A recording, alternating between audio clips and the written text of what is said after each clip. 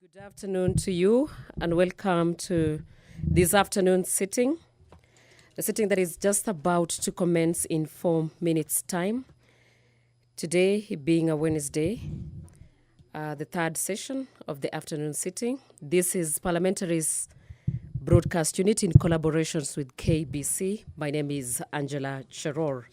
And members of Parliament will begin this afternoon their session with the Regional Development Authorities Bill, that is the Bill number 7 of 2023, where the chairperson of Departmental Committee on Regional Development, Lochakapong Peter, on the debate that is expected to resume today, having been interrupted yesterday.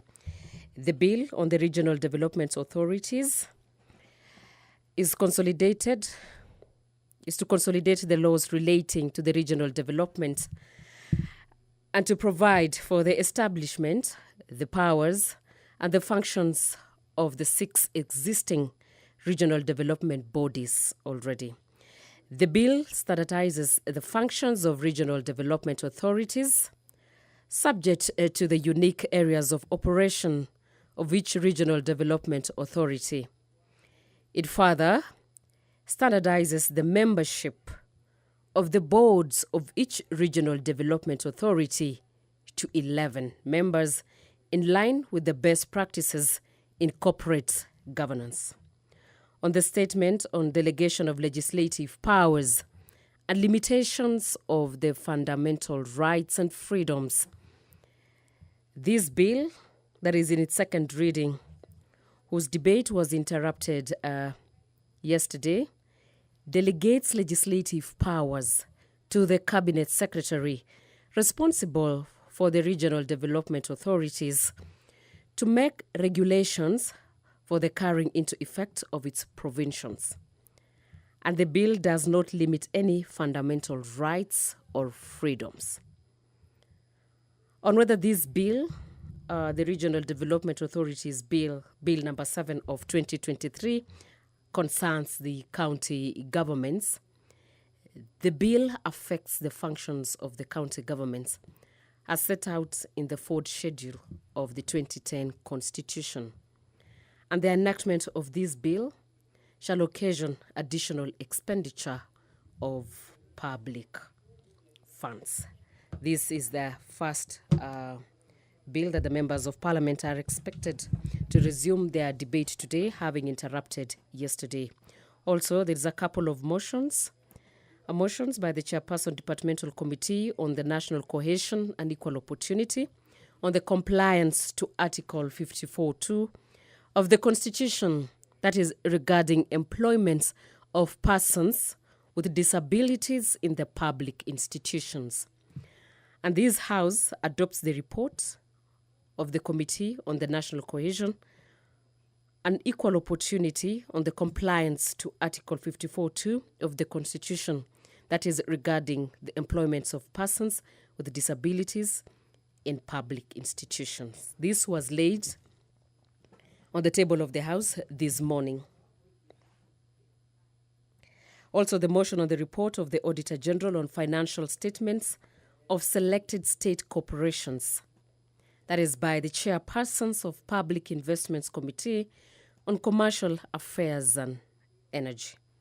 The House adopts the report of the Public Investments Committee on Commercial Affairs and Energy on its examinations of the reports of the Auditor General of the financial statements of selected state corporations. It was laid on the table of the House. That's on 6th December last year, 2023. Also, there is a motion on the reports of the Auditor General on the National Government Constituencies Development Fund for 5 constituencies in the county of Vihiga. That is by the Chairperson, Decentralized Funds Accounts Committee. The House adopts the report of the Decentralized Funds Accounts Committee on its consideration of the financial statements for the National Government Constituencies Development Fund for 5 constituencies in Vihiga County for the financial years of 2013, 2014, 2014, 2015, and 2015, 2016, laid on the table of the House on Wednesday, 14 February this year, that is last month. Also, the motion on the report of the Auditor General on the financial statements for the Kenya Slum Upgrading Low-Cost Housing and Infrastructure Trust Fund. That is by the chairpersons for the Special Funds and the Accounts Committee. And the House adopts the report of the Special Funds Accounts on its consideration of the report of the Auditor General on the financial statements for the Kenya Slum Upgrading Low-Cost Housing and Infrastructure Trust Fund for the financial year that of 2017-2018 to 2021-2022, and the Alcoholic Drinks Control Fund for the financial year 2017 to 2018 that was laid on the table of the House on Wednesday, 18th October last year, 2023. Also, the motion on the inquiry into the maize flour subsidy program for the financial year 2022-2023, that by the Chairperson's Departmental Committee on Agriculture and Livestock. So the House adopts the second report of the Departmental Committee on Agriculture and Livestock on the inquiry into the maize flour subsidy program, that is for the financial year 2022 and 2023, that was laid on the table of the House on Tuesday, 27th February 2024. And the Deputy Speaker of the National Assembly, Honorable Gladys Bose, has walked in for the third session afternoon sitting of Wednesday that is expected to commence shortly. This is the Parliamentary Broadcast Unit in collaborations with KBC, and I now hand over you to the plenary. Let's listen in.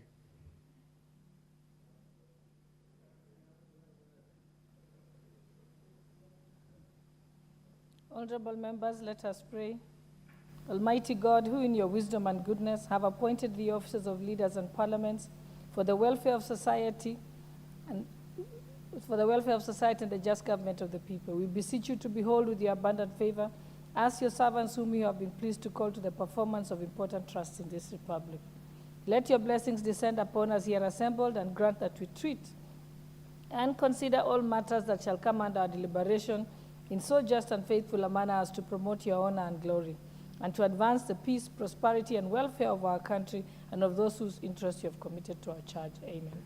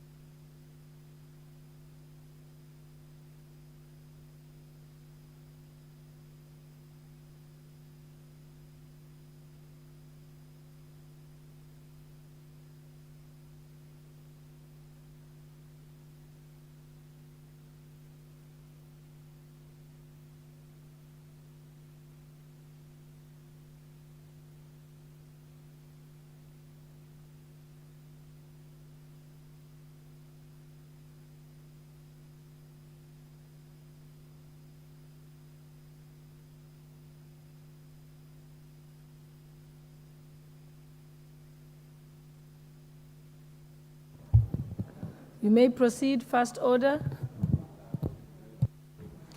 Order number 1, administration of oath.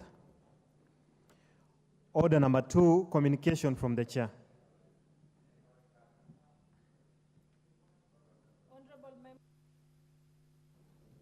Honorable members, this communication relates to the decision of the House of the Natural Resources Benefit Sharing Bill, Senate Bills number 6 of 2022. Honorable members, as you are all aware, the House on Tuesday, 12 March 2024, rejected the motion for the second reading of the Natural Resources Benefit Sharing Bill, Senate Bills number 6 of 2022. The import of the Assembly's rejection of the said bill essentially remits the bill to a mediation committee in line with the Standing Order 149(1)B. Honorable members, Article 113 of the Constitution requires that whenever a bill is referred to a mediation committee, the speakers of the Houses of Parliament shall appoint an equal number of members from both houses to attempt to develop a version of the bill for consideration of the Houses of Parliament. In this regard, honorable members, having consulted with the leader of Majority Party and the leader of Minority Party, I have appointed the following members to represent the National Assembly in the mediation committees to consider the said bill. 1, the Honorable David Gikaria, CBS, MP and co-chairperson. 2, the Honorable Charles Kamuren, MP.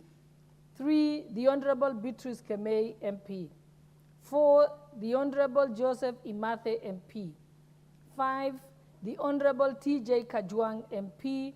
6, the Honorable Irene Kasalu, MP. And 7, the Honorable Dick Maungu, MP. Honorable members, the listed members will await the appointment of the senators to the mediation committee for the committee to be fully constituted for purposes of commencing the mediation process. Once I receive a message from the Senate to that effect, I will convey the same to the House. Thereafter, the mediation committees will embark on an attempt to develop mediated versions of the said bill in accordance with Article 113 of the Constitution. Honorable members, the House is accordingly guided. Thank you.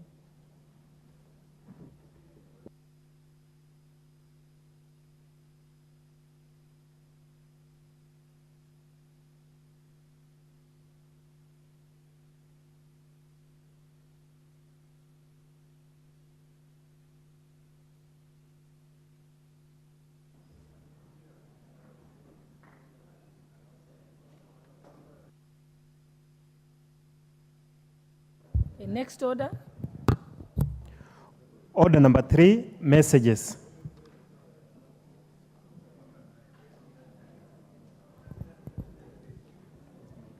Honorable members, pursuant to Standing Order 41(1) of the National Assembly Order, I wish to report that the House have received the 2 messages from the Senate regarding the passage of the Water Amendment Bill, National Assembly Bill number 33 of 2023, and the Care and Protection of Child Parents Bill, Senate Bill number 29 of 2023. Honorable members, the first message conveys that on Thursday, 7th March 2024, the Senate considered and passed the Water Amendment Bill, National Assembly Bill number 33 of 2023 with amendments. You will recall that on Wednesday, 23rd August 2023, the National Assembly passed the bill with amendments, following which it was referred to the Senate for consideration in accordance with the provisions of Article 1104 of the Constitution. Honorable members, the second message relates to the passage of the Senate bill of the Care and Protection of Child Parents Bill, Senate Bill number 29 of 2023. The bill, which was published via Kenya Gazette Supplement number 107 of 30th June 2023, seeks to provide inter alia a framework for the care and protection of child parents within the counties. To provide a framework through which an expectant girl child or child parent may actualize their rights to basic education and to ensure the care of the children. The message conveys that on Thursday, 7th March 2024, the Senate passed the bill without amendments and now seeks the concurrence of the National Assembly pursuant to Article 110 of 4 of the Constitution and Standing Orders 161 of the Senate Standing Orders. Honorable members, in order for the House to commence consideration of the Senate amendments to the Water Bill 2023, I direct as follows: that the clerk circulates the schedule of the Senate amendments to the Water Amendment Bill 2023 to all members, and that the Senate amendments to the Water Bill, Amendment Bill 2023, will stand referred to the Departmental Committee on Blue Economy and Irrigation for consideration and reporting to the House as appropriate. With regards to the second message, honorable members, Standing Order 143-1C of the National Assembly Standing Orders require that the Speaker to cause a bill to be received from the Senate to be read for the first time upon conveyance of its message. I therefore direct that 1, that the bill be listed in the order paper for the first reading at the next sitting. And 2, that the bill will stand committed to the Departmental Committee on Social Protection and Consideration. The House is accordingly guided. Thank you. You go to the next order. Order number 4, petitions. Order number 5, papers.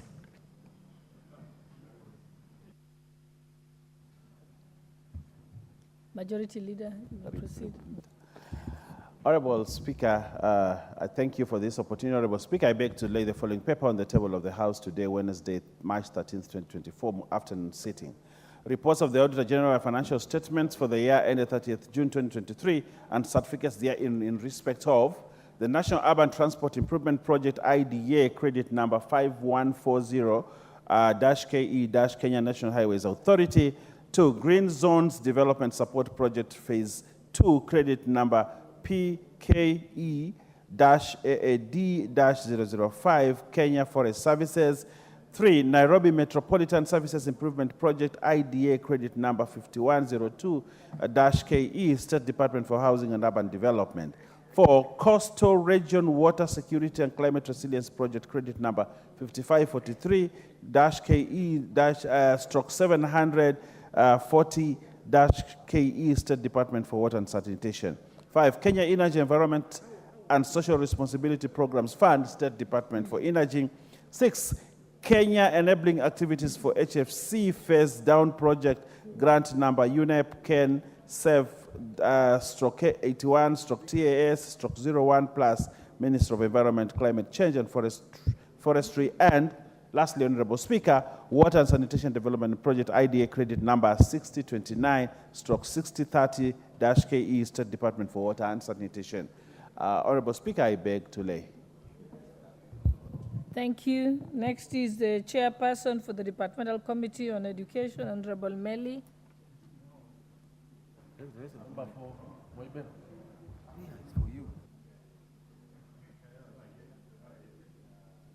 Oh, you have designated someone else? Okay, Honorable Phyllis Bartoa, member for Moiben. Honorable Speaker, I beg to lay the following paper on the table of the House today, Wednesday, 13th March 2024. Report of the Departmental Committee on Education on its consideration of the Higher Education Loans Board Amendment Bill, National Assembly Bill number 10 of 2023. I lay the paper.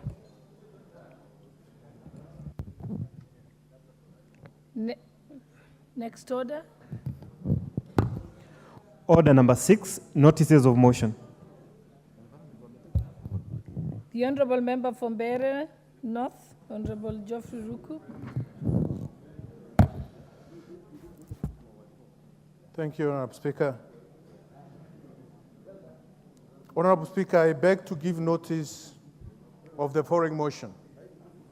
That aware that Kenya is an agricultural-based economy with a significant portion of its population relying on farming for their livelihood, noting that the quality and quantity of crop yield in Kenya has been hampered to a larger extent by lack of adequate and quality fertilizers, leading to decreased agricultural productivity and economic losses.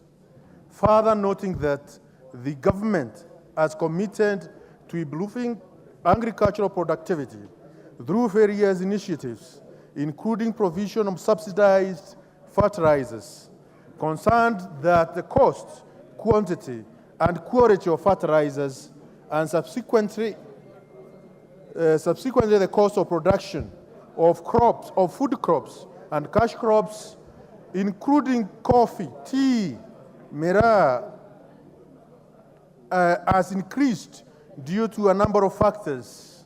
I thank you, Honorable Speaker. Thank you. The Honorable Member for Mwingi West, Honorable Charles Ngusia. You have Thank you, notice of Honorable motion. Speaker, for this opportunity. Honorable Speaker, I beg to give notice of the following motion. Aware that sports plays an integral role in promoting cultural heritage, national identity, national development, the well-being of the people, and sustenance of livelihoods, particularly of the youth.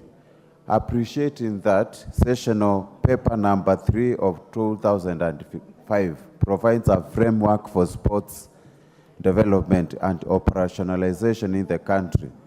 Further appreciating that the sector plan for Sports, Culture and Arts 2018 by the Ministry of Sports, Culture and Arts mainstreamed sports development in the third medium-term plan for 2018 to 2022 under Kenya's Vision 2030, recognizing that the Vision 2030 aim at capitalizing on the country's international reputation as a world-class sports powerhouse, whose sportsmen and women have won international accolades and recognition, especially for their prowess in athletics. Concerned that despite bringing honor and national pride to the country, most of the sportsmen and women face a myriad of challenges such as lack of psychological support and social protection, hence pushing many to alarming levels of mental health challenges during their careers and even after retirement. Noting that sessional paper number 3 of 2005 contemplated motivational sportsmen by the state through cash and material prizes, conferring state honors, appointment as well as goodwill ambassadors, and establishing contributory insurance and saving schemes, among other forms of motivation. Cognizant of the fact that the prospect of receiving state recognition, financial grants, and other perks inspires sportsmen to push their limit in attaining their full potential, as well as fostering a collective sense of pride in sporting achievements. Now, therefore, this House urges that the government, through the Ministry of Youth Affairs, Sports and Arts, develop a policy and standardized sports reward scheme for recognizing the achievements made by the sportsperson in intentionally recognized competitions through 1. Financial reward of Kenya shillings 6 million for setting a new world record, Kenya shillings 4 million for gold medalists, Kenya shillings 3 million for silver medalists, and 2 million for bronze medalists. 2. Non-financial motivation, including facilitation with issuance of diplomatic passports for established sportsmen and women, appointment as goodwill ambassadors, and conferring national honors and privileges. And 3, establishing medical cover and post-retirement social protection scheme, including establishing contributory insurance and saving schemes to support sportsmen who retire from active sporting during injuries or age. Madam Speaker, I give the notice. Thank you. Thank you. Next order.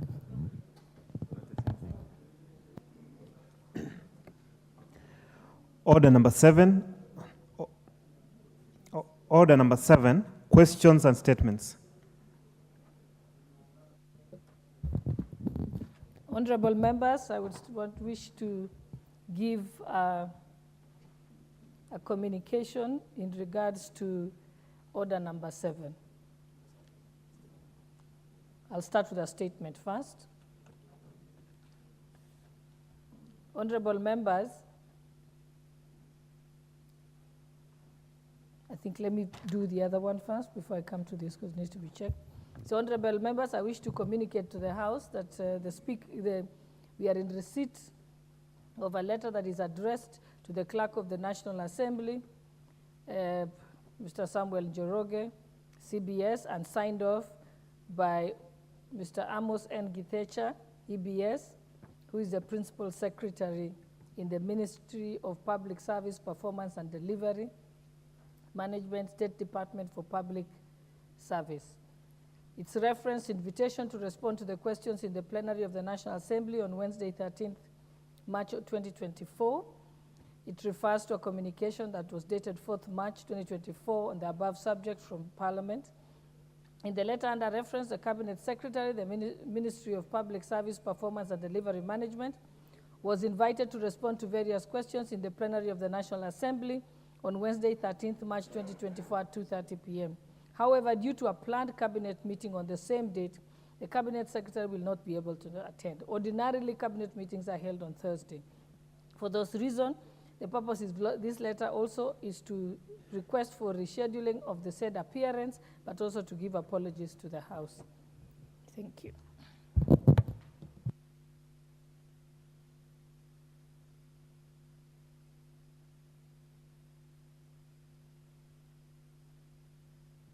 Yes, your point of order, Honorable Leader of Majority. Thank you, Honorable Speaker. Honorable Speaker, I've heard your communication and I have seen a copy of that letter from the Ministry of Public Service Performance and Delivery Management. Honorable Speaker, we designated Wednesday afternoons to have Cabinet Secretaries appear before the House to answer to questions. However, Honorable Speaker, I am aware it's indeed true that there was a Cabinet meeting, but it's also common knowledge His Excellency the President is an early riser. And Cabinet meetings are usually held in the morning session. And that is why Cabinet Secretaries are required to be in the House in the afternoon. Honorable Speaker, the President himself is on record that he will not hold any Cabinet Secretary from appearing before Parliament on account of a Cabinet meeting. True, Honorable Speaker, we usually send these notices to Cabinet Secretaries at least a week before. This Cabinet meeting, Honorable Speaker, as much as the letter says was an abrupt one, was only sent yesterday. So may it be known to all Cabinet Secretaries, not just Moses Kuria, all Cabinet Secretaries, that appearance before the House on Wednesday afternoons, once you are called here, is not optional. You must appear. Whether there is a Cabinet meeting or not, you must be in the House. True, Honorable Speaker, we cannot have principal secretaries being the ones writing to us. If the Cabinet Secretary is the one who has been invited, it must be the Cabinet Secretary writing to the House to say he's unavailable for this or that reason. And that has been the trend with all other Cabinet Secretaries. Why Moses Kuria decided to get P.S. Amos Gadesha to be the one to send this letter, I don't know why he may have decided to do that and whether he was in town. But if he was in town to appear for the Cabinet meeting this morning, he should also have been in town to do a letter addressed to the Speaker, giving his reasons and excuses for not to appear before the House. Honorable Speaker, I therefore would want it to be on record that the House shall not condone any Cabinet Secretary using any manner of excuse not to appear before the House for answering to questions and responding to statements to the people of Kenya as presented to him or her by the people's representatives. Honorable Speaker, lastly, let me take this opportunity now that I have it, Honorable Speaker.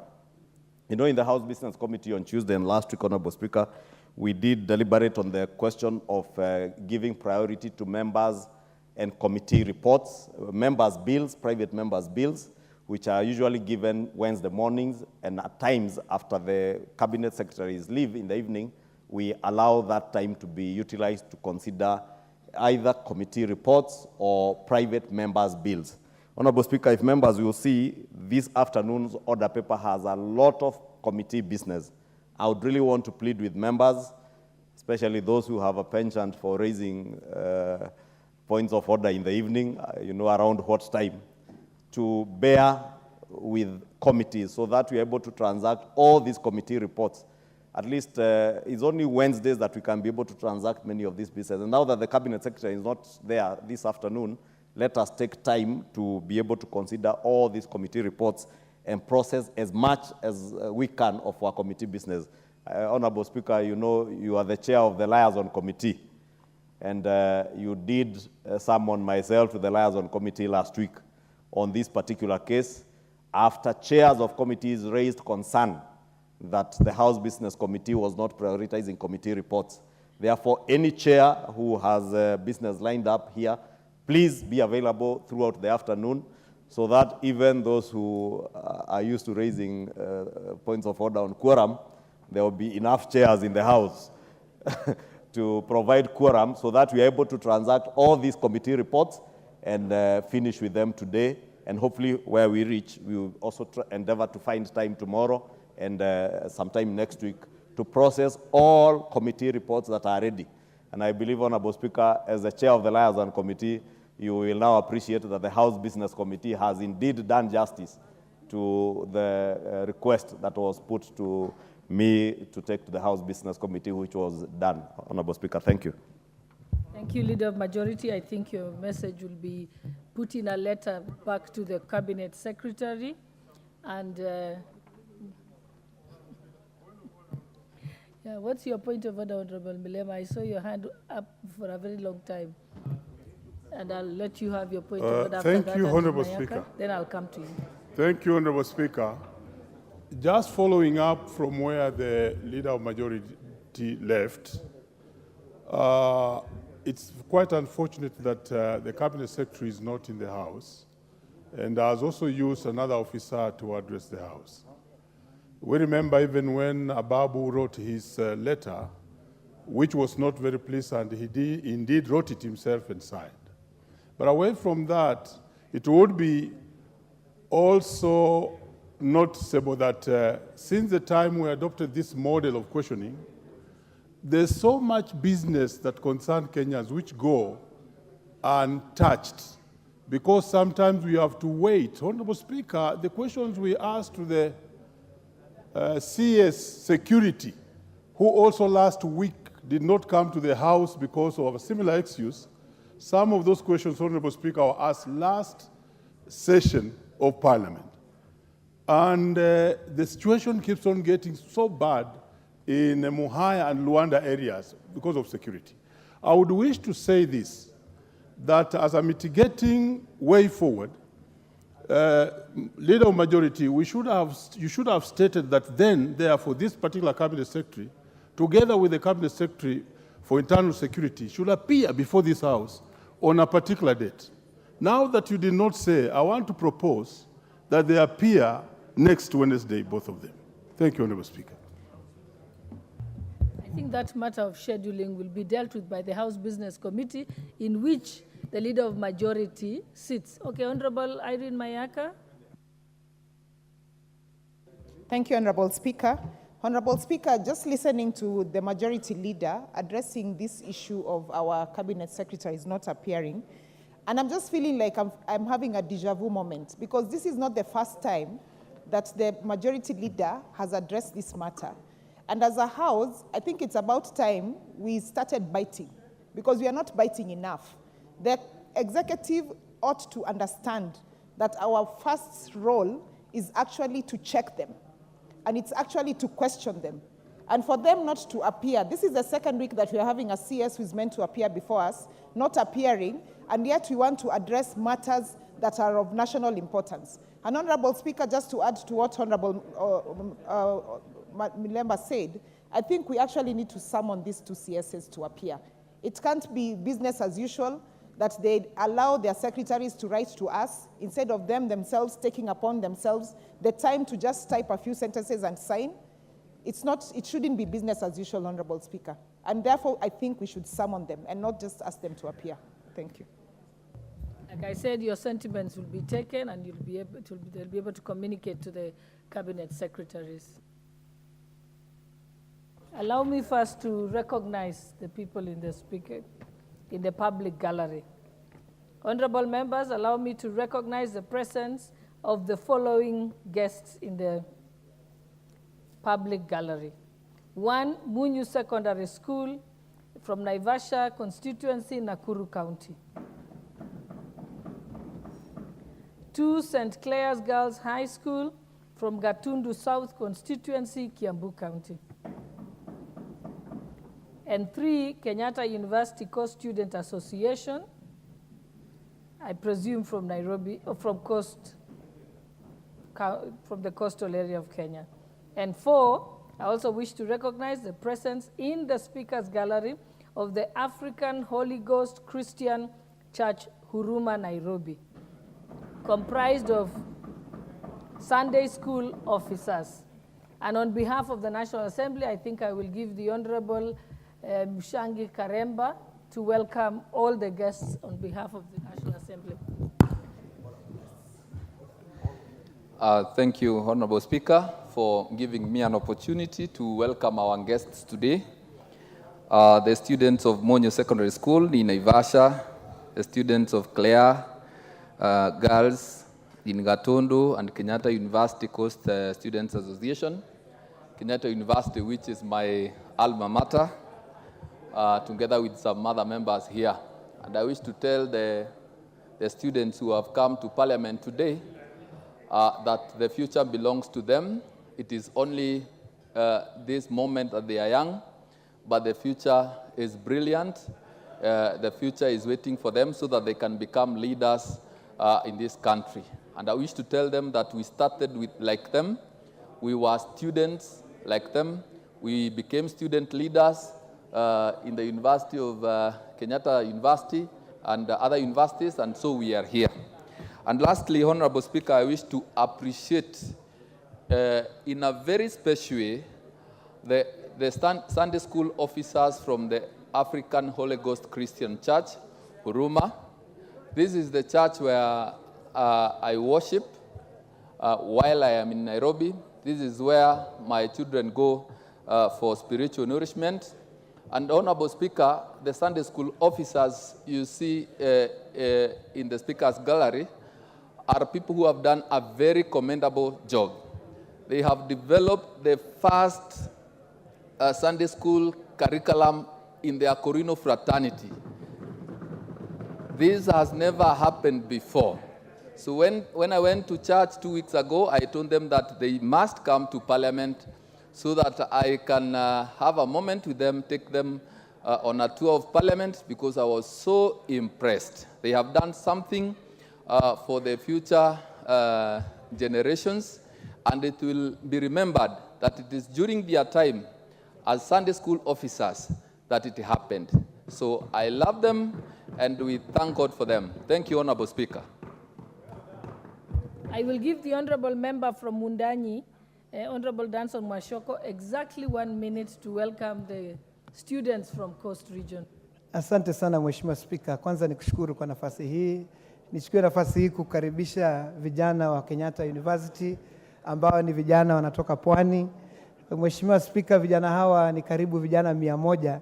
Leo waliona ni vyema watembee katika bunge la kitaifa ili wakaone ni vipi basi tunafanya kazi katika nyumba hii ambayo imeheshimika. Mheshimiwa Spika, Mheshimiwa Spika, wanafunzi hawa wamebobea sana katika masuala ya masomo, katika masomo tofauti tofauti, lakini kando na masomo, Mheshimiwa Spika, hawa ni viongozi ambao tunatarajia sana ndani ya miaka 2-3 wanapomaliza masomo yao ya chuo, basi wengine wao hata watakuja kuwa wabunge na maseneta na viongozi katika taifa letu la Kenya. Kwa hivyo kwa niaba ya wenzangu wa Pwani, mimi nikiwa mwenyekiti wa vuguvugu la wabunge wa Pwani, chairman wa Coast Parliamentary Group, nachukua nafasi hii kuwakaribisha katika bunge la kitaifa vijana wetu kutoka Pwani, wajisikie wako sawa, wako kwao, na wajue sisi wabunge wao tutafanya kazi ili masomo yao yasitatizike, lakini pia tutafanya kazi ili nchi yetu ipate kutafuta nafasi za ajira. Wanapomaliza shule, wanapomaliza vyuo, wapate kazi na wabadilishe hali za maisha za kwao nyumbani. Asante sana Mheshimiwa Spika. Karibu vijana wa Kosaku ambapo ni kutoka Kenyatta University. Mheshimiwa Spika, pengine niseme tu, mimi nikiwa Kenyatta University mwaka wa 99 mpaka 203, Sisi ama mimi na wengine ndo tulianzisha hii Coast Student Association kule Kenyatta University. Kwa hivyo nikiwaona hapa nafurahia, maanake najua kazi tuliofanya wakati ule leo hii bado inabobea na bado wameshikilia umoja wa Pwani. Asante Mheshimiwa Spika. Honorable, what's your point of order? The Honorable Minority Leader. Thank you very much, the Honorable Speaker. Before I get to my substantive issue, I just want to echo what the Leader Majority had said earlier on the appearance of Cabinet Secretaries. You know, today I came here eager to meet my good friend, Moses Kuria, but unfortunately he's not been able to come. But Honorable Speaker, you know, Moses Kuria had one time written to this House, to the speakers, I think, asking for a high-level meeting to discuss how government business is to be processed in this House. So I would have expected him to be the first person to come here so as to be able to be seized of these issues. But all the same, that is by the way. I hope that in the coming weeks we shall see more and more of the CSS coming on time and as invited. Honorable Speaker, the issue I'm raising on a point of order on is the matter of the, What's your point of information, Majority Leader? Thank you, Honorable Speaker, and I thank the Leader of Minority for allowing me to inform him, because I responded to that particular letter that the Honorable Pio Wandai refers to, when the Cabinet Secretary Moses Kuria wrote to the Speaker, asking the Speaker that he wants to convene what was termed as a high-level meeting to discuss how Parliament will process government bills, Honorable Speaker. When we requested the Ministry of Public Service and Delivery, because, Honorable Speaker, we understood probably Cabinet Secretary Moses Kuria might have confused this House as part of the public service. And he wanted, therefore, to supervise how we do our work. And we checked with his ministry what were their concerns, what bills had not been processed. Honorable Speaker, it's important to put it on record that when we checked the list of bills that Moses Kuria sent to us that were pending, 9 bills had already been assented to by His Excellency the President, having been considered and passed by this House. 52 out of the 56 regulations that he claimed were pending in Parliament, 52 had already been adopted by the House. Some of the other bills that he claimed had not been processed as government bills was a bill belonging to the Leader of Minority. And I do not know whether the Leader of Minority processes any bills on behalf of government. It was a private member's bill belonging to the Leader of Minority, and therefore we duly informed the Cabinet Secretary and also appraised him with the current structure of government, that the office charged with the responsibility of coordinating work between the executive and the legislature is the office of the Prime Cabinet Secretary. And therefore that matter, I believe, was put on the Honorable Pio, and we did respond appropriately to Cabinet Secretary Moses Kuria. But I agree with Opio Wandai, the same way he wrote should have been him writing to the House, not his principal secretary. We proceed, Honorable Wandai. Yes, thank you very much, Honorable Speaker. Honorable Speaker, the issue I wanted to raise is this, and it's very important that we pay attention as members. The financial year 2023-2024 is just 3 or so months shy of coming to a close. And you know, Honorable Speaker, the performance of the budget is dependent to a large extent on how monies are released, on the exchequer releases and the absorption of the exchequer releases by the respective ministries and state departments. Honorable Speaker, we know that every budget cycle we undertake public participation. And upon such public participation, monies are appropriated. I am talking specifically about public participation money in the Ministry of Roads, in the State Department of Roads. That money is budgeted for every other financial year. And this financial year I'm talking about, that not even a single cent of that money has been disbursed. From the National Treasury to the ministry, and from the ministry, therefore, to the respective agencies. For budget performance, the kind of employment generation we are talking about through the housing project, the affordable housing project, is the same kind of employment we would generate through roads, maintenance, and constructions. So what is good for the goose is certainly good for the gander. If employment can come from affordable housing, it can similarly come from road maintenance and construction works. Therefore, my issue is this. What is it that is stopping the National Treasury from releasing funds towards public participation budgeted works in the State Department of Roads? And this is an issue that concerns every member here, because those roads don't exist in the air. Roads are in the constituencies, which we represent. We don't want a situation where once money has been appropriated, then some people go and sit in some dark corner somewhere and determine which one to be disbursed, which one not to be disbursed.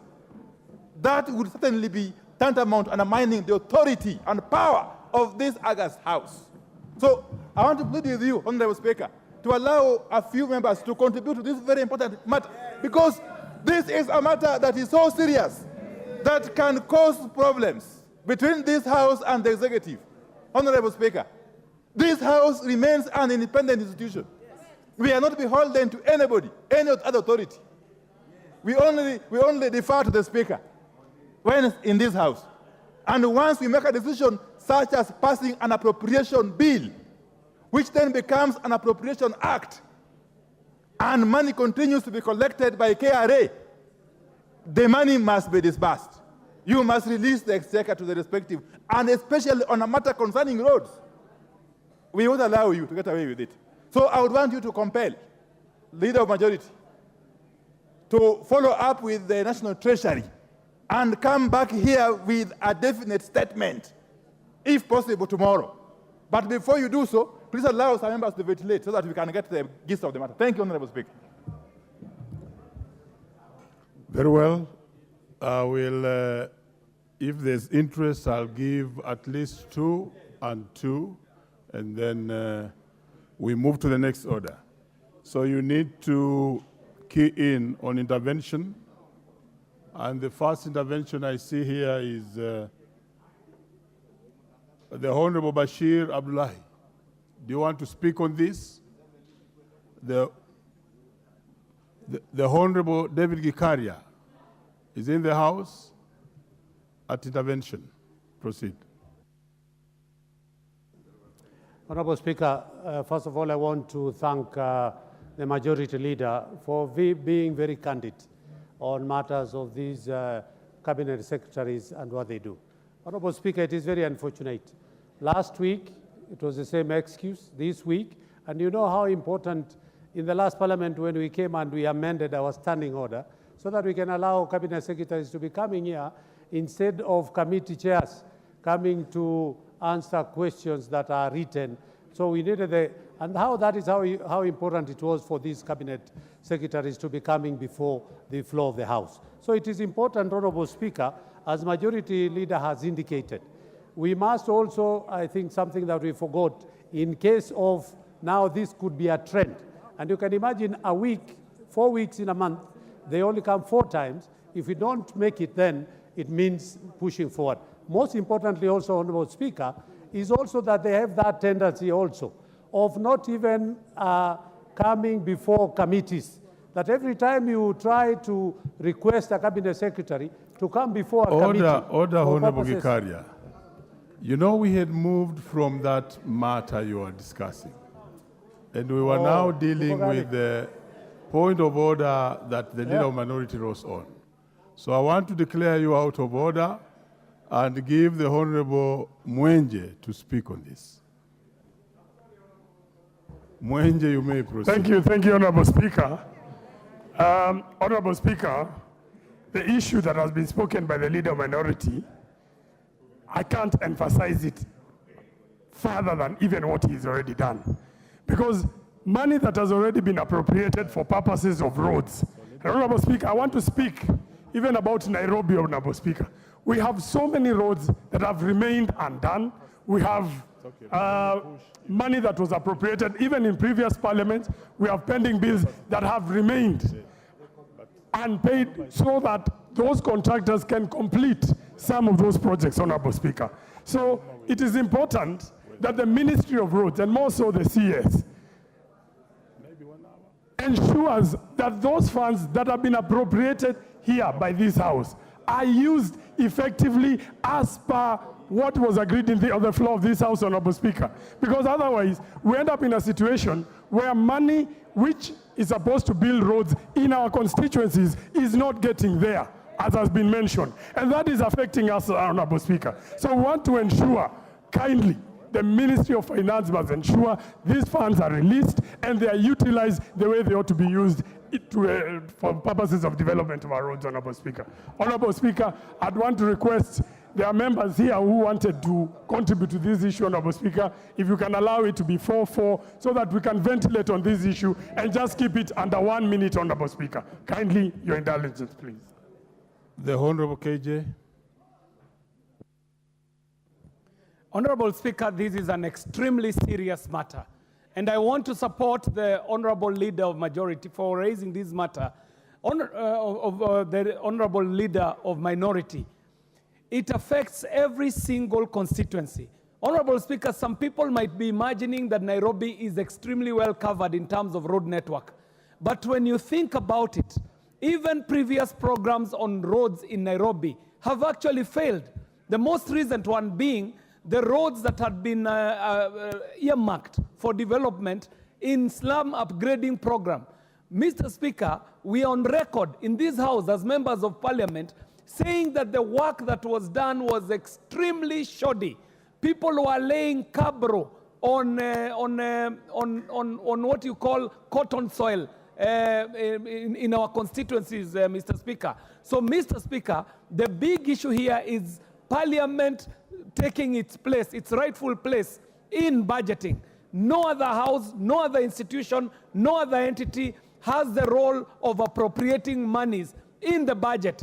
And when it is appropriated by Parliament, everything else is automatic machination to ensure that it gets to the constituency, and no one should appropriate responsibilities that they are not their own to go and appropriate after Parliament has appropriated. So, Honorable Speaker, allow me 1 minute to also add that the questions that are asked in this House, some of them, time is of essence. So when a cabinet secretary does not show up, for example, the cabinet secretary was to be appearing today. Order, Honorable KJ.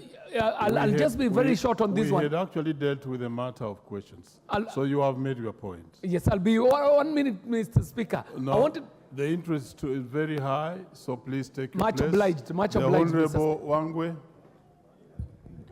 Thank you, Honorable Speaker. Honorable Speaker, I just want to also reiterate what the minority leader has said, especially the issue of roads. And indeed, Honorable Speaker, the CS in charge of finance must wake up and do his job. It looks very easy, Honorable Speaker, to sit in an office and fail to know that Kenyans are out there suffering. I just want to look at a scenario, Honorable Speaker, a situation where El Nino was here with us. The roads up country were damaged. And immediately after the roads were damaged, there were promises that they'll be done. In addition to that, Honorable Speaker, there is also the money that was voted for in this House that was meant for RML to go down to various constituencies. That money has not been dispersed. In addition to that, Honorable Speaker, there are also those roads which were begun sometimes back in form of tarmac, like the C41 in my constituency, Honorable Speaker. It is not done in really sense, Honorable Speaker. What has happened is supposed to be maintained. That has not been done. There is no money which has been sent to that. Therefore, Honorable Speaker, it's important. Let the CS in charge of finance be called to order by this House and let him live up to the role that he was given so that he can get us the money in our various constituencies. Thank you, Honorable Speaker. Finally, the Chair Rhodes. Are you in the House?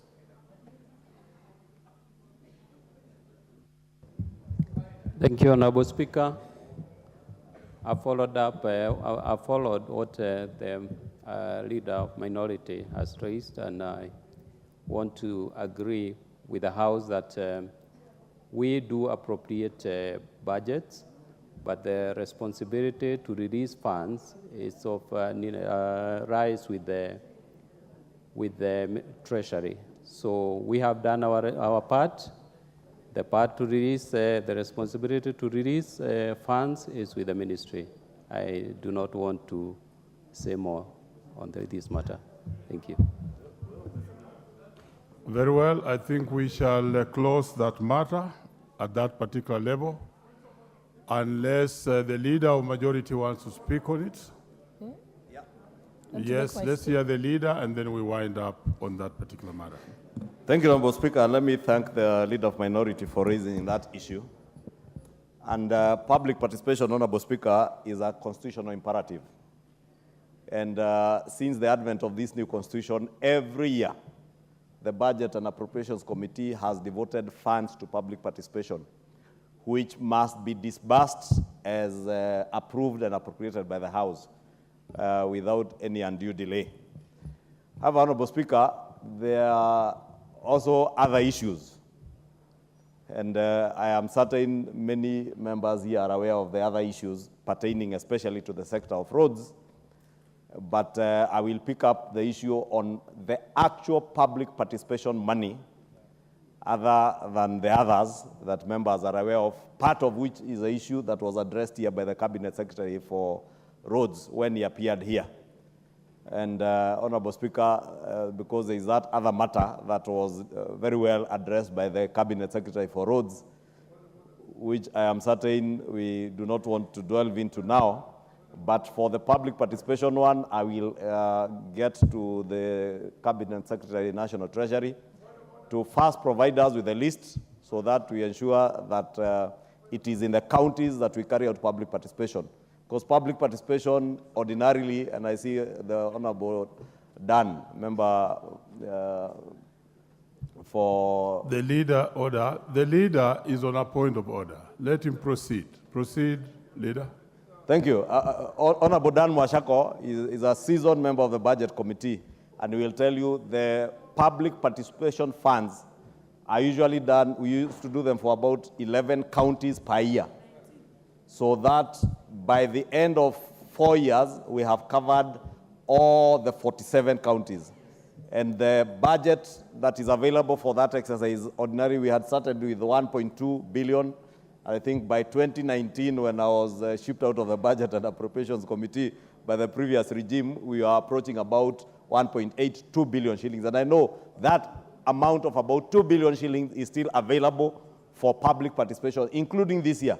But it's also important, Honorable Speaker, that the Budget and Appropriations Committee makes it a very open and transparent system where in your report you inform the House which particular counties are you doing public participation in a particular year, so that you also get the involvement and ownership by these members of Parliament who represent their constituencies.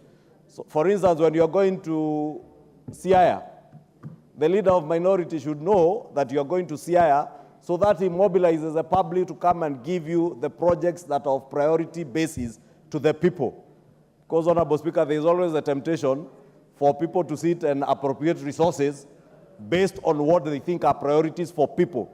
The essence of public participation was when the Budget and Appropriations Committee goes for public participation in the identified counties, they're able to get issues that are of pertinent concern to citizens within that particular county or constituencies and were not factored in the budget and have them factored in the budget.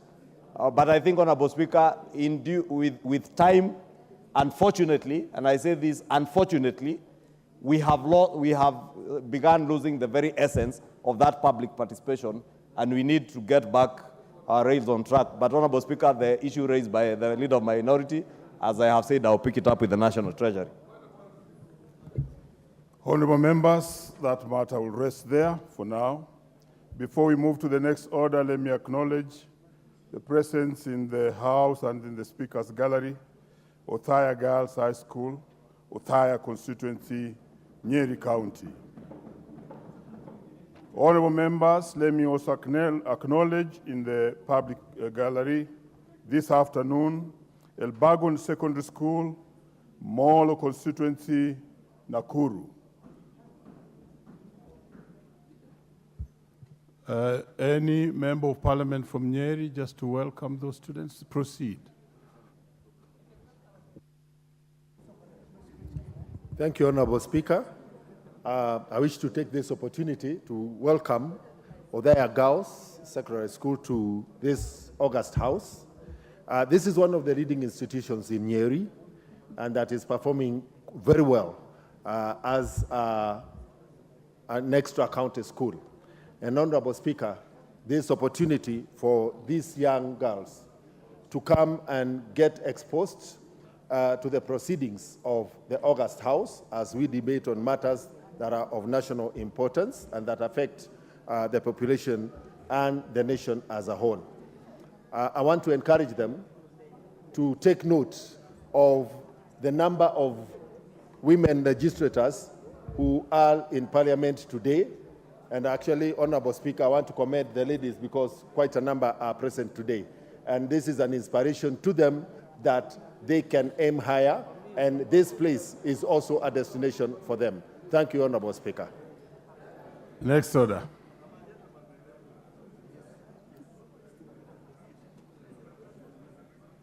Order, members, we move to statements. The Honorable Deputy Speaker. Okay. Thank you, Honorable Speaker. Honorable Speaker, pursuant to Standing Order 44-2D, I rise to make a statement on the leadership of the Committee on the Members' Services and Facilities and the Committee of Powers and Privileges, which were reconstituted on Tuesday, 5th, 2024. Honorable Speaker, Standing Order 212B establishes that the Committee on Members' Services and Facilities and provides that the committee shall consist of a chairperson and not more than 14 other members who shall be approved by the House at the commencement of every session. Further, Honorable Speaker, Standing Order 178-1 partly provides that unless provided under any written law, standing orders, or by resolution of the House, a select committee shall, upon appointment, elect a chairperson and a vice chairperson from among its members.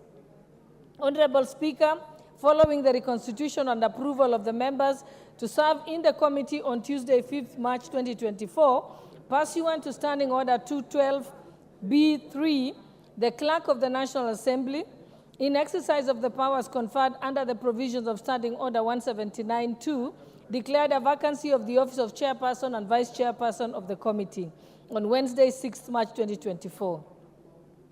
Honorable Speaker, Standing Order 179-1 requires that the clerk to appoint a place and date and time of the first meeting of the committee within 7 days of its constitution by the House, or such other further period as the Speaker may approve. In compliance with the said standing order, the clerk appointed Tuesday, 12 March 2024 at 4 p.m. as the date and time for the conduct of the elections, which took place in Room 9 at the main Parliament buildings. Honorable Speaker, Standing Order 179 specifies the form of a candidate's nomination paper as prescribed in the 5th schedule to the standing orders. The nomination papers were issued as prescribed and whereof by the deadline on the submission of the nomination papers on Monday, 11th March 2024 at 5 p.m., the following honorable members had submitted duly filled nomination forms. They are as follows. 1, the Honorable Dr. Stephen Wachira Karani, MP for the position of chairperson. And 2, the Honorable Faisal Bada Salim, MP for the position of vice chairperson. Honorable Speaker, Standing Order 179-12 provides that if only one candidate is nominated for the election as chairperson or vice chairperson, the clerk shall, at the expiry of the nomination period, forthwith declare that that candidate as elected without any vote required. Consequently, having received only one nomination from each of the position, the clerk declared the Honorable Dr. Stephen Wachira Karani, MP, and the Honorable Faisal Badr Salim, MP, duly elected as chairperson and vice chairperson of the Committee on Member Services and Facilities respectively. Honorable Speaker, in line with Standing Order 179-14, I therefore notify the House that the Honorable Dr. Stephen Wachira Karani, MP, and the Honorable Faisal Badr Salim, MP, were duly elected as chairperson and vice chairperson of the Committees on Member Services and Facilities respectively. Honorable Speaker, the House may recall that the Committee of Powers and Privileges, which is chaired by the Right Honorable Speaker, was also reconstituted on 5th March 2024. Whereas the law establishing the committee does not provide for the office of vice chairperson, it has become an established practice of the House for the Speaker to designate a member of the committee to perform the duties of the vice chairperson and represent the committee in the liaison committee. In this regard, I also notify the House that the Speaker designated the Honorable Joseph Lekuton, CBS MP, as the vice chairperson of the Committee of Powers and Privileges, who shall also sit in the liaison committee as the Speaker's representatives. I thank you, Honorable Speaker. Very well. Next order. Order number 8, the Regional Development Authorities Bill, National Assembly Bill number 7 of 2023, second reading, resumption of debate. The Honorable Tindi Mwale, not being in the House. The Honorable John Mutunga, had you spoken on this?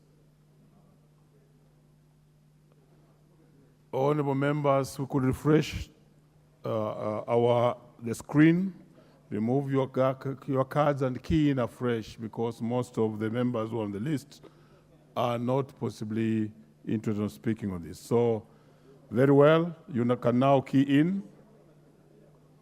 Very well, the Honorable Maina Madenge, Nyeri Town. Had you spoken on this? I suspect you had spoken on this. The Honorable Ferdinand Wanyonyi. Is Ferdinand Wanyonyi in the House? Not ready. The Honorable Makali Mulu.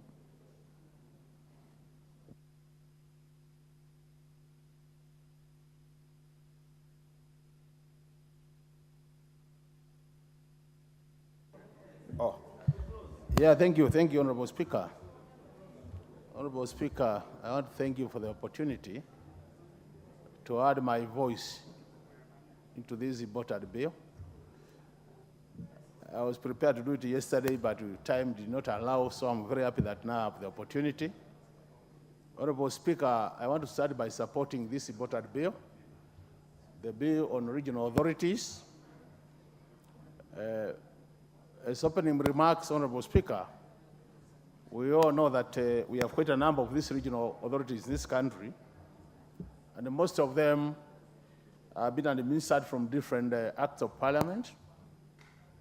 So it's very important when I see one bill which attempts to consolidate all the regional authorities into one bill, Honorable Speaker, because that is going to ensure that we streamline the operations of these regional authorities by having a uniform structure on how to manage them. But even as we do that, Honorable Speaker, it is important that we look at some of the challenges which have been faced by these regional authorities, so that we make sure that this final bill, when it becomes an act of parliament, those challenges have been adequately addressed in the bill.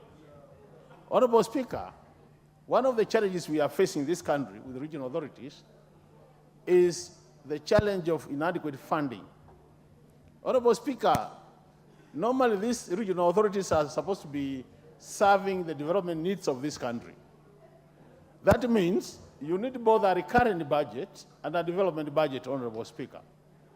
But over time, what has happened, because of inadequacies of funding, you realize that the recurrent budget is being provided, and in most cases, very minimal budget for development. So, they don't end up serving the purposes for which they are created. So, one of the things you need to be very clear on, Honorable Speaker, is to make sure that these important authorities in this country, we must provide resources for them so that other than just paying salaries, they go to that extra mile to ensure that development is also implemented in this country through them. Some of them play very key roles, Honorable Speaker. For example, those ones in the water authorities.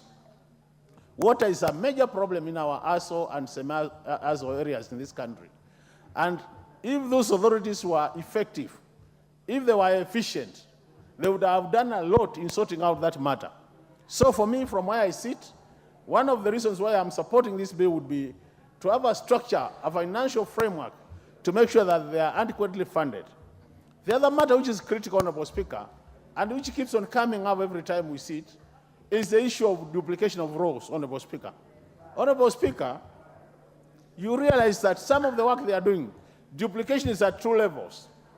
There's duplication at the national level, and there's duplication at the county level. Honorable Speaker, some of the functions being performed by these local, regional authorities, Honorable Speaker, you realize there is duplication. There is a lot of, you take one and another one, you find that they are doing almost the same thing, and it's like where one stops, it's not very clear, one stops, another one starts. So you find there is overlap. And one of the things should be sorting out, Honorable Speaker, through this bill, is to ensure that each of the regional authorities which is going to remain after restructuring, Honorable Speaker, that we have a very clear mandate for them. So that, for example, I want to say this, Honorable Speaker, about 2 weeks, we did visit my constituency, where we have the Tanathi Development Authority, and we have then the National Water and Harvesting Authority. Water and Water Harvesting Storage Authority, Honorable Speaker.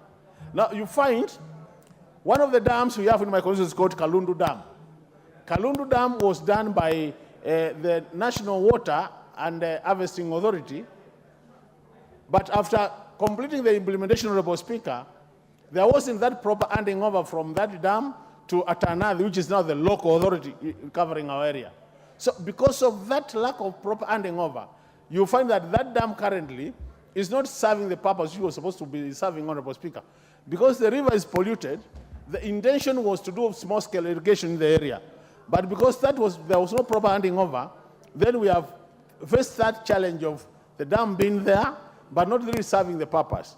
So one of the areas we must address, Honorable Speaker, is to ensure that even at the national level, Honorable Speaker, we don't have overlaps in terms of functions. In that case, then we'll be able to have them serving specific functions and helping Kenyans. The other level of overlap, Honorable Speaker, is the issue of the county and the national government. Honorable Speaker, most of the functions being performed by these regional authorities are devolved. For example, water is devolved, Honorable Speaker, and you find that it is not clear what the county government needs to do and what the authority needs to do. And it's also not very clear at what point do they work together because they are doing the same function. So that confusion, Honorable Speaker, what has happened is that because of that confusion, then you have conflict always. That what the regional authorities are doing, Honorable Speaker, county governments are complaining that they are taking over their role. So we must also make sure through this bill, Honorable Speaker, that we come out clearly in terms of what belongs to the county government and what belongs to the regional authorities. In that case, then we'll minimize the authority.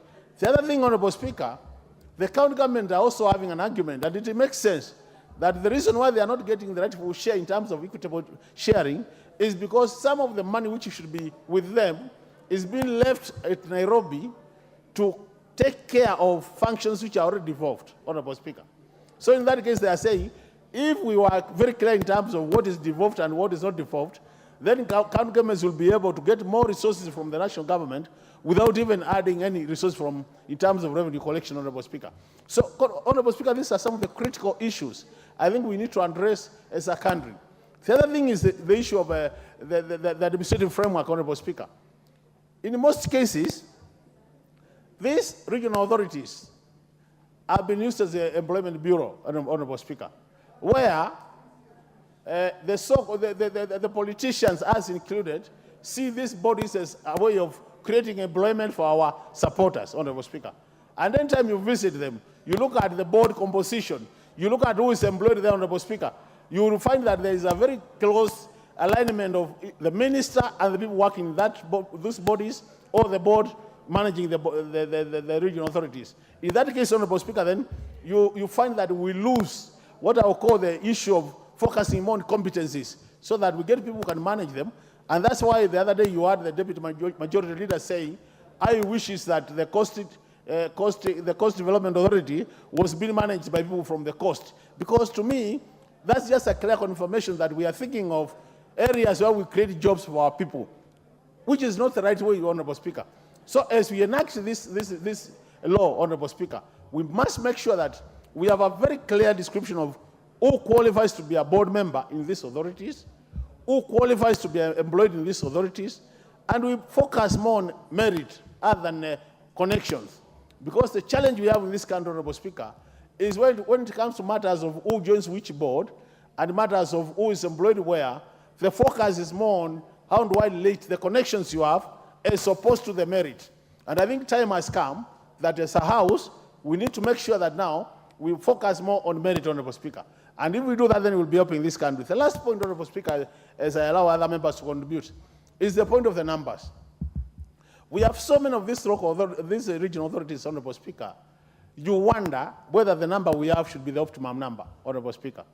I do believe we could do with a smaller number than we have and still achieve the same outcome. So to me, from where I sit, we should be looking at it from what do we want to achieve at the end of the day? What result do we want to achieve? And then work backwards, Honorable Speaker, coming to a point to say, how many regional authorities do we need to achieve the desired result? If we go that way, then we'll get the right number, Honorable Speaker. The number of regional authorities will be more efficient, effective, and which can be accountable to Kenyans in terms of the resources we are pumping to them.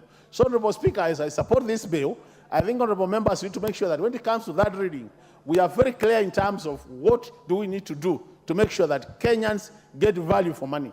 And in this era where we have shortage of resources, Honorable Speaker, this bill could not have come at a better time to make sure that we streamline these regional authorities and then we achieve for Kenyans and push Kenya to the next level. With those many remarks, Honorable Speaker, I support. Thank you for giving me the opportunity, Honorable Speaker.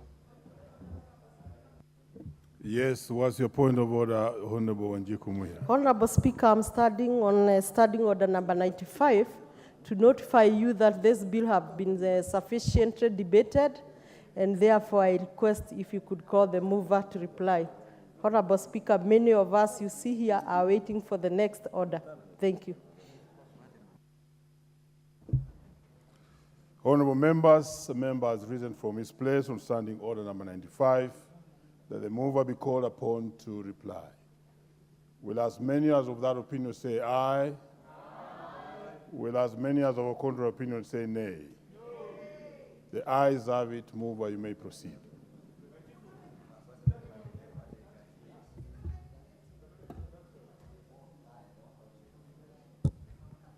Thank you, Honorable Speaker. Honorable Speaker, I want to thank all the members who made contributions in this bill,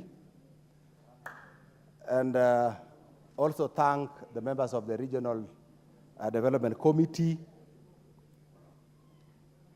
for working hard and ensuring that we get the report of this bill, and of course availing themselves yesterday to make their contributions. So, Honorable Speaker, as I rise to reply, I echo majority of the sentiments as exposed by honorable members in this House. And Honorable Speaker, I want to bring to the attention of this House the provisions of Article 189(2) of the Constitution of Kenya 2010 that outlines the importance of cooperation among the different levels of government. That is between the national government and the county government. Honorable Speaker, by combining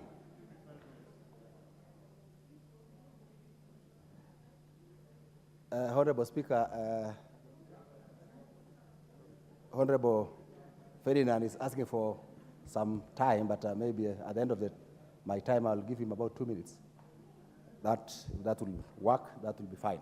So, Honorable Speaker, I'm saying that now combining the strengths of the national and county governments through RDS will help Order, us. Chair.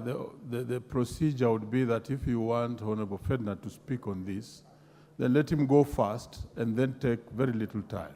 But you had already begun doing your business on this particular bill. I guide that you may proceed. He will speak on another matter. Proceed. Thank you, Honorable Speaker. Honorable Speaker, I was saying that now combining the strengths of the RDS, who are national government agencies, together with county governments, will, when they join forces, this will ensure that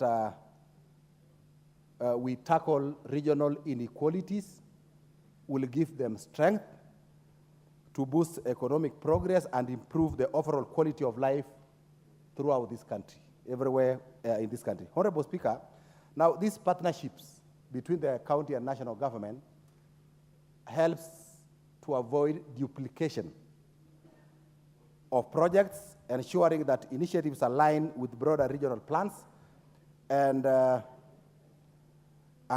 promote a unified approach to addressing regional challenges. Now, Honorable Speaker, moreover, counties and RDS now often possess complementary resources that when combined, maybe through various funding such as of infrastructure, because the regional development authorities have skilled personnel. Now, through collaboration, they will be able to achieve much as they combine, that's the regional development authorities plus the county government. Now, it is in this spirit, Honorable Speaker, that the National Dialogue Committee now recommended in paragraph 833Q of their report that the constituting acts like the ones we are now proposing of regional development authorities, that is RDS, be amended to provide for representation of county governments in the boards of the regional development authorities. So, Honorable Speaker, this is to tell you that even during the National Dialogue Committee engagement, issues of RDS came up, and there was a recommendation.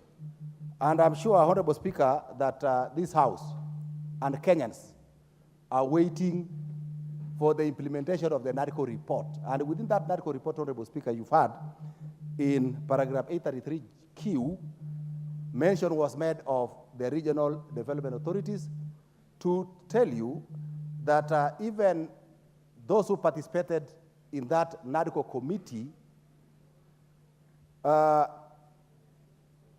recognized the importance of RDS. That is why they had it in their report. Now, Honorable Speaker, again, this aligns, the RDS, this aligns with the provisions of Article 189 of the Constitution on the need for collaboration. And Honorable Speaker, in section 32J of this bill, it talks about consultation and collaboration between the RDS and the county governments. Now, Honorable Speaker, RDS remain vital entities in our country's development landscape, that their diverse functions and proven capacity to foster socio-economic growth while effectively managing resources, and we are talking about the best invested resources in this case for RDS, they play a pivotal role in driving sustainable growth and resource management nationwide or throughout this country. Now, Honorable Speaker, I implore fellow honorable members who have dissenting opinion to support this bill in order to continue with their mandate of alleviating poverty, improving development of infrastructure, industries, social services. I therefore request these members to bring amendments to the bill at the committee stage so that we can improve the bill to make it even better. Honorable Speaker, the RDS are credited for conceptualization and implementation of the following mega projects in this country. One, the Masinga and Kiambere multipurpose dams on River Tana, that was done between 1984 to 1987. Now, the Takwel multipurpose dam on River Takwel, which was done between 1986 and 1991, Honorable Speaker. The Sondu River multipurpose project on River Sondu, under which Sondu Miriu hydropower was implemented in 1990. Now, Honorable Speaker, Mwache Dam multipurpose development project implementation is ongoing. Now, Honorable Speaker, now in addition, there are several concepts and feasibility studies on integrated multipurpose projects by the various regional development authorities at the stage of resource mobilization. And Honorable Speaker, it is worth noting here that RDS have done a lot of feasibility studies, and therefore they are at a stage of trying to mobilize resources so that they implement what they have already projected to do and what they already have done feasibility studies on. Now, some of the projects where the RDS have done feasibility studies, Honorable Speaker, include the following. The High Grand Falls Multipurpose Reservoir on River Tana, Nandi Multipurpose Reservoir on River Yala, the Magwagwa Multipurpose Reservoir on River Sondu. Now, Lower Ewaso Nyiro River Basin Integrated Multipurpose Dams Project, Aror River Basin Integrated Multipurpose Project, the Takwel Downstream Irrigation Project as part of the Takwel Dam Multipurpose Integrated Project. Honorable Speaker, it is also worth noting here that the regional development authorities transcend counties. You will find that one regional authority, Honorable Speaker, covers more than 4 or 5 counties. And it is therefore important to know that the works done by counties may not really be equated to the works done by the regional development authorities. Now, Honorable Speaker, I want to say that counties have their work cut out, and this bill is now trying to standardize the memberships of boards of RDS, and in our committee report, we recommended, which we will bring at an appropriate time, 9. Then 2, we want to bring all the RDS under one act.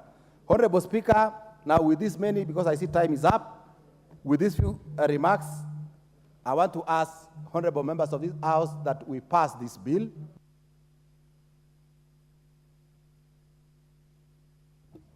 Give him 1 minute to conclude.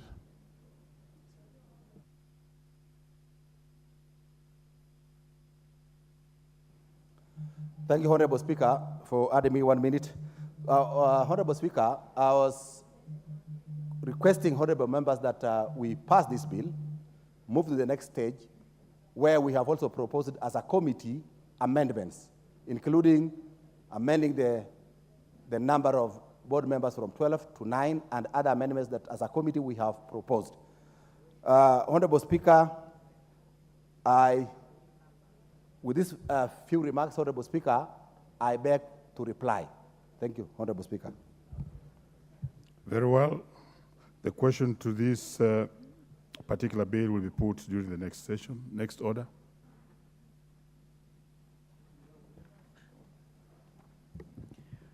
Order number 9, motion, compliance to Article 54(2) of the Constitution regarding employment of persons with disability in public institutions.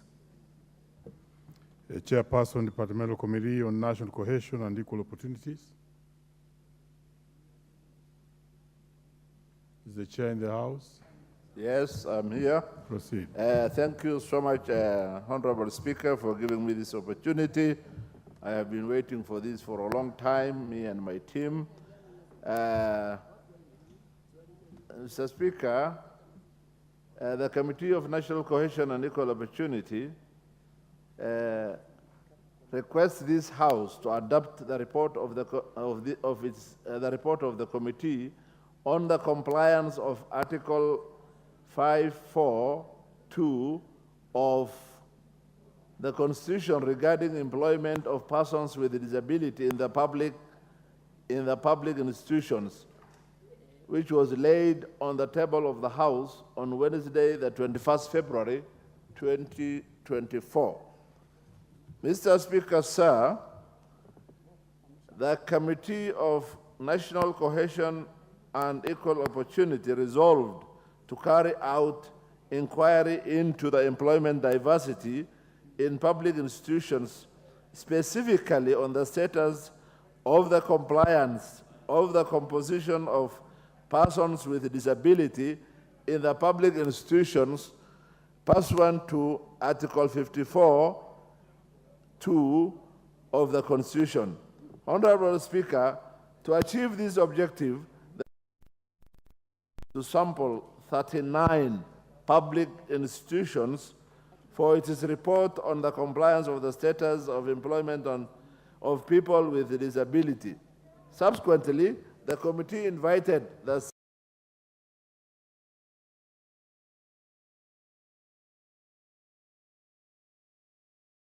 compliance with the same.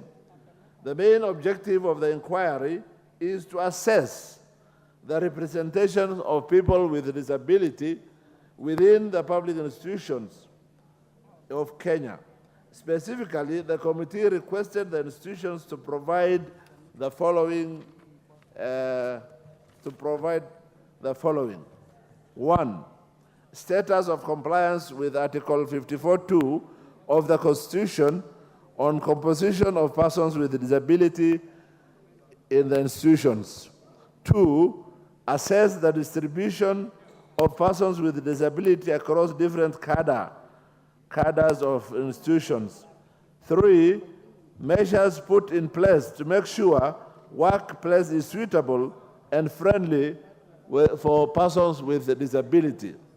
Honorable Speaker, in this audit, the committee observed the need for public service to ensure equitable opportunity for the appointments, training, advancement of persons with disability. However, the committee notes that since the promulgation of the Constitution 2010, the public institutions have not complied with the required threshold for persons with disability, which is 5% as per the Constitution. Unfortunately, the average percentage of persons with disability representation in the institutions is 2.1%, where the Constitution says minimum of 5%, the average for 39 institutions is 2.1%. Honorable Speaker, additionally, most institutions that appear before the committee submitted that they do not receive applications from persons with a disability as required, hence low representation.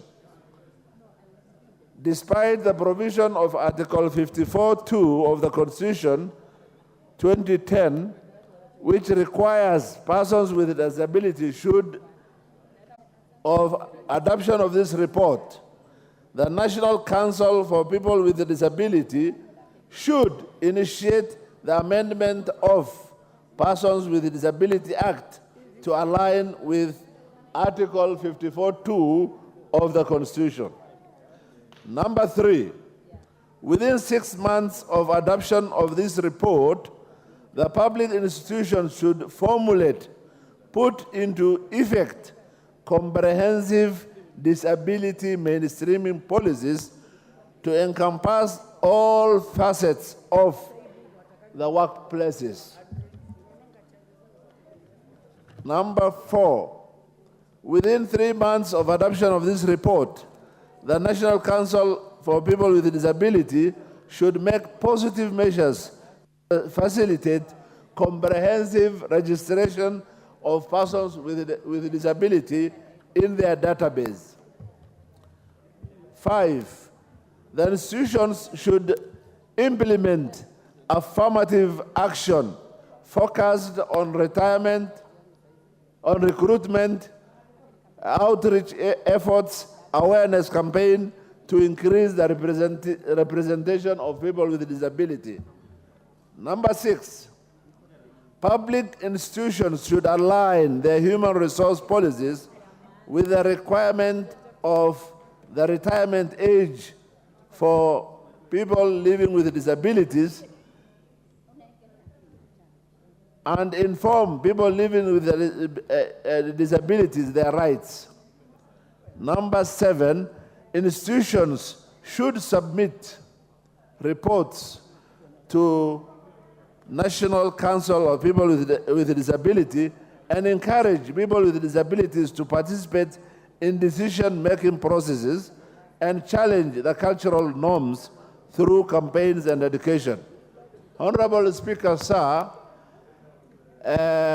it is, even after this report, after these 39 institutions, the committee went ahead and looked into so many others, maybe about 60-something institutions of the government. And all in all, the average is 2.1. This is a gross violation of the Constitution, Article 54(2) of the 2010 Constitution. Mr. Speaker, I submit and I take this opportunity to request my deputy, Honorable Chelule, to second. Asante.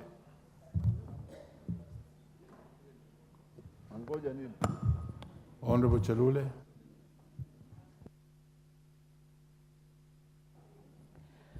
Asante sana Bwana Spika kunipatia nafasi huu. Niunge mkono mswada ambaye imeletwa kwenye bunge huu na chairman wetu wa National Cohesion and Equal Opportunity. Nimefurahi sana leo hii report kufika mbele ya bunge hili. Tumejaribu kwa muda ya wiki karibu 4 tukiketi hapa kwenye hii bunge. Kwa hivyo nimefurahi kama member ya hii kamati kwamba imewekwa mbele ya bunge hili. Na ninataka kuchukua nafasi kupongeza chairman na kupongeza members ya kamiti yetu ambaye wengi wameketi kwenye bunge adhuhuri ya leo. Ninafurahi sana mimi nikiwa vice chair ama nikiwa msaidizi mdogo wa chairman wetu. Ninaunga mkono na ninasema vile imefika mbele yenu wajumbe wenzangu, ningependa sana tutilie maanane mambo ambayo inahusu wale watu wasiojiweza. Tunajua tuko na hawa kule nyumbani, wengine ni madada zetu, wengine ni mandugu zetu, wengine ni majirani, wengine tunaenda kanisa pamoja, na wengine ya hawa ni watu ambaye pia wanaajibika katika familia zao na wanataka usaidizi. Utapata kwamba wengi hawajaweza kujiandikisha kwa vikundi, utapata wengi hawajaweza hata kupata habari kwamba kuna kazi imetangazwa mahali fulani. Kwa hivyo ninachukua hii nafasi kuomba wajumbe wenzangu kwamba tusimame imara na hawa, na ningependa kusema tutaanza na maofisi yetu. Ningeomba kwamba kama uko na ofisi ya serikali ama yako kibinafsi, tuwapatie nafasi kulingana na sheria ambaye tumeambiwa na chairman wetu. Kwa hivyo ninachukua hii nafasi kusema ni kazi yetu kama viongozi kutetea hawa watu. Tunaelewa kwamba hawajiwezi kwa njia moja ama nyingine, lakini hiyo haimaanishi hawatafanya kazi. Kwa hivyo ninachukua hii nafasi kuwaomba wajumbe wenzangu kwamba wapatie nafasi kwa mambo ya basari, wapatiwe nafasi katika maofisi yao. Tuangalie itakapokuja hapa kuongelewa, sisi wote tutatazama kama viongozi, kama wajumbe, chinzi vile tutawasaidia kule nyumbani. Kwa hayo machache, Bwana Spika, ninaomba kuunga mkono mswada huu ambaye imeletwa katika bunge hili. Asanteni sana.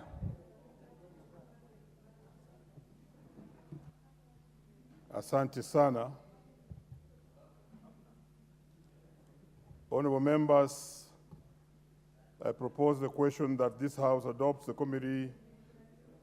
Let me take it again. Honorable members, I propose the question that this House adopts the report of the Committee on National Cohesion and Equal Opportunities on the compliance of Article 54(2) of the Constitution regarding employment of persons with disabilities in public institutions, laid on the table of the House on Wednesday, 21st February 2024.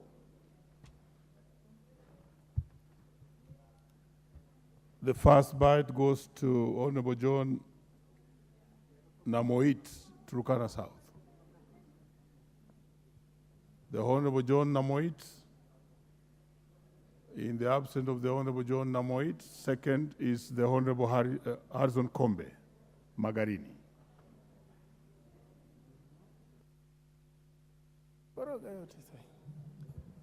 Asante Mheshimiwa Spika kwa kunipatia nafasi ya kuweza kuchangia taarifa ambayo imetoka kwa kamati ya uwiano.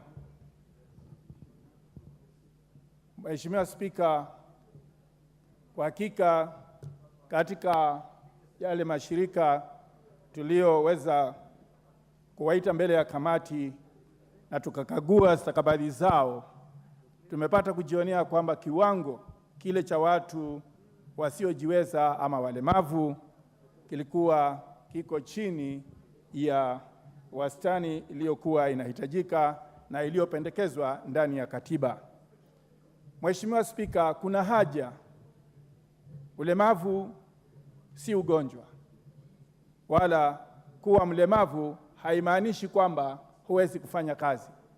Hivyo kuna haja ya kwamba nyanja zote tukapate kuwahusisha na kuwaajiri walemavu. Kisungumzia hivi, ningetaka kuwa mfano katika kamati yangu ya CDF nimeweza kujumuisha walemavu ndani, na pia vile vile hata kwa wale waajiriwa wa ofisi pia nimeweza kujumuisha walemavu.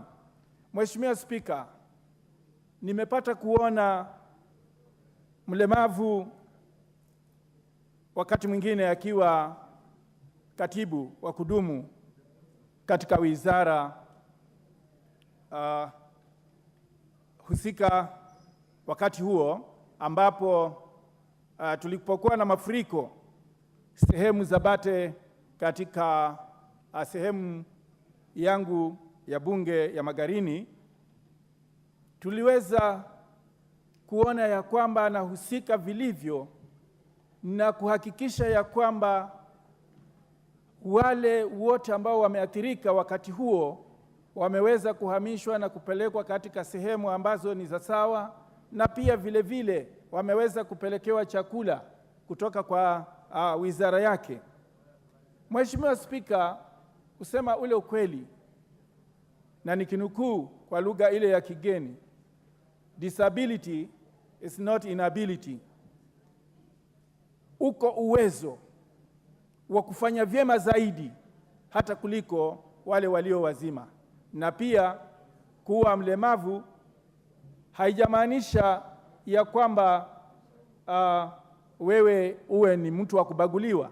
Katiba imekataa masuala hayo ya kubagua walemavu na kubagua mtu mwingine yeyote yule kwa sababu ya maumbile yake. Leo hii tuwazima wengine wetu, lakini haijamaanisha kwamba uzaliwavyo ndivyo unavyozeeka. Kwa mara nyingi tumepata kuona watu wakihusika kwa ajali na hivyo kupoteza maumbile yao na kuwa walemavu. Ningeuliza bunge hili likaweze kuunga mkono taarifa hii ili kwamba tukaweze kuwaweka mahali wanapostahili walemavu kama Wakenya wengine. Asante Mheshimiwa Spika. The Honorable Wanjiku Muhia. Thank you, Honorable Speaker, for giving me this opportunity. Indeed, I was waiting for this report. And first, I want to congratulate the committee. The report is very, very well done. It's a beautiful report, considering they even did an audit of 39 institutions, which can indicate how our country looks like. Honorable Speaker, I think the Act of 2003 is about to be repealed. In fact, it is in the process. And I see quite a number of beautiful points in this report. And therefore, I hope the chair and the committee will also be coming to the relevant committee to give input to improve the new act that is expected. Honorable Speaker, as this committee was doing an audit, I think it would only have been fair if they started by Parliament, because when you're auditing, it is also good if you could audit yourself. And as such, personally, I can say I have complied. I have 2 persons with disability in my constituency, not specifically in the CDF, because I know in NGCDF the law requires, but outside NGCDF in the constituency office. And therefore, I ask the honorable members, the 290 of us and the women reps, to also audit themselves and see if they can create a position, 1 or 2. And if the country would move in that direction, and the counties would also create equal opportunities, then we would be somewhere. I also want to urge the Honorable House of Senate to do a similar audit to the counties, because this is their mandate, and this committee could not have audited the counties. I know the county of Uasin Gishu, I know the county of Kericho, which is rated very highly. And in fact, during the Governor Madago, he was rated the best county to have employed so many deaf persons in the county of Uasin Gishu. As we call the county governments in the rest part of the country, I ask the Senate to consider if they could do this audit, but before they do it, let us audit ourselves. Because, Honorable Speaker, we say the government, but we are the government. Before we audit the ministry, let's audit ourselves. However, Honorable Speaker, this report is based on census of 2019, which we all know it is disputed, and therefore the figures that are put here couldn't be real. We know the census in this country are after 10 years. But I may plead with the government, considering the very desperate situations that all of us have witnessed last year during the registration of Inua Jamii, when we could not register thousands of people from persons with disability because they didn't have registration numbers. I would ask if the government, now that they devolved the National Council to the counties, could review the numbers of these people, and also consider to improve in funding the National Council, which is the body entitled in considering matters of the persons with disability. Honorable Speaker, 5% is a very small percentage for us to attain as a nation.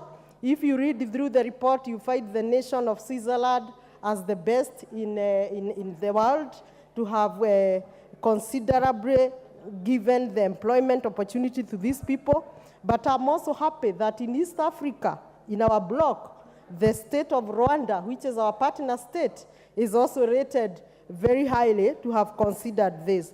Honorable Speaker, time and again, persons with disability have lived on donations as if they are not citizens, and they live waiting for whatever happens in their life. It's time that the government make deliberate move, consider them, fund them through the budget in the avenues that they are working with, like the National Council, the Social Security, and the Ministry of Labor, and consider them just like Kenyans. Honorable Speaker, there is, of course, a conversation of the caregivers today.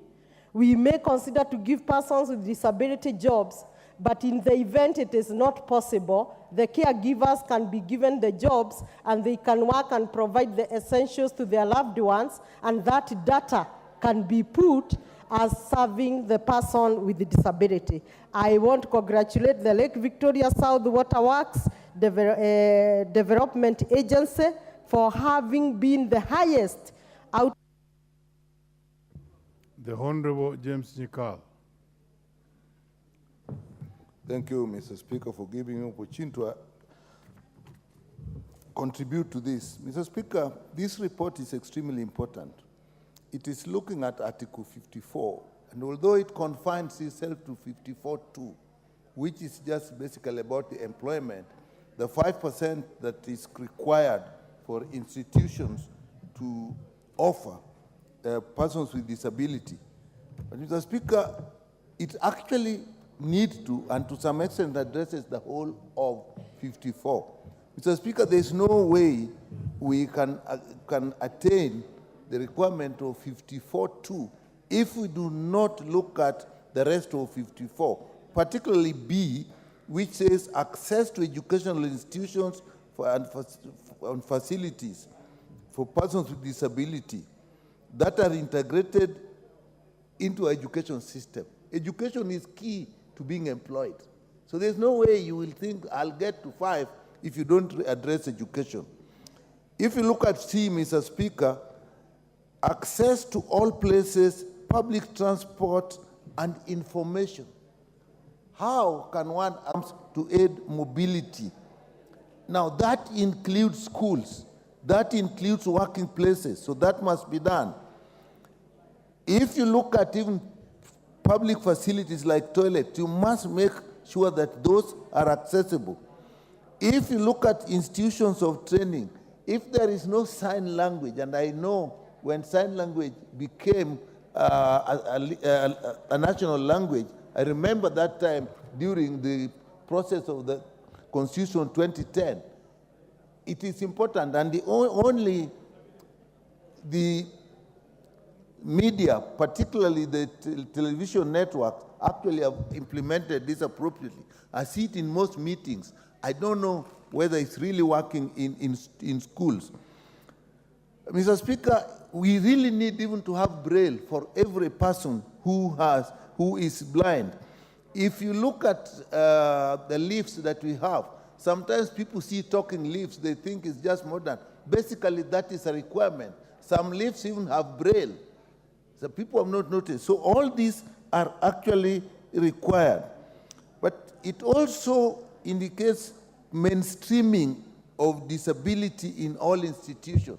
Mr. Speaker, whatever we do, if all institutions do not realize and put in place and monitor the requirements of persons with disability, there is no way we'll achieve the employment that we are looking for. So, Mr. Speaker, I've looked at this report and the recommendations that it has put in place. They say within 3 months, all public institutions should review human resource policies to enhance representation of persons with disabilities. That can only happen if, in the first place, you have enabled, you have capacity built the persons with disabilities, you have given them the provisions that they require in the learning institutions way before that. So that's something.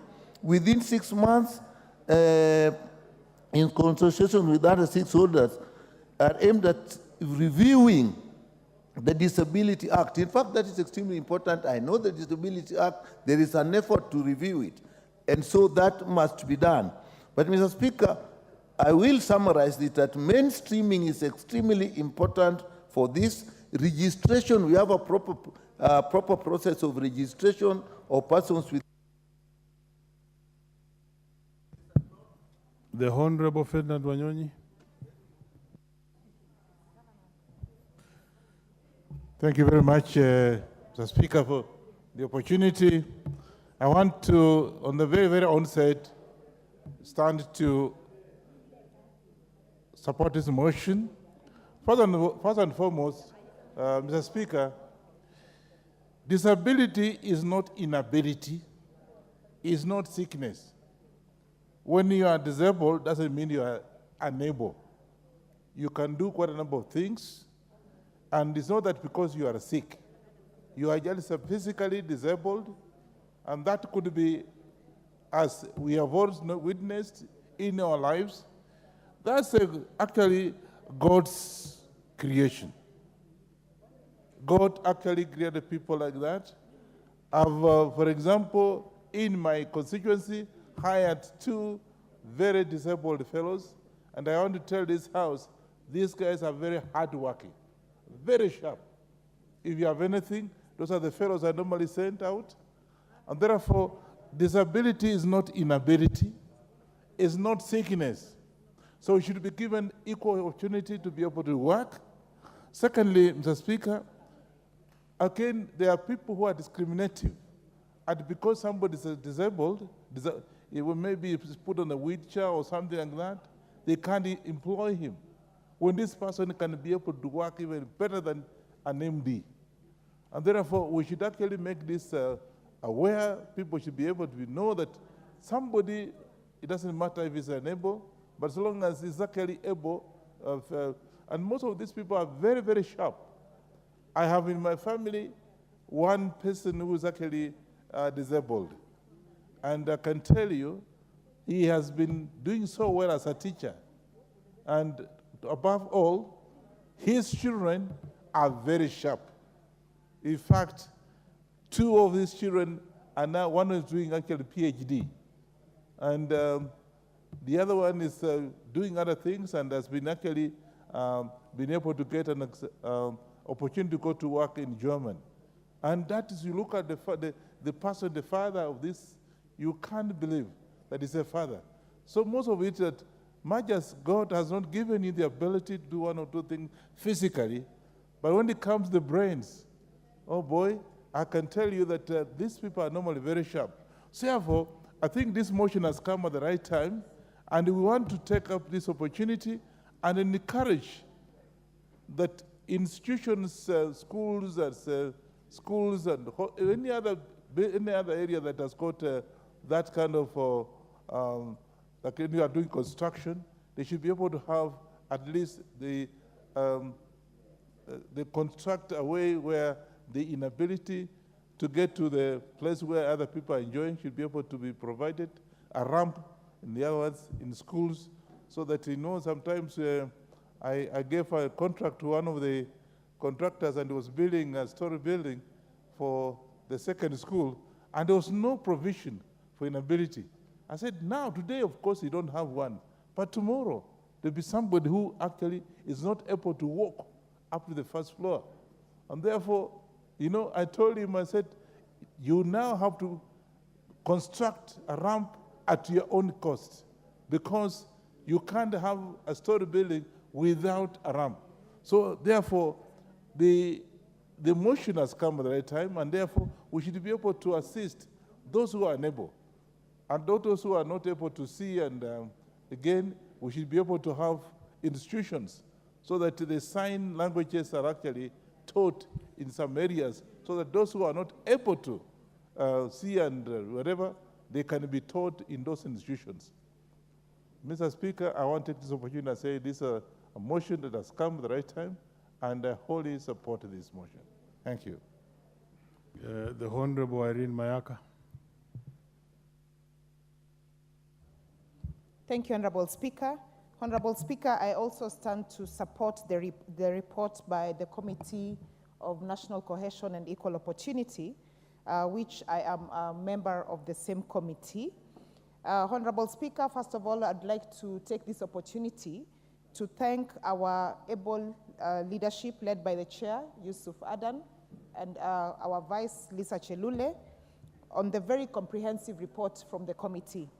And Honorable Speaker, first of all, I'd just like to point out some of the observations that we made while we were interviewing some of the institutions, the public institutions that we did interview. And Honorable Speaker, considering the fact that our Constitution in Article 54, subsection 2, it has been very clearly indicated that the ideal percentage for persons with disability in public institutions should be 5%. But Honorable Speaker, out of the 39 institutions that we did interview, only actually 24 fell short of that compliance. That is a total of 61% of those interviewed, which gives you an average of 2.1% of the persons with disability who are employed in our public institutions. Honorable Speaker, one of the things that we noticed was lacking is lack of an adequate and comprehensive policy in these institutions that clearly laid out the requirements for them to be able to have persons with disability there.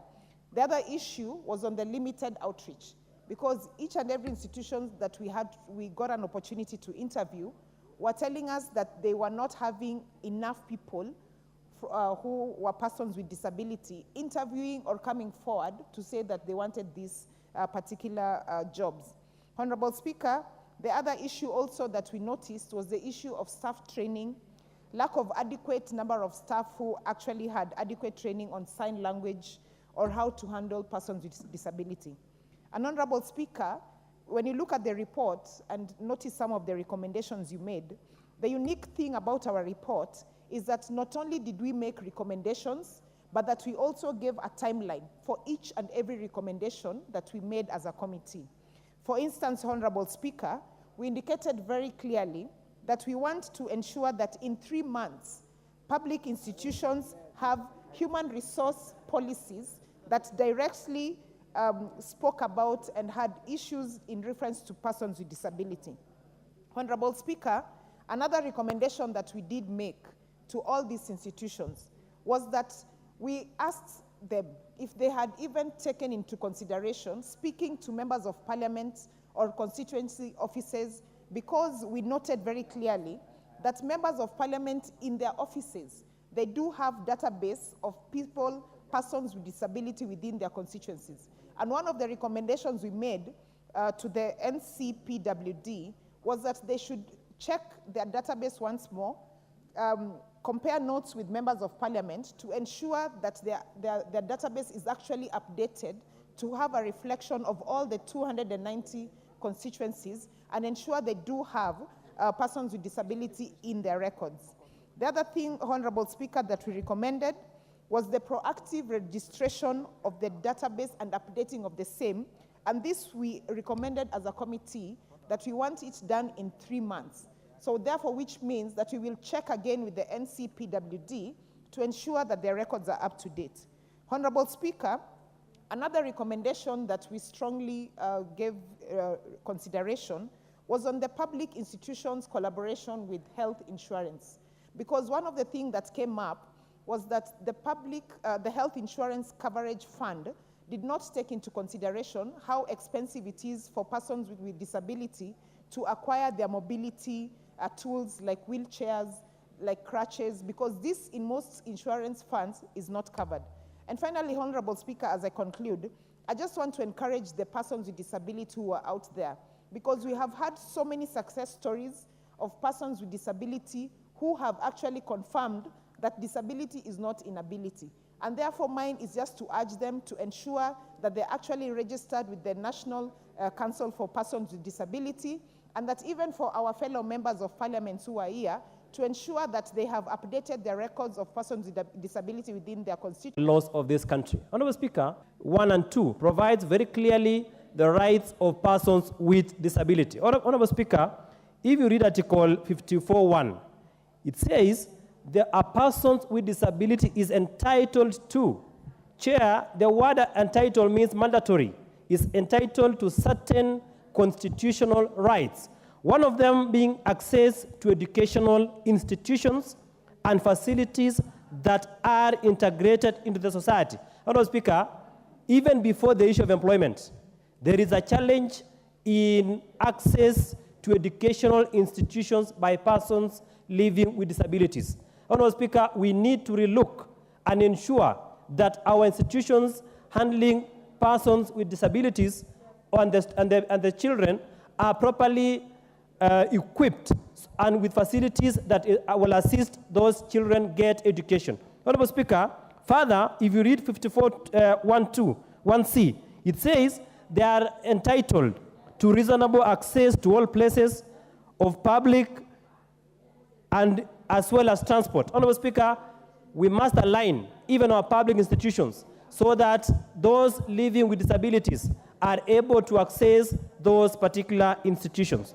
Honorable Speaker, Article 54(2), the subject of this debate, provides very clearly that PWDs shall, that the state shall, Honorable Speaker, it is not a suggestion, it is mandatory, that they shall ensure the progressive implementation of the principle that at least, Honorable Speaker, at least 5% of members of public in elective and appointive positions is entitled to PWDs. Honorable Speaker, I have read the report. The committee has noted very well that out of the 5% provided for by the Constitution, only, as we speak, only 2.1% of public institutions have complied with that particular constitutional principle. Honorable Speaker, it means that the remainder of 2.9%, we must take comprehensive steps as a house, as a country, so that we can be able to comply with this particular provision. Honorable Speaker, it is shameful that out of the 39 sampled public institutions, only one institution, that is the Lake Basin Development Authority, has been able to comply with the 5% threshold. Honorable Speaker, we must, as a country, be able to take care of these people. Honorable Speaker, under the PWD Act of 2003, we must be able to relook, because that is the legislation that provides very clearly that for the fundamental rights of persons living with disability. Honorable Speaker, for that reason, we must be able to amend that particular provision, that particular Act of Parliament. We must be able to amend it so that we align it with Article 54(2) of the Constitution and have these rights of persons living with disabilities clearly outlined and anchored in that particular legal provision. Honorable Speaker, finally, we need a report for this House, a comprehensive report by this particular committee on all public institutions outlining the compliance of the minimum threshold of at least 5%.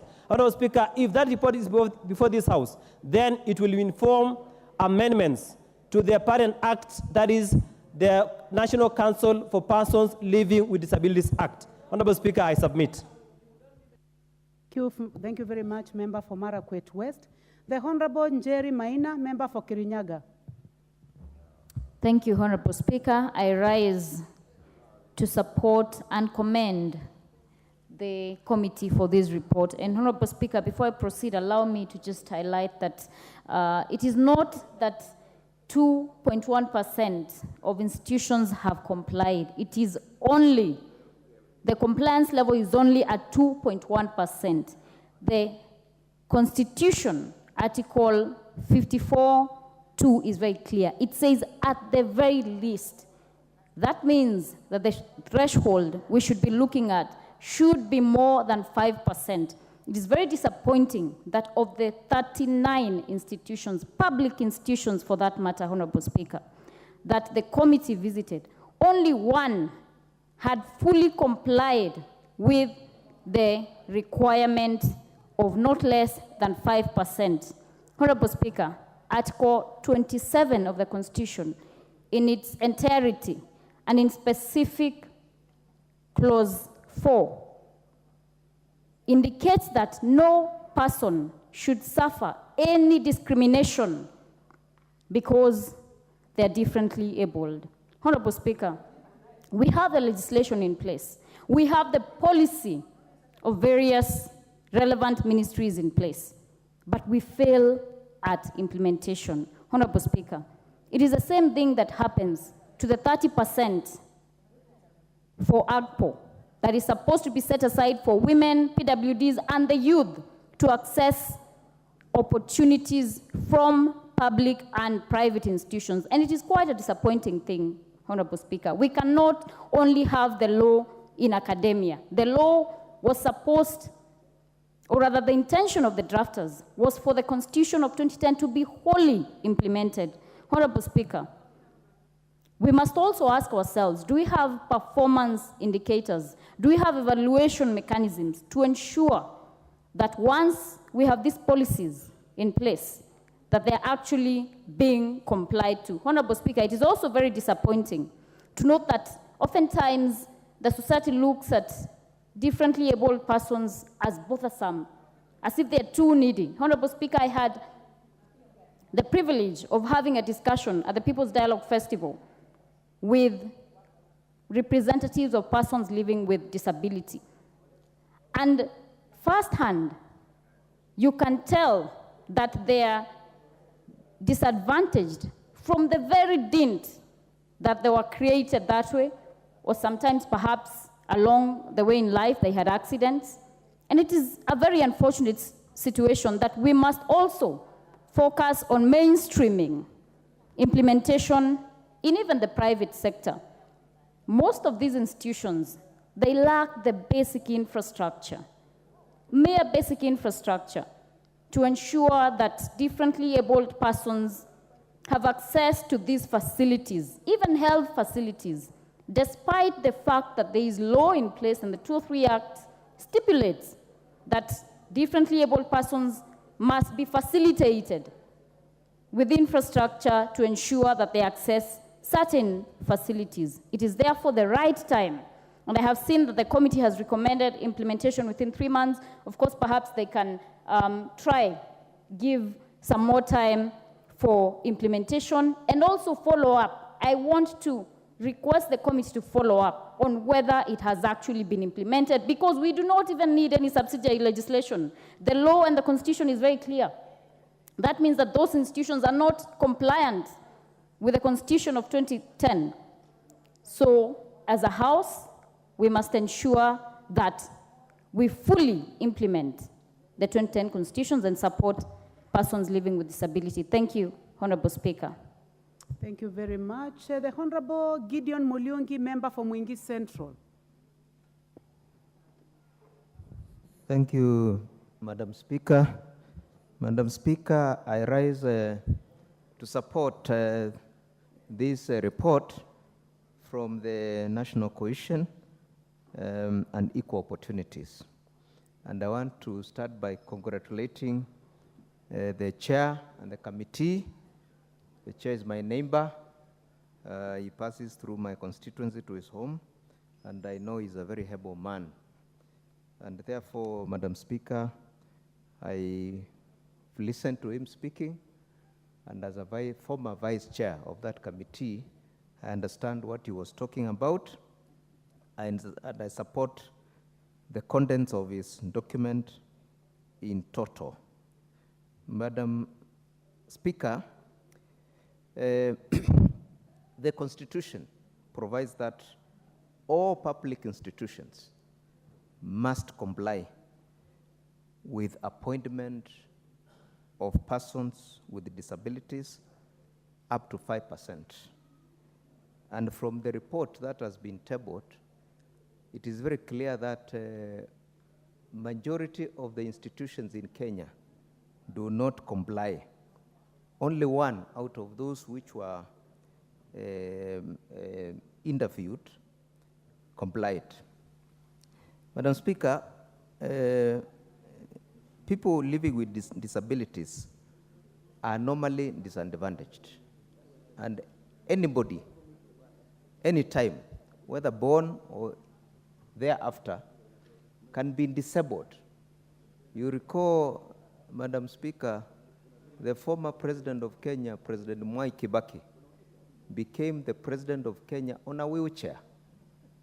And that was the epitome of compliance of this constitutional requirement. And I think that is why President Mwai Kibaki was the founder of the Constitution. Madam Speaker, the spirit of the Constitution 54(2) is that this provision should be complied with progressively over time. And since we promulgated the Constitution, 2010 is now well over 10 years, 14 years. And in my view, all the institutions within 14 years ought to have complied with this provision. And therefore, I want to implore on this committee to crack the whip to ensure that all the government institutions comply with this provision. Madam Speaker, you realize that in most of the public buildings and even public places, PWDs are normally not provided for. You'll find buildings with no ramp access. You'll find even places where even toilets, there are no provisions for toilets to assist the disabled. Even in restaurants, there is no provision where a disabled person will enjoy themselves in a restaurant, even in bars and clubs. There is no provision, and therefore, Madam Speaker, I agree totally with the recommendations of this committee that we should revise the law to ensure compliance by all the institutions to make it mandatory, so that if you don't, you have broken the law. And therefore, Madam Speaker, I support. Asante sana. Thank you very much. The Honorable Jackson Lemontare, member for Samburu East. Thank you, Madam Speaker. I want to support this report. Madam Speaker, just as other speakers have said, disability is not inability. And Madam Speaker, we have the Constitution and there is the Act. What we are lacking, Madam Speaker, is the compliance of the same or implementation.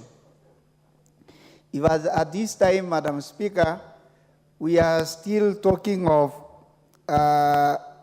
these people with the disability not able to access some places. And I think, Madam Speaker, this disability, it is very important for us to know as a country. In Kenya, there are a lot of issues even when it comes to employment. And we are talking about the employment of disability people, and even it is reported, Mr. Speaker, that even the employment of people in some sectors is only very few community members are employed. So it is very important for us, first of all, Mr. Speaker, barriers should be removed so that the disabled can access almost all the services, Mr. Speaker. And I think, Mr. Speaker, when it comes to the employment of disabled people, the employers have sometimes doubt about their performance. And people still have a lot of negativity towards the disabled people. And I think it is our high time as a country to implement fully the Constitution and even the Act, Mr. Speaker. It does not help the disabled people to have laws written on paper, but when it comes to implementation, that is where we lack. And I think everybody should be compliant with the labor laws, Mr. Speaker. And maybe even us as members of parliament, the 290 constituencies and the offices of women representatives, we must start from there, that each and every member of parliament should be able to employ these disabled people in our offices, because if maybe we are here talking about the same, but what have we done as members of parliament? Mr. Speaker, the defeat logic, maybe if us as members of parliament, we may not have fulfilled that. And what is rightfully for the disabled people, Mr. Speaker, should be given to them. And Mr. Speaker, even when it comes to contracts and this work which are done by people, the percentage left there is very small for the disabled people, and again, they are not given that. So, Mr. Speaker, it is a high time we have to implement the Constitution, comply with the article concerning the disabled, and I think it will be good. Thank you, Mr. Speaker. I support.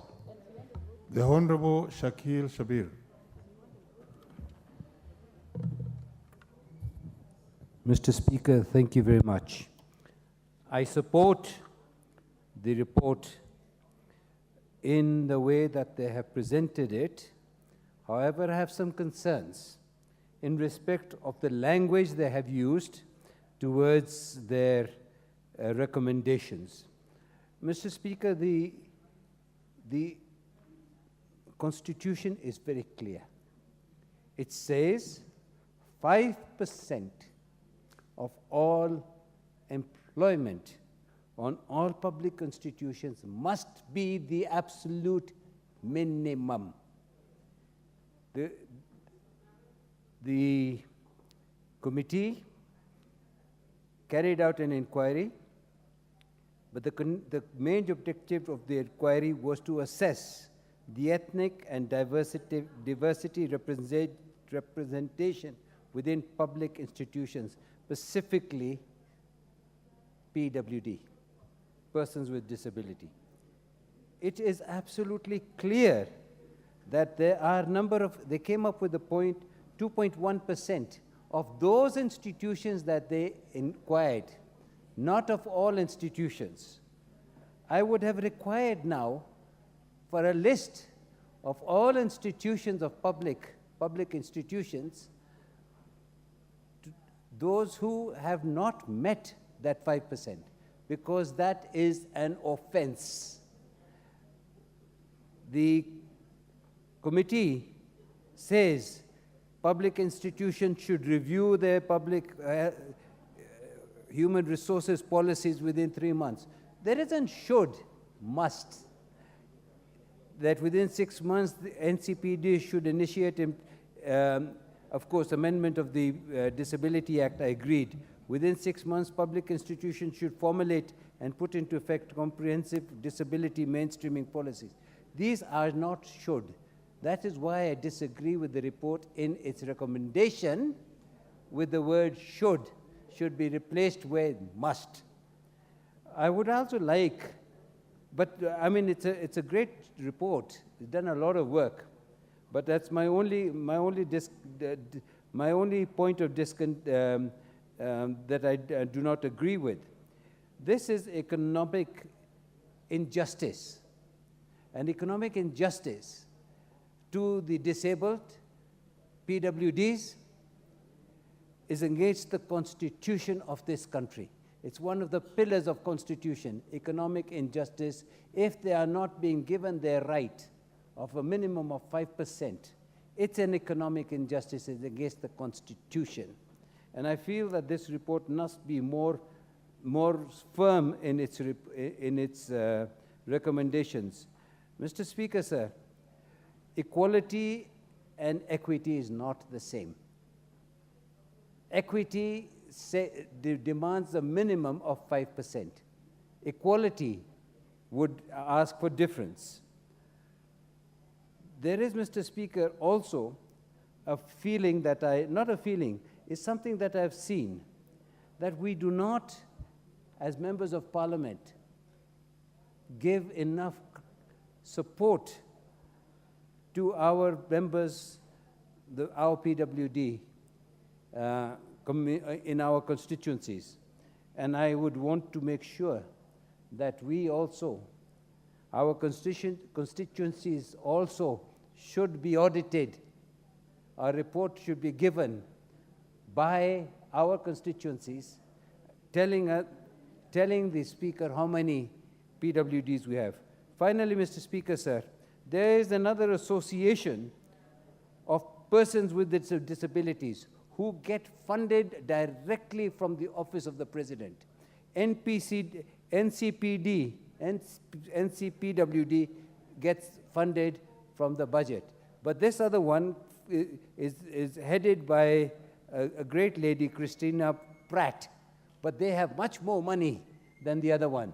And I would like to point out today that I think these two institutions must be amalgamated, and they're doing the same thing, and they should be put together, and we have a joint approach. Thank you, Mr. Speaker, sir. The Honorable Maina Malenge.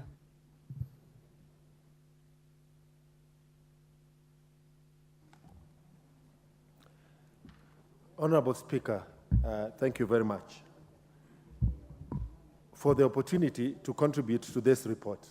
I am a member of the National Cohesion and Equal Opportunity Committee. Honorable Speaker, one of the realizations that this committee came to is that it is not sufficient for the Constitution to provide for rights for Kenyans to enjoy those rights. And, Honorable Speaker, going by the inquiry and the contact that we've had with the SAGAs and ministries, including the Public Service Commission, it is a sad state of affairs in terms of how we treat our persons living with disabilities when it comes to employment. Honorable Speaker, if this report had been more inclusive in terms of the access to the 30% reservations for persons living with disability, then we begin to see how unfair and unjust we are as a nation. Honorable Speaker, in a report by the Public Service Commission published in the year 2014, across the nation, the employment for persons living with disabilities was less than 1%. At this point in time, 10 years down the line, 14 years of implementing the new constitution, we have only had a 1.1% rise. And therefore, if we extrapolate this, we begin to see that it will take us close to 50 years for the persons living with disability at this rate to realize their allocation of 5%. This is untenable. Most of the SAGAs, in an attempt to address the issue of persons living with disabilities, only go as far as having a disability mainstreaming committee within the executive of the SAGA. However, these committees have little tangible action to show. Honorable Speaker, violation of our Constitution must have consequences. And therefore, I'm urging this House to actually go a step further and recommend that the violation of the rights of persons living with disability by public and state officers should be classified as a gross violation of the Constitution, with the potential of having CEOs dismissed on account of denying persons living with disability their chances. Honorable Speaker, when we look at training opportunities for skills for persons living with disability, it is a national shame. We visited one institution that I believe may be the only dedicated institution for offering secondary education to persons living with disability. And they had a gym that had nothing other than the walls. That institution has been left to rely on companies that have corporate social responsibilities because we have no dedicated funding for those programs. When we go to teachers who have been trained in special education, they have been frustrated in terms of promotions when TSC does promotions. Honorable Speaker, we must, as a nation, take reasonable action towards disability mainstreaming and undertake deliberate affirmative action in assisting our brothers and sisters who are in this state. In ending, Honorable Speaker, the medical care for persons living with disabilities sometimes requires supplements that are very costly. It will be necessary for this House to consider exempting supplements that are used by persons living with disabilities from tax. I thank you, Honorable Speaker, and I support the report. The Honorable Millie Odhiambo. Thank you, Mr. Speaker. Mr. Speaker, I wish to congratulate and thank the committee for the report. Mr. Speaker, as a person who has worked on the issues of equality, equity, and inclusion over the years, I think the report of the committee is timely. Mr. Speaker, in Kenya, the challenge is not the issue of a lack of a legislative framework. The issue is on implementation. The Constitution is very clear, as is indicated in the committee report, and it's just a question of compliance to Article 54(2) of the Constitution. Mr. Speaker, the Constitution is very clear about the number of people or the percentage of persons with disability that should be employed in government entities. And Mr. Speaker, because of our entrenched culture of impunity, we think that we actually pass laws for the sake of passing laws. And because of that, we are not committed to ensuring that we actually give effect to the laws that we have passed. And I want to challenge the Committee on Implementation that other than the report that has been brought by the specific committees, they should also follow up and ensure that when we pass laws, that the laws are actually implemented. Mr. Speaker, it's not even just this one. There's even a law that I passed here on Victim Protection Act, which is an excellent piece of legislation. And we have refused to operationalize that act. So the challenge that we're having as a country is the culture of impunity and non-implementation of laws. Mr. Speaker, I don't want to say much about persons with disability because all of us know the challenges that they go through. I just want to challenge the committee that beyond the issue of the numbers that are employed or the ones that are not employed according to the Constitution, I also would like the committee to also do an audit of public buildings or infrastructure and how friendly they are to persons with disability. One of the other issues, Mr. Speaker, that I think we need to also look at very keenly is very clear, to be very clear and to have disaggregated data on the kinds of disability and how widespread they are, even by gender. And the reason is because persons with disability who are women tend to face even greater challenges than persons of disability who are male. And I'll give an example of there's a family in my constituency in Bitter Point area around Milimani, of a woman whose husband had a disability. And the woman herself has children with 5 children with severe disabilities. And I don't even want to call them children because they are adults actually.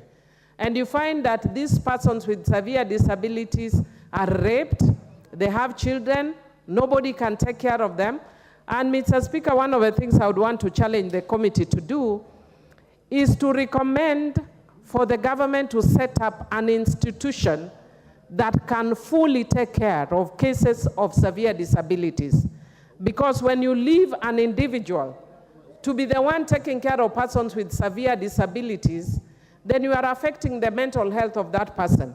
Very recently, I think many of us saw a young lady who went viral because she was complaining that she has a mother who is suffering schizophrenia, and she has a brother who has a severe disability.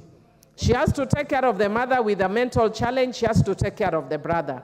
And Mr. Speaker, this lady was appealing and she was saying she's appointed, she's about to commit suicide. Why should we commit suicide when we can actually put resources as a country to help in such situations? Mr. Speaker, I would want to encourage the committee to explore the institutionalization that is covered by the government of persons with severe disabilities and persons that have lasting mental challenges, because it's too much a strain on the persons who are their caregivers. Mr. Speaker, my time is up, but otherwise I want to thank the committee for a good report. Very well. The Honorable Moses Injendi.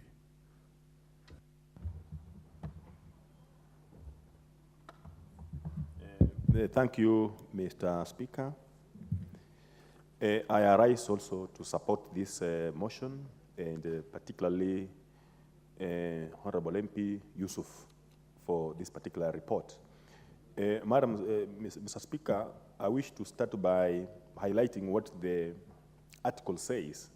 The state shall ensure, Article 54(2), the state shall ensure the progressive implementation of the principle that at least 5% of the members of the public, elective and appointive bodies are persons with disability.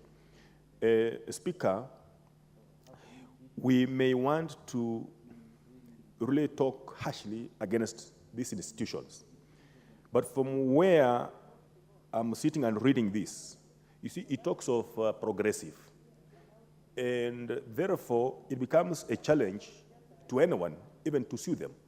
Because if you are to sue any person, then he quotes this, which talks of progressive. Progressive means what? How long? So I would that maybe the committee may consider coming up with an act of parliament which actually can stipulate up to what point this should be implemented to get 5%. Speaker, the other challenge we have in the country is when you're talking of employment of these persons. There are some jobs that are very specific. They want someone who is a professor, someone who has a master's, someone who has a specific qualification. Speaker, we want to face the matter practically. Do we have institutions in the country that train or can train persons of disability to this particular level? And if there are, how many are they? Do we have sufficient teachers in the country? Speaker, this is a matter that the country or a parliament or the committee should look at deeply. It's not as it is at face value. We are aware that most families have persons with disability, but this person, even accessing education, is a challenge. The current CBC is talking of integrated kind of education in our schools, where persons of disability can also join. Speaker, I'm aware of families that are not willing even to take their children to such schools because disability in our country, in our community, is a shame. It's a curse. And therefore, taking them to school where other normal children are is a challenge. And even those children, when they are there, those who are very normal, they keep off these particular pupils. So even if you talk of employment, do we have these particular persons having necessary qualifications for employment? No, it's not there. Do we have these institutions that have to train them? They are not there. So Sheikh Yusuf, it's not only a matter of recommending those timelines, but it's a whole process to do with also educational system. Speaker, I've been wondering, when it comes to the forces in this country, that's KDF, police, prisons, NYS, how come when they advertise for these particular positions, you see, they do not consider persons with disability? And they're very clear about that if you have an eye problem, if you have one of the fingers, Mr. Speaker, look at it, just one finger being short, you are not admitted into the forces. Is this a way of discrimination against persons with disability? What has a finger, losing just a small finger, one of it, what has it to do with performing the functions of a KDF officer or a police officer or a prison officer. So, Speaker, I can see my time is up. We have to come up with a specific law that has timelines. Because even as we are aware, some of the institutions, public institutions, do not have spaces or channels or a path that this person with disability can actually use to access offices. And this is just one way that demonstrates as a country, we are still very negative. We are not sensitive to persons with disability. Otherwise, I support and thank Sheikh Yusuf, Chairman of Cohesion. Thank you. The Honorable Martin Owino.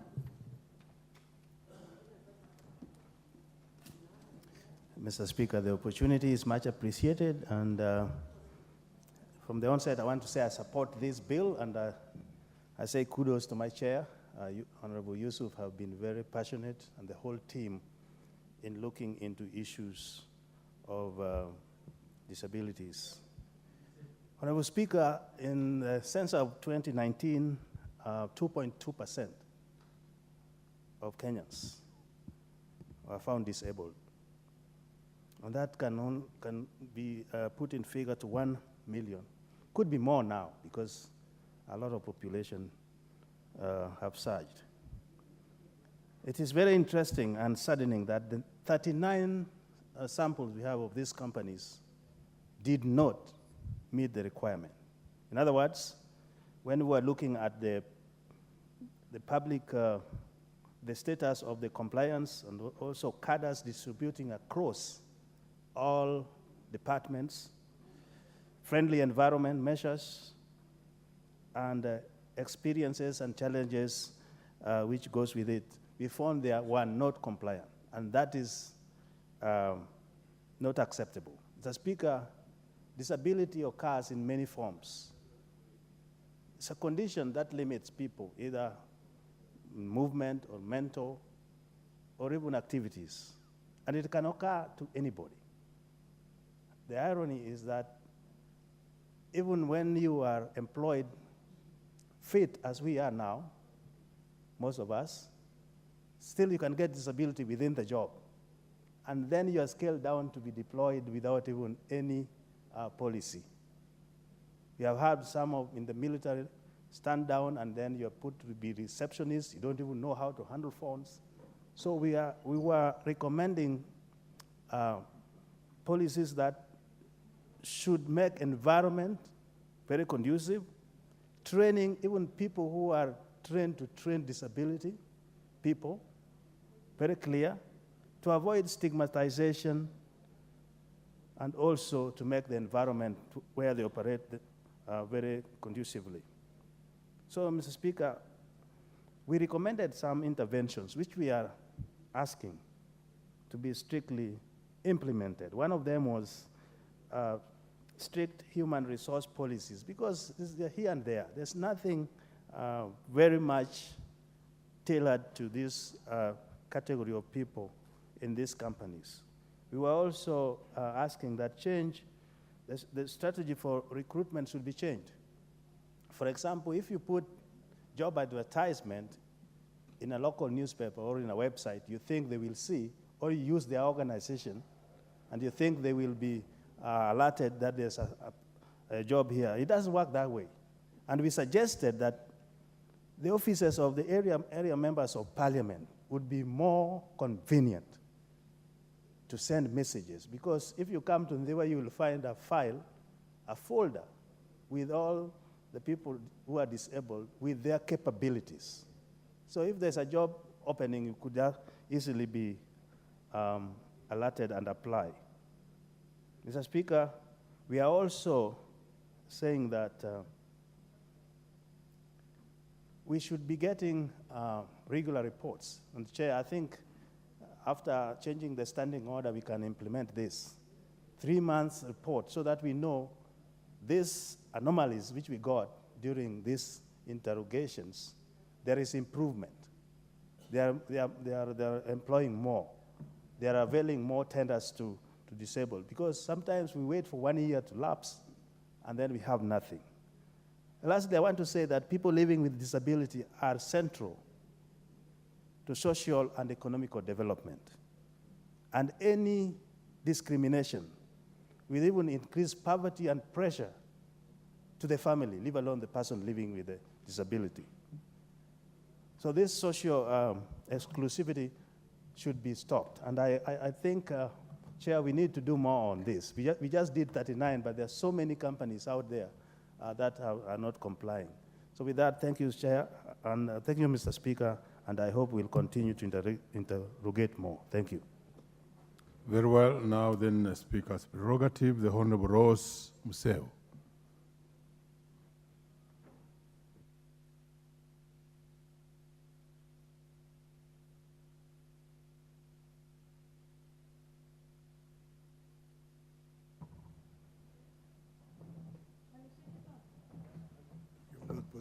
Oh, thank you. Asante Bwana Spika kwa kunipatia nafasi hii ili nikaweze kuchangia katika ripoti hii. Namshukuru sana mwenyekiti ambao ameweza kuleta ripoti hii ya juu ya watu ambao wana changamoto ama kwa jina lingine tunasema walio na ulemavu. Ripoti hii imekuja kwa wakati wake. Niseme ya kwamba sisi kama wengi wa Kenya, wananchi wa Kenya, ni kwamba jambo hili hatulizingatii sana. Na kwamba ajira kupatia watu ambao walio na ulemavu imekuwa ni shida kubwa, ni kwamba tunapoangalia tunaona ya kwamba hawawezi. Na pia ni wachache ambao wamesoma na kupata umaarufu wa kazi ambao wanaweza kuandikwa. Kwa hiyo napata kwamba kamati hii ningeomba ikaweze kuangalia sana juu ya watoto hawa kuanzia mwanzo pale shule. Unakuta kwamba wale ambao wamesoma ni wale ambao wametoka katika familia zina uwezo.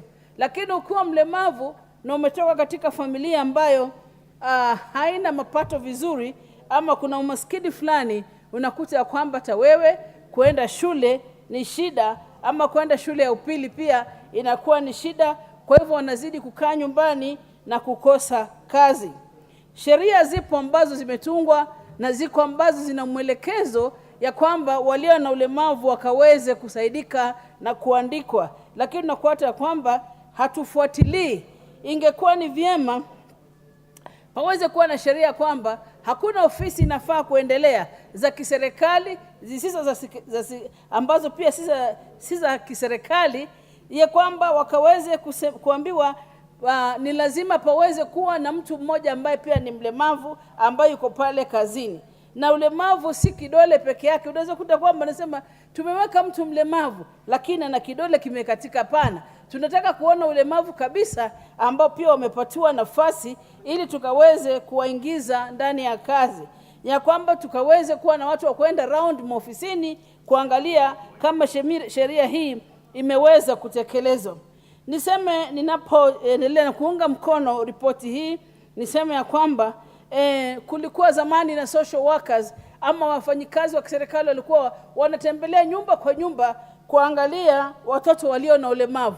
Lakini jambo hili ni kama lilikaja likaisha, na wengi unakuta kwamba wazazi wengi watoto wao hawapeleki shule kwa sababu ya kile Kiingereza wanakiita stigma, ama kwa sababu wanaogopa ya kwamba ni kama laana fulani ndio maana kuna ulemavu. Ulemavu ni jambo ambalo linafaa kuzingatiwa sana Kenya, ndio tuone ya kwamba walemavu hawa wamepata nafasi. Nikiwa katika ofisi yangu, Bwana Spika, kesi nyingi ambazo ninapata za ubakaji ya watoto, wengi ni walemavu. Wengi ambao ni walemavu sasa wameanza kuingiliwa kwa maana hawawezi kukimbia, hawawezi kufanya lolote. Unapata ya kwamba wanaume wachokozi wanakuja kulemea wale wasichana wa kike au watoto wa kike walemavu, na inakuwa kwamba security yao ningeomba pia ingeweza kuangaliwa na kuangaliwa ni jinsi gani wanaweza kusaidika. Otherwise mimi nasema kwamba ninaunga mkono ripoti hiyo, na jambo hilo linafaa kuangaliwa kwa dharura kabisa, jinsi ambavyo tunaweza kuwasaidia walio na ulemavu. Mimi ni mtu ambaye nilikuwa natembea vizuri, lakini leo niko na ulemavu. Kwa hivyo naelewa changamoto ya kuwa unapotembea ukiwa mzuri na ukiwa na ulemavu. Ni jambo ambalo lina shida sana, na naomba kwamba watu hawa wakaangaliwe. Pia usajili wao ukaangaliwa, maana wengi unakuta kwamba wanatafuta kupata ile kadi ya ulemavu, inakuwa pia ni shida kuipata. Tafadhali kamati yasema Asante kwa hiyo ripoti. Thank you. The Honorable Francis Sigei.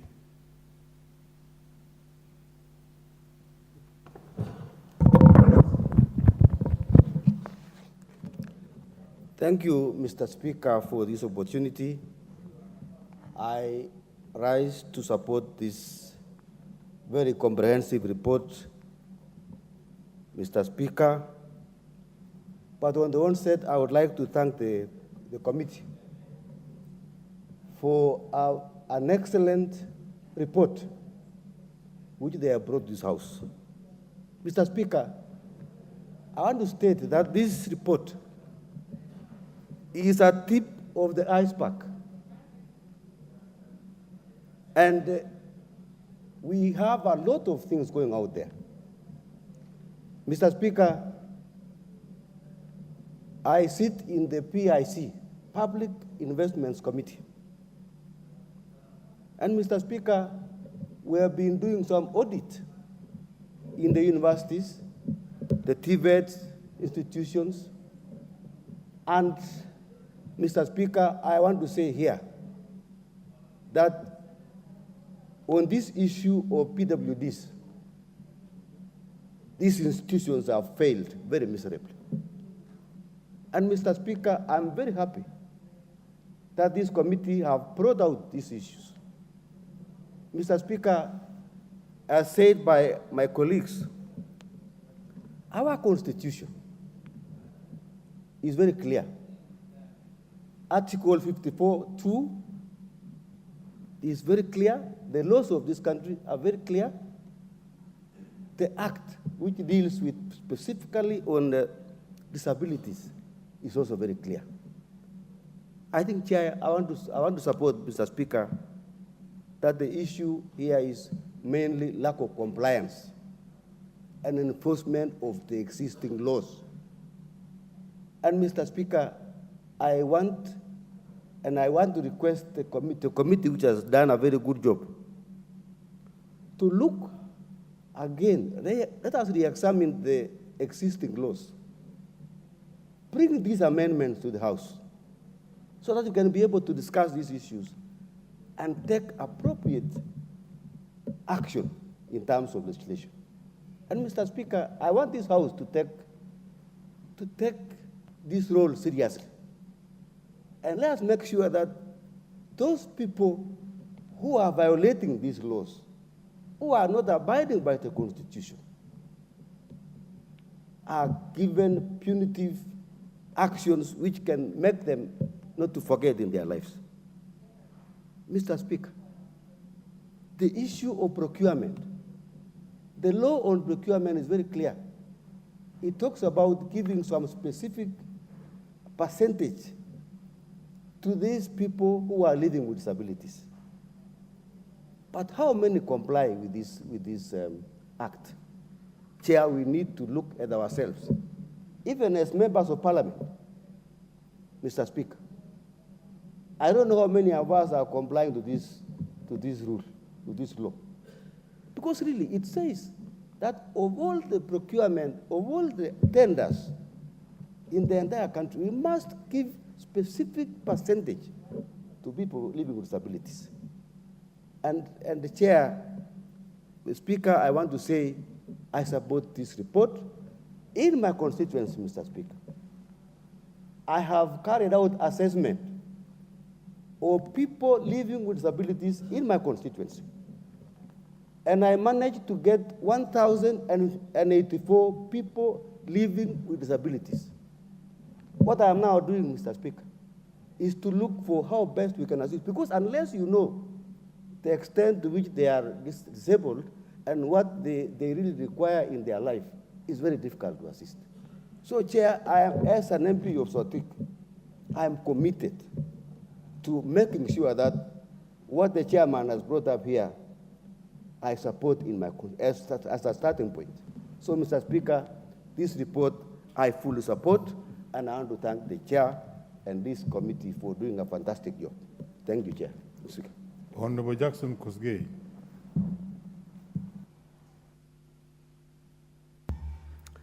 Thank you, Mr. Speaker.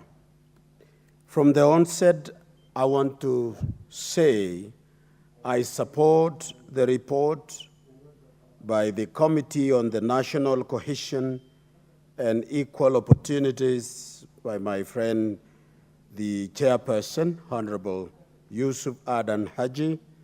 Thank you for the good work. Well done. Thank you for being bold to sample organizations and institutions of government that have not demonstrated their response to the demands by the law in all facets as given by our Constitution. It is a shame that in that sample, over 99% of the institutions representing other government sagas and agencies have not been able to fulfill the demand of the law in meeting the rights for persons with disability. Allow me, Mr. Speaker, to quote from Mahatma Gandhi in some of his sayings. This was an Indian philosopher and who is the founder of the modern day India. He said these words, and I quote, that the true source of rights is duty.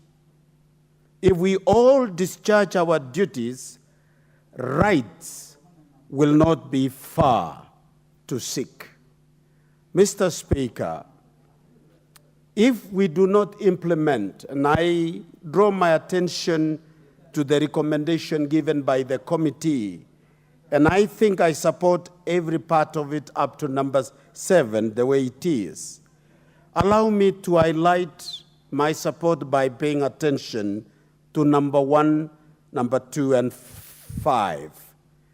Mr. Speaker, that institutions that really would like to practice a secret, we call it in management for a bureaucratic disentitlement and discrimination, it is a silent policy that the disadvantaged people and people who are vulnerable in institution are silently disentitled of the rights they have in an organization if public institutions cannot pay attention in their policies, and especially the human resource instruments. The second thing that I have seen from their recommendation, Mr. Speaker, and I support, is that we need to strengthen organizations, and especially the National Council for Persons Living with Disabilities, whose bill is due for a review, and it is about to come into this House.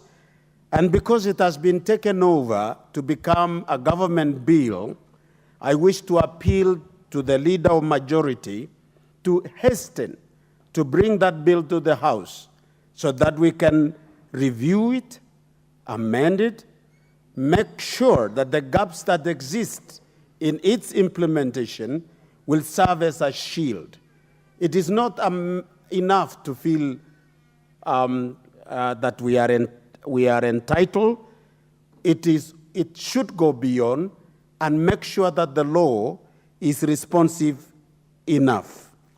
I also agree that in the depoling of this particular report, it should be implemented as recommended by the committee. With this, Mr. Speaker, I support the report, and thank you again, the committee, for the good work under your leadership, Yusuf, as a chair. Thank you so much, and we support it. Thank you. Very well. The Honorable Kathambi.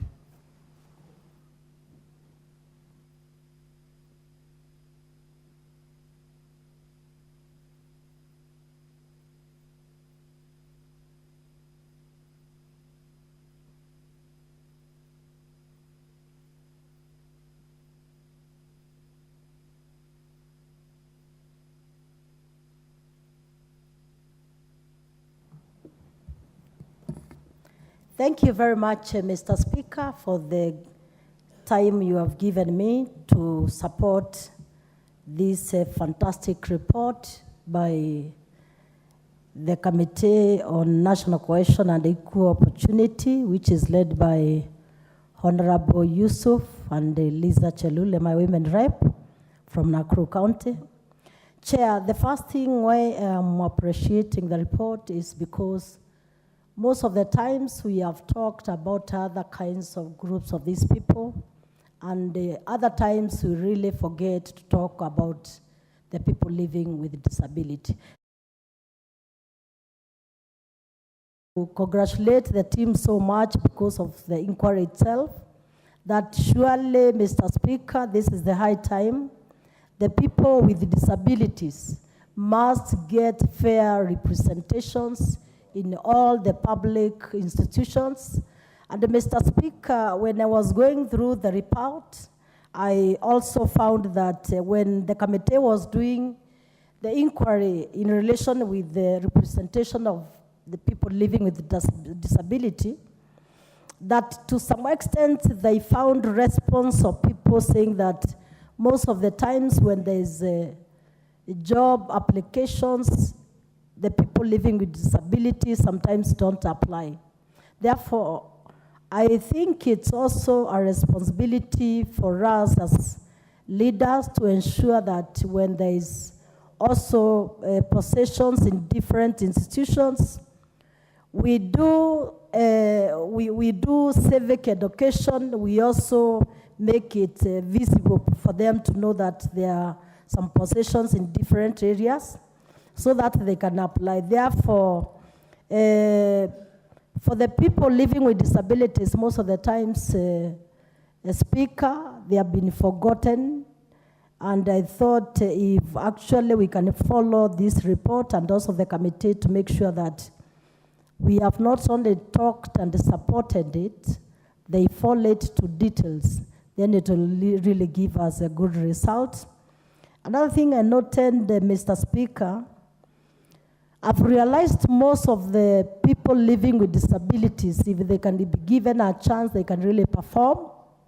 In my constituency, which is Njoro, I have employed people living with disability, and they are doing great work. I still have someone representing the CDF as a committee member of a certain ward. But actually, when you go and see the kind of the project which are supervised by him, you really get impressed. Therefore, being disabled does not mean that you are not able to do. Even I would be challenging also our forces, even when there are some recruitments. They can also think of a way they can also attract these people who can be given some other works in respective offices. That we should not sideline the people living with disabilities, even in whichever force we have in this country. Therefore, Mr. Speaker, I just tuned to support this report, which is really bringing in the matters of people living with disability also as an important case, because most of the times we have talked in this house in support of our youth, our women, and sometimes when it comes to the matters of employment, we have sometimes not taken it seriously.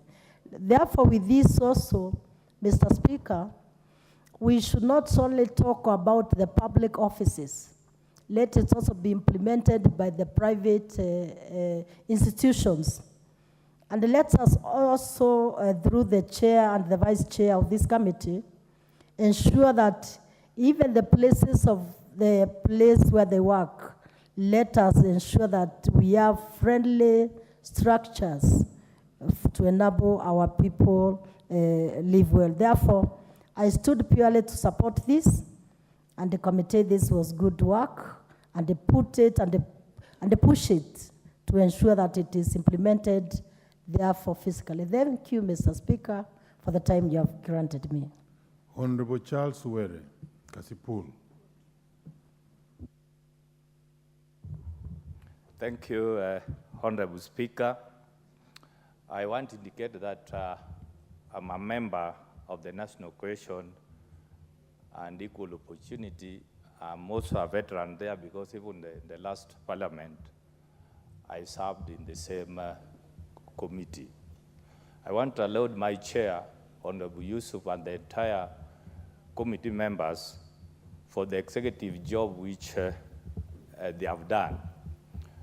I want also to indicate even the National Assembly has entered into expenses because we had several meetings in Nairobi, in Coast Region, and also in Western Region, where we sampled different state corporations. I also want to indicate this, the essence of bringing the Act and the Constitution, because in the Republic of Kenya, wealth is normally distributed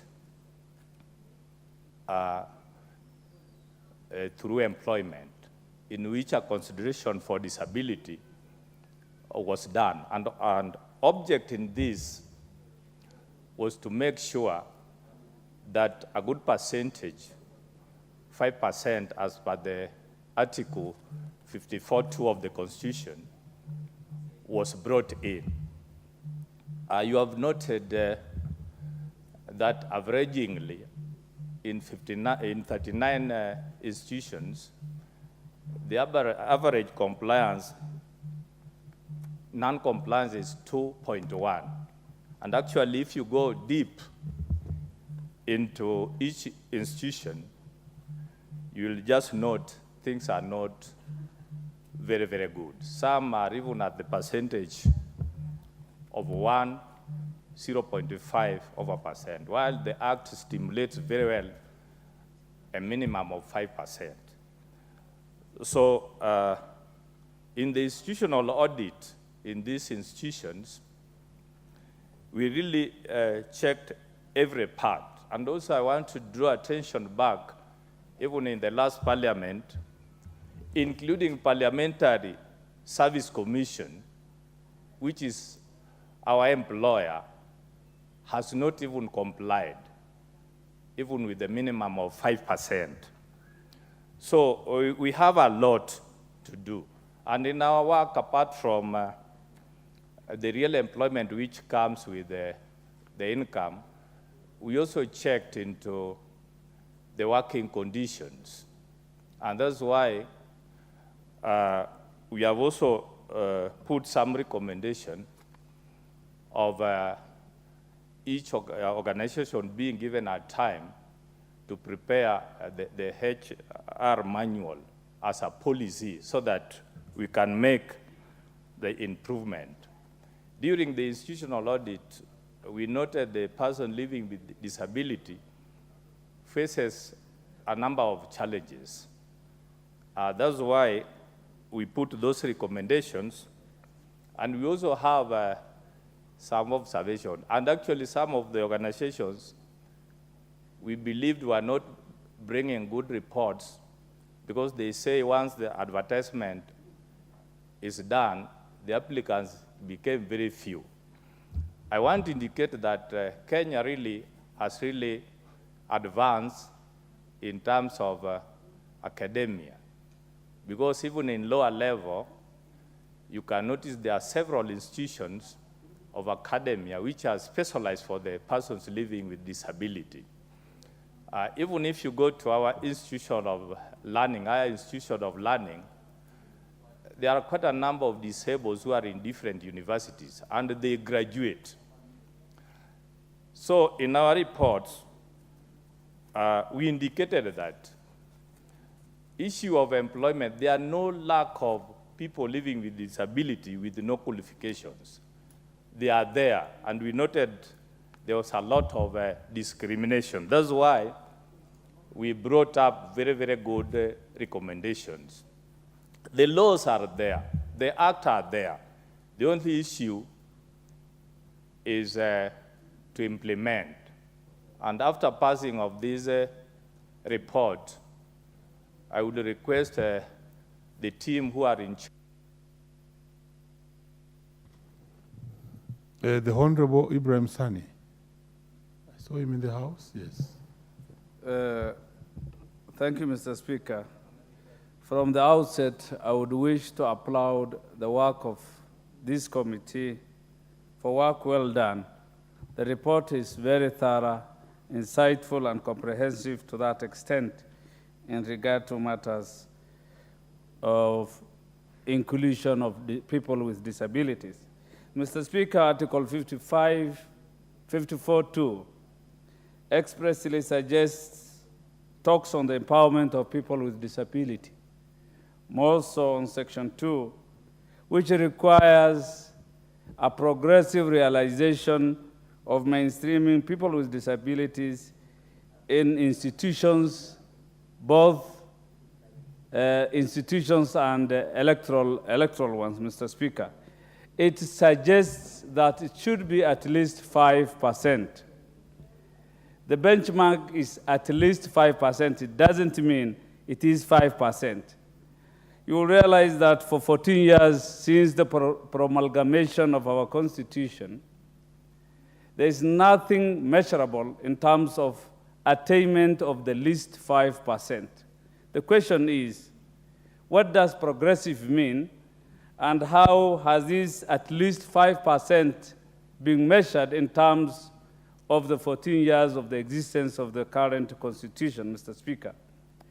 The committee seriously delved and audited 39 institutions across the country. And it is worth recognizing that it is only the Lake Basin Authority that met the requisite requirements in law. It's good to applaud also that the Lake Basin stands out to be the only institution in the country that has met the legal threshold in compliance with the law on people living with disability. It's also worth to note that in terms of meeting the threshold or the progressive realization of mainstreaming people with disability across institutions, even across the institutions, the average stands at 2.1%. In the last Kenya National Bureau of Statistics, 2.2% of 0.9 million in Kenya are people with disability.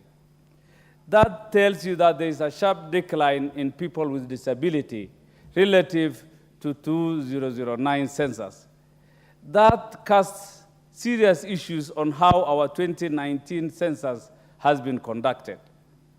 With all the natural vagaries, with all the accidents, with all the problems, population increase, it doesn't actually, it's not logical to say that disability has decreased with time from 2009 to 2019. That indicts how the 2019 census has been conducted, that it goes against science, it goes against the basic logical things, that disability today has diminished 10 years from 2009. I think that gives more flesh to these people who are agitated that the 2019 census was not well conducted, more so the pastoralist communities of northern Kenya, because it doesn't really augur well. It doesn't augur well that disability has diminished, that disability has decreased with population increase. Scientifically, rationally, logically, I don't know how fast it has come, Mr. Speaker. I had more points to make. One thing I wanted to suggest, that it is only the rural communities where we have majority of the people with disability, Mr. Speaker. This committee should know that the institutions that are required to at least absorb people with disabilities are not in the rural communities. And yet the majority of the people who are disabled. Can the chair grants you an additional 2 minutes. Thank you for your generosity, Mr. Speaker. What I wanted to say, the population of people with disability are in the rural communities, and our institutions are based in urban centers. So this report goes short of telling us that it is the institutions that should devolve to the rural communities so that more people are at least mainstream. The nature of disability is an issue, Mr. Speaker. Continue. The nature of disability is an issue, Mr. Speaker. People with mental illness, people who are mentally unwell, and wellness is an issue of concern globally today, cannot be mainstreamed or be given gainful employment, Mr. Speaker.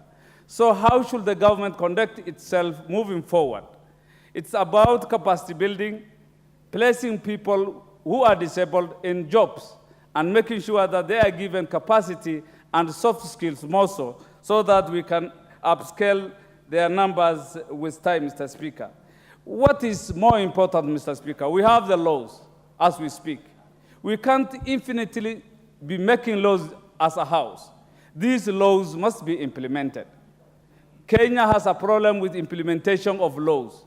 These laws on disability is so comprehensive.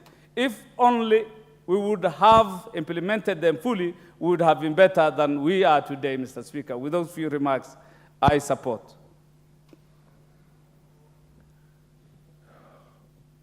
The Honorable Naomi Wako.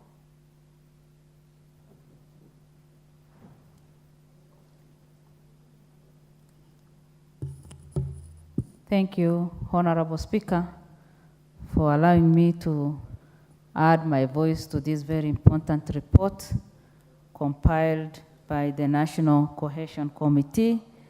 And I have gone through the report and seen the attention they have given to the report, which has really touched on the lives of people living with disability. And because we have always been in this country and we know what happens in most of our countries, I mean African countries, people living with disability have suffered in the past in many ways. From the time of their birth or from the time they go through a challenge, maybe through accident, and maybe become disabled in one way or the other, they have been affected in different ways. Number one, educating people living with disability has not been easy.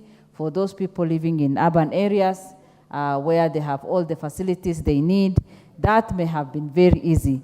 But for those people who live in rural areas, in the villages, where illiteracy level is quite high, where people don't value education, where people don't even have enough resources to send every child to school, when it comes to sharing and also giving priority, a child or people living with disability have always been disadvantaged. That means illiteracy level is quite high in especially rural areas. Again, as a result of that, we can also know very well that unemployment, because many of them don't even qualify, many of them have not even gone through proper education, unemployment is quite high. Again, poverty level among the people living with disability is quite high because they do not have a job employment that sustains them, or they cannot be able to create enough wealth because, as you know very well, Honorable Speaker, Kenyans work very hard. Others are farmers, others are pastoralists, others do some small businesses and earn their living. But people living with disability have always been disadvantaged because they do not have even people who support them in terms of their movement, and they don't have even those facilities that enable them to be effective in what they want to do. So poverty level among the people living with disability is quite high. Again, as we were growing up, I observed the stigma that is with the families and even with the people living with disability, because sometimes people see it as a bad omen or as a curse, and sometimes people even look at the people living with disability as different creatures, and sometimes their attention or the way they look at them, the way they treat them really is stigmatizing and making them feel bad about themselves. Again, in addition to that, the negative attitude in the villages that they receive. In urban areas, things are a little better because when you have money, you can take your child or anybody with a disability to a relevant institution. But in the villages, that is not the case. And in rural areas, these people suffer a lot because of the attitude that is put towards them. And that is why I agree with the recommendations that has been made and the recommendation that can really help these people so that proper data can be collected and these people living with disability or children living with disability can be sent to school, data to be collected for those who are educated so that when job opportunities come, we can give them relevant. Just 1 minute for me to finish. Yeah, the chair gives you an additional 1 minute. Thank you, thank you, thank you. So that they can be given job opportunities because currently most of them are not able to help themselves and they are left behind. Again, registration. Proper data to be taken and they be registered in the entire country because the number that is required.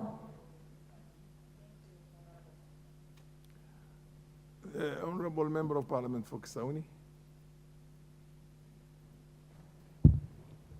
Asante sana Mheshimiwa Spika kwa kunipa fursa ya kuweza kuchangia ripoti hii ambayo ni ya muhimu sana. Lakini kabla hiyo Mheshimiwa Spika, nikupe katika tahadhari ili uwe nayo ni kwamba mimi nimeingia katika jumba hili hapa tangu saa 8 na dakika 20 na nimeweka kadi yangu imewaka. Ikiwa Mheshimiwa Spika alipitisha hapa kwamba watu watakuwa wakitumia dijitali, wakitumia kadi zao, ni vyema sana wale wanaohusika washughulikie hizi. Kwa sababu hatuwezi kuwa sisi tunakaa, tunaona unyonge kumwona mwingine amekuja anazungumza na mimi nimekaa tangu saa 8 hapa. Nidhamu Mheshimiwa Bedzimba. Naam. Kuna tatizo na hiyo kadi yako. Nafikiri ukitoka hapa uende ufanye mpango na wale watu wahusika iwe itengezwe vizuri. Maana jina lako halionyeshi hapa. Nimekupa fursa order. Nakushukuru. Nimekupa fursa kwa sababu umekuja ukalalamikia Speaker. Nakushukuru.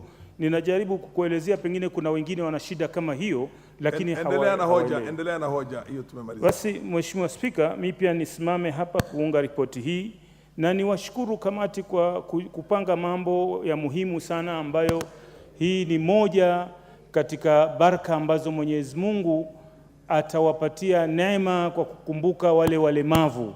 Hata yule aliyeandika, aliyesikiza, na ndio maana nimetoka tangu saa 8 nimekaa hapa sitoki kwa sababu pia mimi nipate neema hiyo ya kuwasaidia walemavu. Walemavu si mtu amejipendelea ama amependa kuwa na kasoro yote katika mwili. Na ulemavu unaweza mpata mtu yoyote. Unaweza mpata mtu yoyote yule ambaye yuko sahihi anajiona ni mzima, lakini sote sisi tunatumia vyombo vya moto, inaweza kupatikana na jambo lolote wakati wote na ukaingia katika shughuli hizo. Ukaingia katika sekta hiyo. Kwa hivyo mimi ningeomba kwamba sheria zipo za kuwahifadhi, kuwasaidia, kuwalinda walemavu. Utekelezaji ndio una shida. Utekelezaji ndio una shida. Na ikiwa sasa sisi kila mmoja wetu aliapa kwa katiba kwamba atailinda, ataitetea, ikiwa mtu hatekelezi na hatimizi katiba inavyosema, anachosha ashtakiwe, unaapishwa kusudi ushtakiwe kama unakosea. Kwa hivyo ikiwa halmashauri za kiserikali haziajiri walemavu, yule mhusika pale lazima ashtakiwe kwamba yuko kinyume cha sheria kwa sababu aliapa kupitia kwa katiba. Na pia Mheshimiwa Spika, majengo yetu yawe na urafiki na walemavu kulingana na ulemavu wao. Na utaangalia Mheshimiwa Spika, hapa kwetu kwenyewe kuna shida hapa katika bunge. Lazima turekebishe ili tuwe urafiki na ulemavu. Leo Mheshimiwa Spika, nitakuelezea kwamba kulikuja hapa shule ya walemavu ambayo ilikuwa inaitwa Thika School of Blind. Ilikuja hapa leo. Wakapanda ngazi ambao kingekuwa na lifti ingekuwa ni urafiki kwao kufika juu. Na walipofika hapa, mmoja wao alizimia pale juu. Hapa kwa galari, hapa kwa ukumbi huu. ikabidi mpaka waletwe watu kutoka sehemu tofauti waje hapa kuja Red Cross waje wampe huduma ya kwanza. Ni vyema hata sisi katika bunge hili tuwe na wafanyikazi ambao wanaweza kuzungumza kwa ishara, wanaweza ishara ama kujua kuzungumza na viziwi, vipofu na ulemavu mwingine, ili kusudi sisi wenyewe pia tuwe katika hali ya kwamba tunasaidia ama tuko mbele katika kutekeleza ile katiba pia iliyosema hata PSC iweze kuajiri pia wafanyikazi hapa. Mheshimiwa Spika, tusipowaajiri hawa walemavu wanakuwa nje wanaomba, wanakaa barabarani wanaomba, si kupenda kwao, ni kwa sababu ya hali ya kwamba wamekataliwa, wametengwa. Kwa hivyo mimi ningesisitiza, kulingana na wakati wangu umekwisha, lakini ningesisitiza kwamba namshukuru mwenyekiti na kamati na sheria itekelezwe waweze kuajiriwa kulingana na percentage walioko katika katiba na zaidi, ili Mwenyezi Mungu pia tupe baraka katika taifa hili. Asante sana Mheshimiwa Spika. Mheshimiwa Christian Mbaka, Mheshimiwa wa Siaya. Thank you, Mr. Speaker, for giving me this opportunity. I also want to add my voice to this. Kenya is a very difficult country in the sense that we tend to be very negative towards people living with disability. Disability is not inability, we know that, but we do not believe in that. We just simply say disability is not inability. Employment sector, I know getting a job, even if you're not a person living with disability, has been a very difficult process. It's very difficult to get jobs in this country, but it's worse for a person living with disability. I've just seen a message, a friend of mine who's a person with disability has just sent me a message and told me that getting a job for a person with disability is so difficult. It's like getting blood out of a stone. But he added to say that even getting married, if you're a male person with disability, is even very difficult. So that shows you how we really do not respect people with disability. We do not consider them in many other positions that they're capable of performing. Employment becomes very difficult, but even if the committee went through various institutions to establish how the number that have been employed, 2.1, is so below the belt, but it's also important to note what positions do they occupy once they are employed. A majority of them, cleaners, are they clerks? What positions do they hold? Are they CEOs? Are they directors? Let us also look at the status of those employment where they are normally employed at. So it is so difficult. But then, as most of us have observed, it is in the rural areas that we see a lot of people living with disability. And even though there are no jobs in the rural areas, I have seen many organizations employ, or rather include, people with disabilities only as committee members. They tend to be members of committee, which is really not a fully fledged job, but it is a membership where you are a committee member that makes decisions for a group of people, like maybe a member of a school board. That is where they tend to be included easily, or a member of CDF, or National Government Affirmative Action Fund, or Uwezo Fund. Those are the small little areas that they tend to be included, but in terms of real job, they do not get easily employed.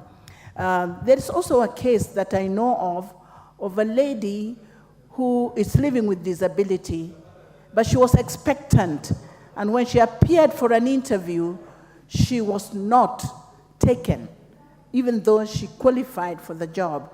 She had disability, and she was also pregnant. She never got a chance for that employment. So the problem we have, as I said earlier, is the very fact that we really do not give any opportunity to people living with disability because we are negative towards that. We stigmatize them, and we do not include them in serious employment We only give them positions where they're just members, where they can get some little allowance here and there, but we do not give them serious employment. It's an attitude of mind, and I think it's time that has come that we must begin to sensitize the community and employment firms to employ people living with disability. Thank you for giving me this opportunity. I do support this report. Thank you.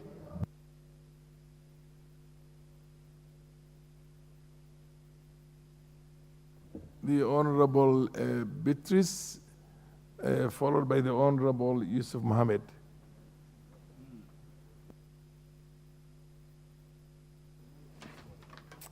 Thank you, Mr. Speaker. Mr. Speaker, I also rise to appreciate the committee and to thank them for a report that gives us an outlook on how we have dealt with our brothers and sisters who are in special needs or who are with different disabilities, Mr. Speaker. Mr. Speaker, you know, it is the role of government to ensure you create a friendly environment and integrate special equipment and design to empower individuals with disability, Mr. Speaker. And you realize that the Constitution, Article 27, entitles every person to equality and, more importantly, not to ensure there is no discrimination, both indirect or direct. And you find that that is why we have different laws and especially a policy that manages this sector, Mr. Speaker. Mr. Speaker, people living with disability come from different cultural backgrounds, educational, or even social backgrounds. And therefore, it is important for us to know that their equal opportunities goes beyond hiring. And when I say that, Mr. Speaker, is that you must ask yourself, it's not just about disability. We must understand that today in our lives, Mr. Speaker, we have people who walk in when you are okay, but in a few years something happens to you, and you find yourself in the same situation as those who are with disability. And therefore, it is also important that the government must have a clear policy for retention of job, especially when you acquire disability within an employment. And when I look at the report, Mr. Speaker, as I appreciate Article 54, which entitles persons with disabilities to accessibility to the different devices that we are talking about. Mr. Speaker, I want to take myself to the report, and especially when we are talking of the Office of the Data Protection Commissioner. And I'm saying this is a very crucial commission, that if you don't have people with disability who can also come and account for their own data, then I'm wondering, how then do you work? Yet you must ensure. Yet it is where now we are saying protection of data. This is the most that we need to really, and I'm hoping, I look at the recommendations of the committee, Mr. Speaker, and I appreciate that they've put in the timelines, and I'm hoping each institution will be bound to these timelines and be able to follow what the report is saying. Because, Mr. Speaker, there is no need for us to come and speak all this English we are speaking, Mr. Speaker. In other words, in brackets, I can say Kizungu mingi. But then you find ourselves again back into the same challenges we are facing, Mr. Speaker. The report says, within 6 months of the adoption of this report, the NCPWD, in consultation with other stakeholders, should come up with proposals aimed at reviewing the Persons with Disability Act. And this is very critical, Mr. Speaker, because today in the registration, you find many people living with disability headed for registration, but they will just be taken in circles. And so as I finalize, Mr. Speaker, The most important thing I'm hoping all institutions of government and even the private sector can do for this country is to look at this report, look at the recommendations, and try their best to adopt and ensure that this report is implemented as needed. With those few remarks, Mr. Speaker, I beg to support. Dear West MP. Thank you, Mr. Speaker, for giving me this opportunity. I want first and foremost to take this opportunity to thank the chairman who brought this report, Yusuf Aden Haji, for being bold enough to come up with this kind of recommendation to help the most disadvantaged persons in the society. Mr. Speaker, as we all know, everyone here in this house must have either came across or have a disabled person in his society or his house, Mr. Speaker. It is very painful, Mr. Speaker, when we have those kind of people who need more care, who need more expenses, who need more care to be given in terms of resource and other things, Mr. Speaker, but nobody is caring about. It is unfortunate to see, Mr. Speaker, institutions of this country not following the law, Mr. Speaker. According to the report, Mr. Speaker, there is no institution that has been called or department that has been called by the committee and gave a report have complied with section or article 54 subsection 2 of the Constitution of this country, Mr. Speaker. Mr. Speaker, it is high time for this House to be bold enough and take the necessary action against anybody who is violating the Constitution and the law of this land.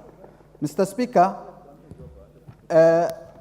these people who are living with disability mostly need to be cared for. They need to be given a lot of attention. They need extra care. They need extra resources. They are not like me and you who can go from one place to another to access services, Mr. Speaker. Therefore, it is important we give them jobs, we give them anything that they need so that their needs are taken care of. Mr. Speaker, the committee have done a great job. According to their findings, they have come up with several recommendations that must be implemented, Mr. Speaker.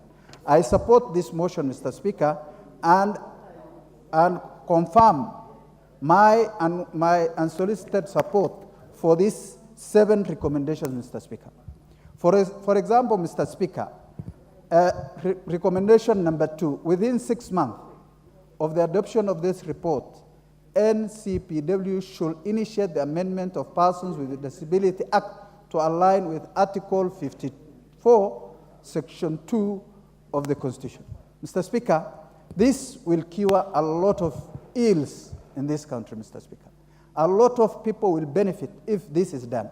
What I am requesting in this honorable House, Mr. Speaker, we need to adapt and adopt this recommendation and support the committee's recommendation so that the people with disability are taken care of in this country. Thank you, Mr. Speaker. The Honorable Member of Parliament for West Pokot, followed by Madam Lillian Gogo.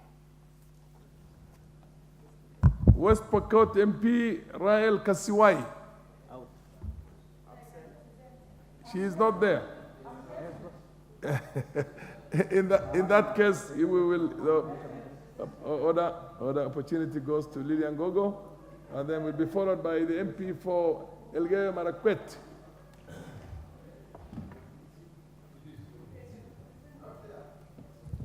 I really thank you, Honorable Speaker, for giving me an opportunity to make my own contribution on behalf of Rangwe people on this matter of a report that has been brought by my brother, the Who's on a point of Honorable order? Yusuf.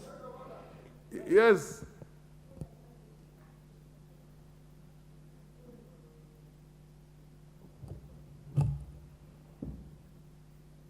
Give him the mic.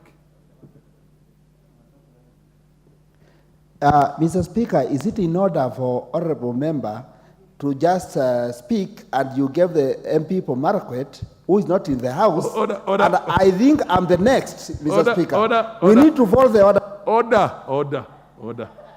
Order. Honorable Kimilu, you are out of order. Proceed, Madam Gogo. Thank you so much, Honorable Speaker. I wonder what the honorable member, anything personal he has against me and the great people that I represent.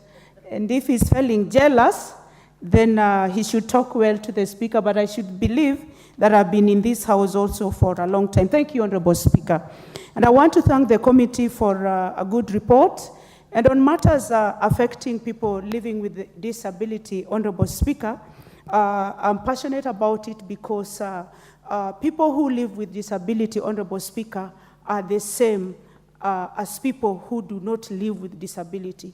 But it is important that when we are giving our report through the Speaker, I would advise the committee that we should also look at the component of people who live with severe disability.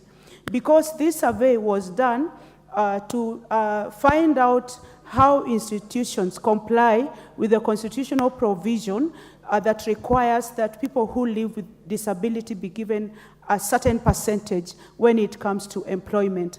But there are people also who may not be at the places of employment and they are living with severe disability, and as had earlier been elucidated with by one of the members, that the caregivers of such people should be treated as people who are also living with disability.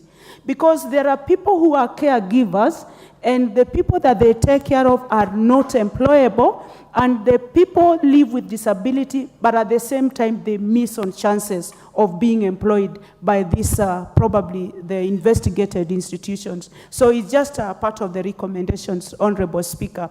But I want to say, Honorable Speaker, that it is high time that our institutions, even without being, that we just be human. That if you are leading an institution as a manager, as a managing director, as a CEO, or whatever title you hold in that institution, it is important, Honorable Speaker, that we think about our brothers and sisters as Kenyans. That somebody must not follow you up to find out if you have given, or if that institution, or if that board has given an opportunity for people who live with disability, Honorable Speaker. It should be invoked within our spirits, Honorable Speaker, that we take care of the vulnerable groups of our society, Honorable Speaker. I want to thank the committee for doing a very good job, Honorable Speaker, but moving forward, Honorable Speaker, we should also get a system of punishing institutions, Honorable Speaker, who do not take care of people who live with disability, who do not give people who live with disability equal opportunity. We must have punitive measures, probably a form of a fine. Let us come up with a form of a fine as a way of forcing them into compliance. We just don't investigate and give a report, debate on it, but we should come up with stringent measures such that they should be able to be fined if they do not comply. And even having said that, such members who live with disability, Honorable Speaker, when it comes to advertisement of, I thank you for that opportunity.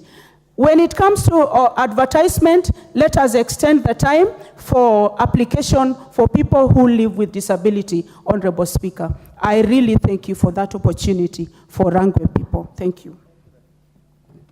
Honorable Caroline Ngiliche, the MP for Elgeyo Marakwet. Thank you, Honorable Speaker, for giving the people of Elgeyo Marakwet this opportunity. Honorable Speaker, I think the people with disability in this country are a very disadvantaged lot, Mr. Speaker. Many a times they struggle just to have their names in the books of this country. Many a times, Honorable Speaker, you find them also having to go an extra mile or to do more than a normal person to be recognized, Honorable Speaker. From the reports, and I wish to appreciate the committee for carrying out such a comprehensive report. And from the report compiled, Honorable Speaker, you see out of the 39 counties, institutions sampled, only one. And I want actually to appreciate the Lake Basin Authority for ensuring that they go past the 5%. Nonetheless, Mr. Speaker, you find that in so many cases, when people are competing for opportunities, at times you find some employers being specific and saying that women, for example, are encouraged to apply. They should also be indicating that people with disability will be given a first priority. Or if indeed the Constitution, 2010 Constitution had envisaged that progressively we need to achieve, all the institutions or all the employment bodies need to achieve 5%, I wonder, it is now 14 years down. How progressive, how many other years should we give for the progressive now to come to an end? So what should happen to those institutions that are still at an average of 2.1% should exclusively indicate when they are doing maybe job application that maybe if they need, the way they normally indicate that we need to employ maybe 10 engineers, they should always indicate that 3 slots are reserved for people with disability. So that people with disability will also be encouraged to keep applying, because the competition of jobs in Kenya, Mr. Speaker, is too high. And sometimes some lots are discouraged, especially in some professions. When a person with disability applies for a profession, like there was an example of a partially blind teacher in Elgeyo Marakwet County. She even feared to go for interviews because Order, Honorable Caroline Ngeleche, I'm informed the time has come for the mover to reply. By the procedure of the House, that would mark the end of your contributions. Mover? Where is the mover?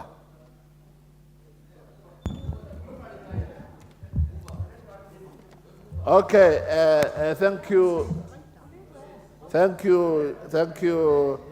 Honorable Speaker. Before I move, I would like to donate 2 minutes to Makalu, 1 minute for her to finish. Those are 3, and 1 minute for her. Mover by the order. By the procedures of the House, you cannot donate to a member who has spoken. Okay. However short is okay. Then 2 minutes for Makalu. Makalu, I've already promised him 2 minutes.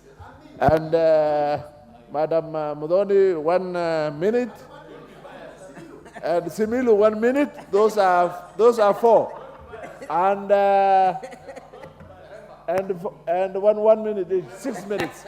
Okay. 1. Mover, did you donate 1 minute for each speaker or 2? 2 for Makalu, the rest 1. Yes, Honorable Makau, proceed.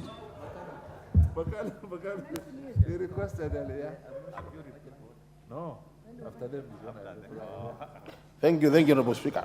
Honorable Speaker, for record purposes, my name is Makali Mulu, not Makaru, not Makau. It is Makali. My apologies, Honorable Makali. And I do represent the good people of Kitui Central. I will be very brief, Honorable Speaker. Honorable Speaker, I just want to start by thanking the chair and the committee for this excellent report. The report has excellent recommendations. Honorable Speaker, the weakest link in this House and implementation is our implementation committee. We make very good recommendations. They are never implemented. How I wish this time we get it right, Honorable Speaker, to make sure that this good recommendation of this committee will be implemented for the benefit of our people who are disabled. Honorable Speaker, all of us keep on saying disability is not inability, confirming that if we give them the chance, they can actually do their work, and they're times better than us who claim to be having no disability, Honorable Speaker.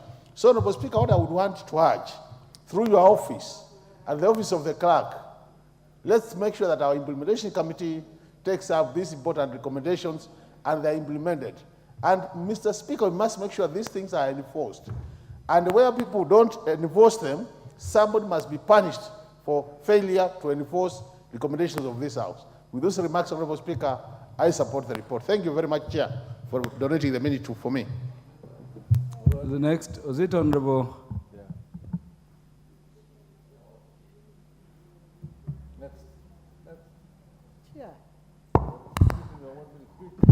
Thank you, Chair. I too want to support this very important report by the Departmental Committee on Regional Cohesion and Integration, Honorable Speaker. And I want to say inclusion of the disability in all public institutions is not an option.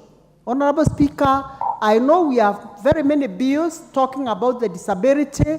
We have made laws, but the implementation stage is what is the elephant in the house. So, Honorable Speaker, I support this report, and I say disabled people have equal rights and equal opportunities. Thank you, Honorable Speaker.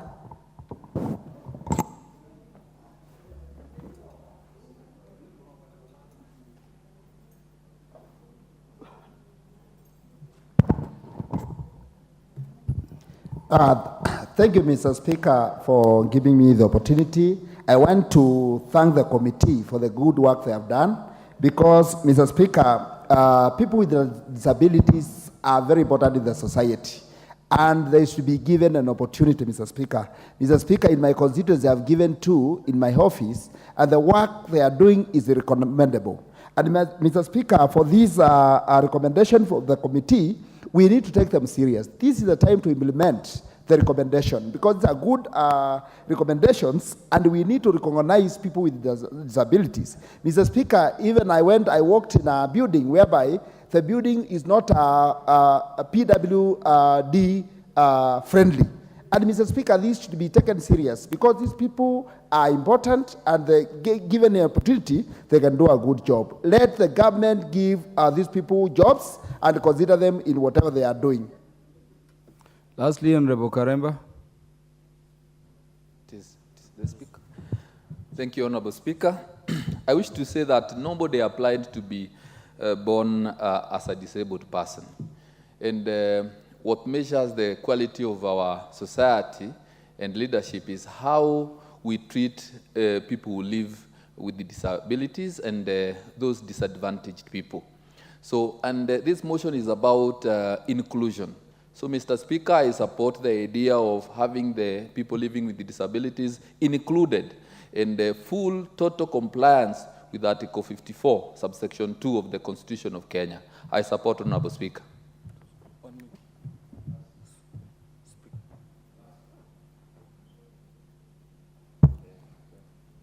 Thank you, Mr. Speaker.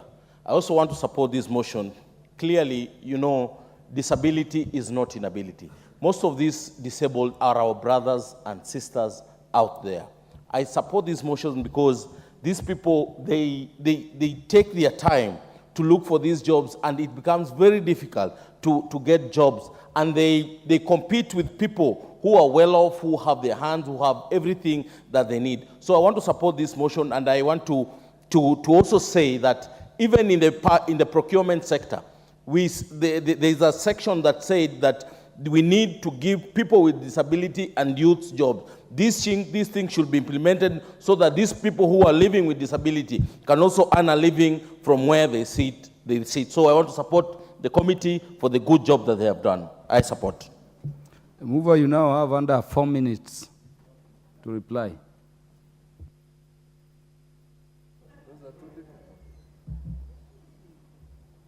Use this. Okay, thank you so much, Honorable Speaker. I will maximize my 4 minutes.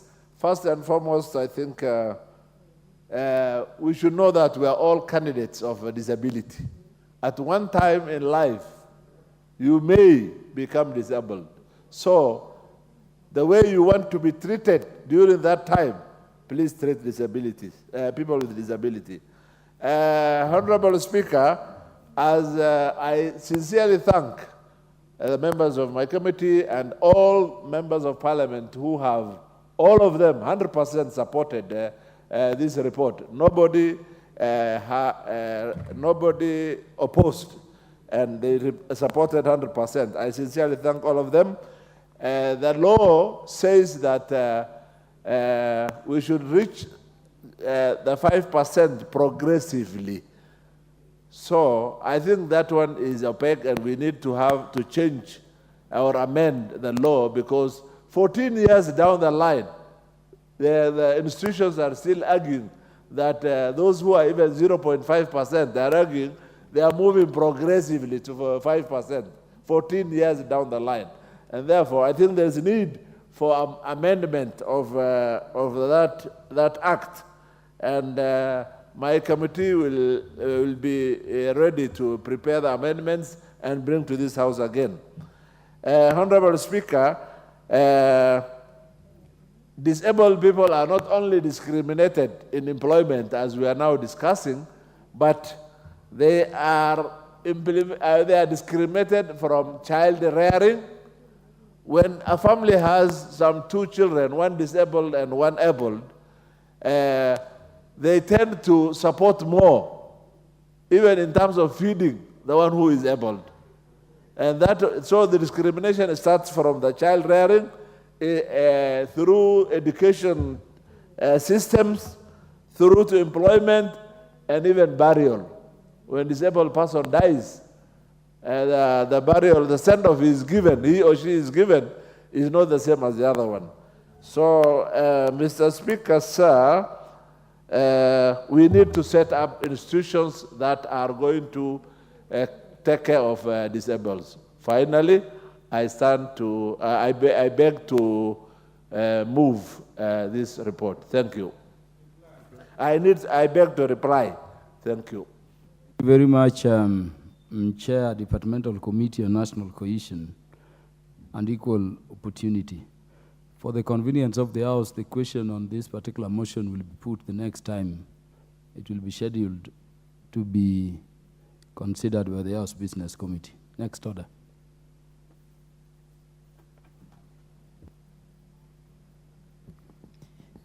Order number 10, motion, report of the Auditor General on financial statements of selected state corporations. The Chairperson, Public Investments Committee on Commercial Affairs and Energy, Honorable Kusing. Mr. Mover, proceed. Thank you, Mr. Speaker, for giving me this golden opportunity to move this report this evening. Allow me, Honorable Speaker, to start by saying that I beg to move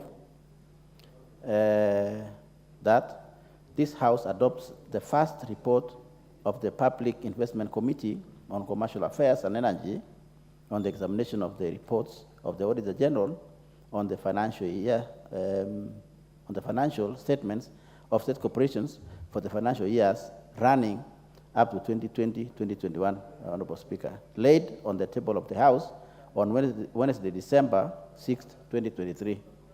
Honorable Speaker, which are these state corporations that it is in our report today, Honorable Speaker? The agencies are as follows, Speaker. One is Engineers Board of Kenya for the financial year 2017 all through to 2021. Two, Honorable Speaker, is Energy and Petroleum Regulatory Authority, EPRA, for the financial years running to 2021, as I said earlier. Three is Competition Authority of Kenya, CAK, running to the same financial year I've just mentioned, Speaker. Four is Central Bank of Kenya, CBK. And five, East African Portland Cement Company, Honorable Speaker. Speaker, this being our maiden report, you will allow me to appreciate and thank my committee for a very good work. This is an auditing and public investment committee Speaker is terrible committee. You cannot conclude things quickly. You cannot move because until when they are cleared, they are never cleared, Honorable Speaker. So I want to thank the able committee, my colleagues, who have really persevered and waited and Honorable Speaker, led by public interest. Of course, this is a committee that is guided by public interest. Speaker, allow me to, as procedure dictates, that this committee speaker is guided or established by our standing orders.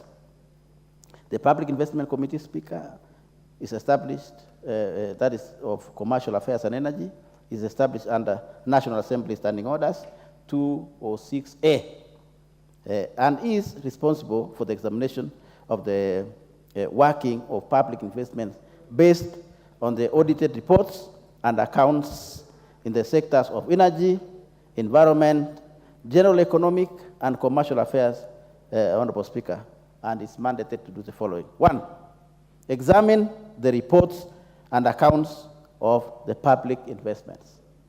2, Honorable Speaker, is to examine the reports of any of the Auditor General on the public investment, and Honorable Speaker, 3rd, to examine in the context of autonomy and efficiency of the public investment, whether the affairs of the public investment are being managed in accordance with sound financial and business principles and prudent commercial affairs, Speaker. And finally, the committee is limited to schedules, and this is very important, Honorable Speaker, this being the maiden report, that this Parliament, at the last Parliament, Public Investment Committee, Honorable Speaker, was auditing the entire parastatals or investment. But this year, it is different. That is why, Speaker, it's good to mention for record that the committee is limited to schedule of entities issued by the Honorable Speaker on 8 December 2022, pursuant to Standing Order number 206, subsection 6, comprising the total, if you put all the investment we are auditing, Honorable Speaker, or we are examining their books, the total to 132. Maybe the entire country might be about 400, but because of the wisdom of the House, that was difficult even for the last committee to finish anything, Honorable Speaker, and that this work is time-taking. Then the House decided to divide them, and those ones, the ones I've said, 132, Honorable Speaker, were given to this committee. So, Speaker, fundamentally, Speaker, to say in this House is, or as I move this important report is, what is the yardstick? What is the, for example, what somebody might say, the marking scheme? What are we reflecting on when we are looking at these books that have been brought by the General Speaker? Then the question is, Honorable Speaker, what guides the committee in examining those books? What guides the committee? And allow me to share with the House, Honorable Speaker, that we are guided by legal infrastructure, particularly the Constitution. Number 1, we are guided by Article 10 of the Constitution of the Republic of Kenya. What is it saying?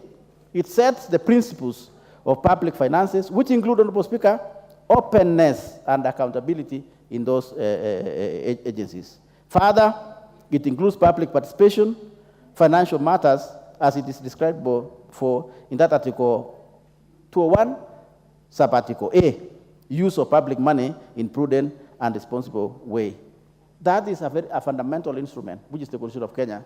That is the yardstick or the reflector or the mirror upon which my committee, Honorable Speaker, is guided when we are looking at those documents or books that have been brought before the committee. Second, Honorable Speaker, we are also guided by Part 6 of Chapter 12 of the Constitution of the Republic of Kenya in terms of finances.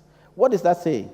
Article 226, Honorable Speaker, is good on record for me to say, on behalf of my able committee and honorable members, that this Article 226 deals with accounts and audit of public entities, and it provides as follows, Honorable Speaker, very important instruments that we use, because then Kenyans will be saying, so what are you using to look at these books? What is the yardstick? What is the marking scheme?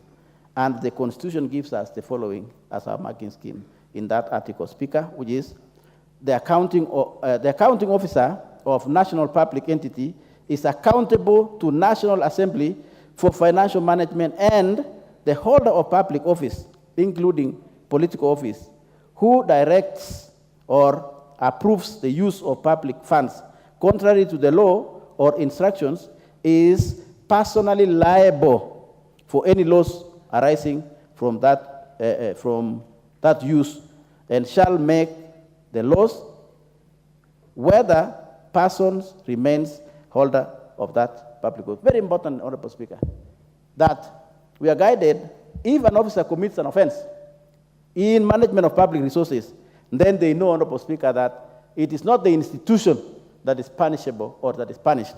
That individual, Honorable Speaker, is also culpable as an individual to be punished. Further, we are guided by Article 227 of the Constitution, which provides that for the procurement of public goods and services, Article 227, sub-article 1, in particular provides that when a state organ, and as I read, when a state organ or any other public entity contracts for goods and services, it shall do in accordance with the system that is fair, equitable, transparent, competitive, and cost-effective.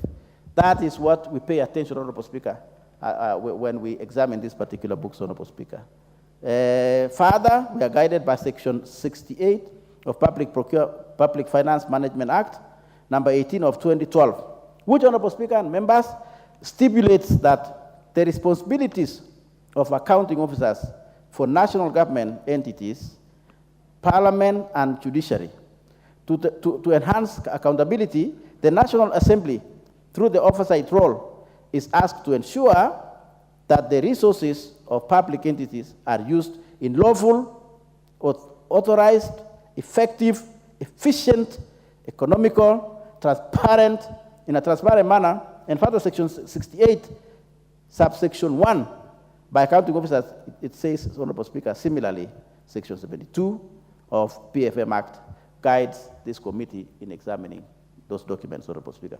It's fundamental that, Speaker, I mentioned that, because then Kenyans and the people outside there will be asking us, what are you using to examine these books? What are you looking at when you're examining these books? Fundamentally, let me say, Honorable Speaker, that we're guided by the Constitution and the legal infrastructure. So, Speaker, as I move, then the question is, how did we arrive where we are? Which then I'll say, Speaker, in arriving at this report, Honorable Speaker, my committee held more than 38 sittings, Honorable Speaker, in which we extensively examined the reports of Auditor General on the audited financial statements of these 5 institutions which I have submitted to you, Honorable Speaker, and the House, and inviting the members to agree with us. And in doing that, Honorable Speaker, I remember in the first induction of Liaison Committee, I think in Kisumu, we were also guided, Speaker, that public investment committees should include public participation in their reporting. And Speaker, my committee really tried to follow that, and I will give you in a minute, Honorable Speaker. Further, the committee also limited to schedules and the agencies which I've said. Speaker, what is the model of our report? Before I delve into these organizations that I have presented to you. So what are the model of our report? Our report, Honorable Speaker, has, of course, the audit query, if you look at our report which I presented to you, and then management responses. After management responses, Honorable Speaker, we have public participation within the report, which is, Honorable Speaker, we bring in the major stakeholders of that audit query or that concerns that audit query. That is the third level of the structure of our reporting, if you look at our report. Then the fourth, Honorable Speaker, we have observations of the committee. Having listened the entities in terms of management report, having listened to other stakeholders, sometimes we call it roundtable, Honorable Speaker, and I'll give you an example in a minute when we are doing central bank. Because, Honorable Speaker, we cannot conclude an audit query unless we also bring in all other stakeholders that surround that audit query. And then finally, we do our recommendations. That is the structure of this report before you, Honorable Speaker. And therefore, let me now delve to the organizations or the agencies which we have presented to you to give you how then this report or how we examine using the infrastructures which I've just said. Honorable Speaker, let me start with Central Bank. The Auditor General brought in a query concerning Central Bank, a number of them, and what really took a long time within us, Honorable Speaker, was about KSMS, Kenya School of Monetary Studies. Kenya School of Monetary Studies, as everybody knows, Honorable Speaker, trains or offers in-service training for Central Bank staff. And some time back, that organization was made like it is a legal entity or a parastatal, Honorable Speaker. Then in between, it's in between. So Auditor General said, hey, look here, this institution is gobbling or board of directors of Central Bank were also board of directors of KSMS. So they are earning twice. So they would work in Central Bank. Then after that, they go to KSMS, you know where it is. Then they also earn allowances. Then Auditor General said, these people are being paid or they will be earning twice. And yet this institution should be like a department. So what happened, Honorable Speaker? Central Bank and National Treasury, which are like shareholders, agreed at one point to dissolve it and make it a department of Central Bank. After everything was done, Honorable Speaker, something happened which caught the eye of Auditor General. That's why it brought to our committee, or my committee, Honorable Speaker. Something happened. They had passed the resolution to dissolve KSMS and make it a department under Central Bank. Then I don't know what happened. Maybe, Honorable Speaker, and that is why I think these entities are hearing us, that they should be led by public interest, not individual interest. Somebody in Central Bank wrote a letter to AG and asked that that process should not conclude. And then it stopped. So Auditor General, when they were auditing the books, they said, what is the problem of this? Why don't you proceed in dissolution of KSMS? Because of the reason which I have just asked you, Honorable Speaker, that this was like double payment of directors of Central Bank and so on.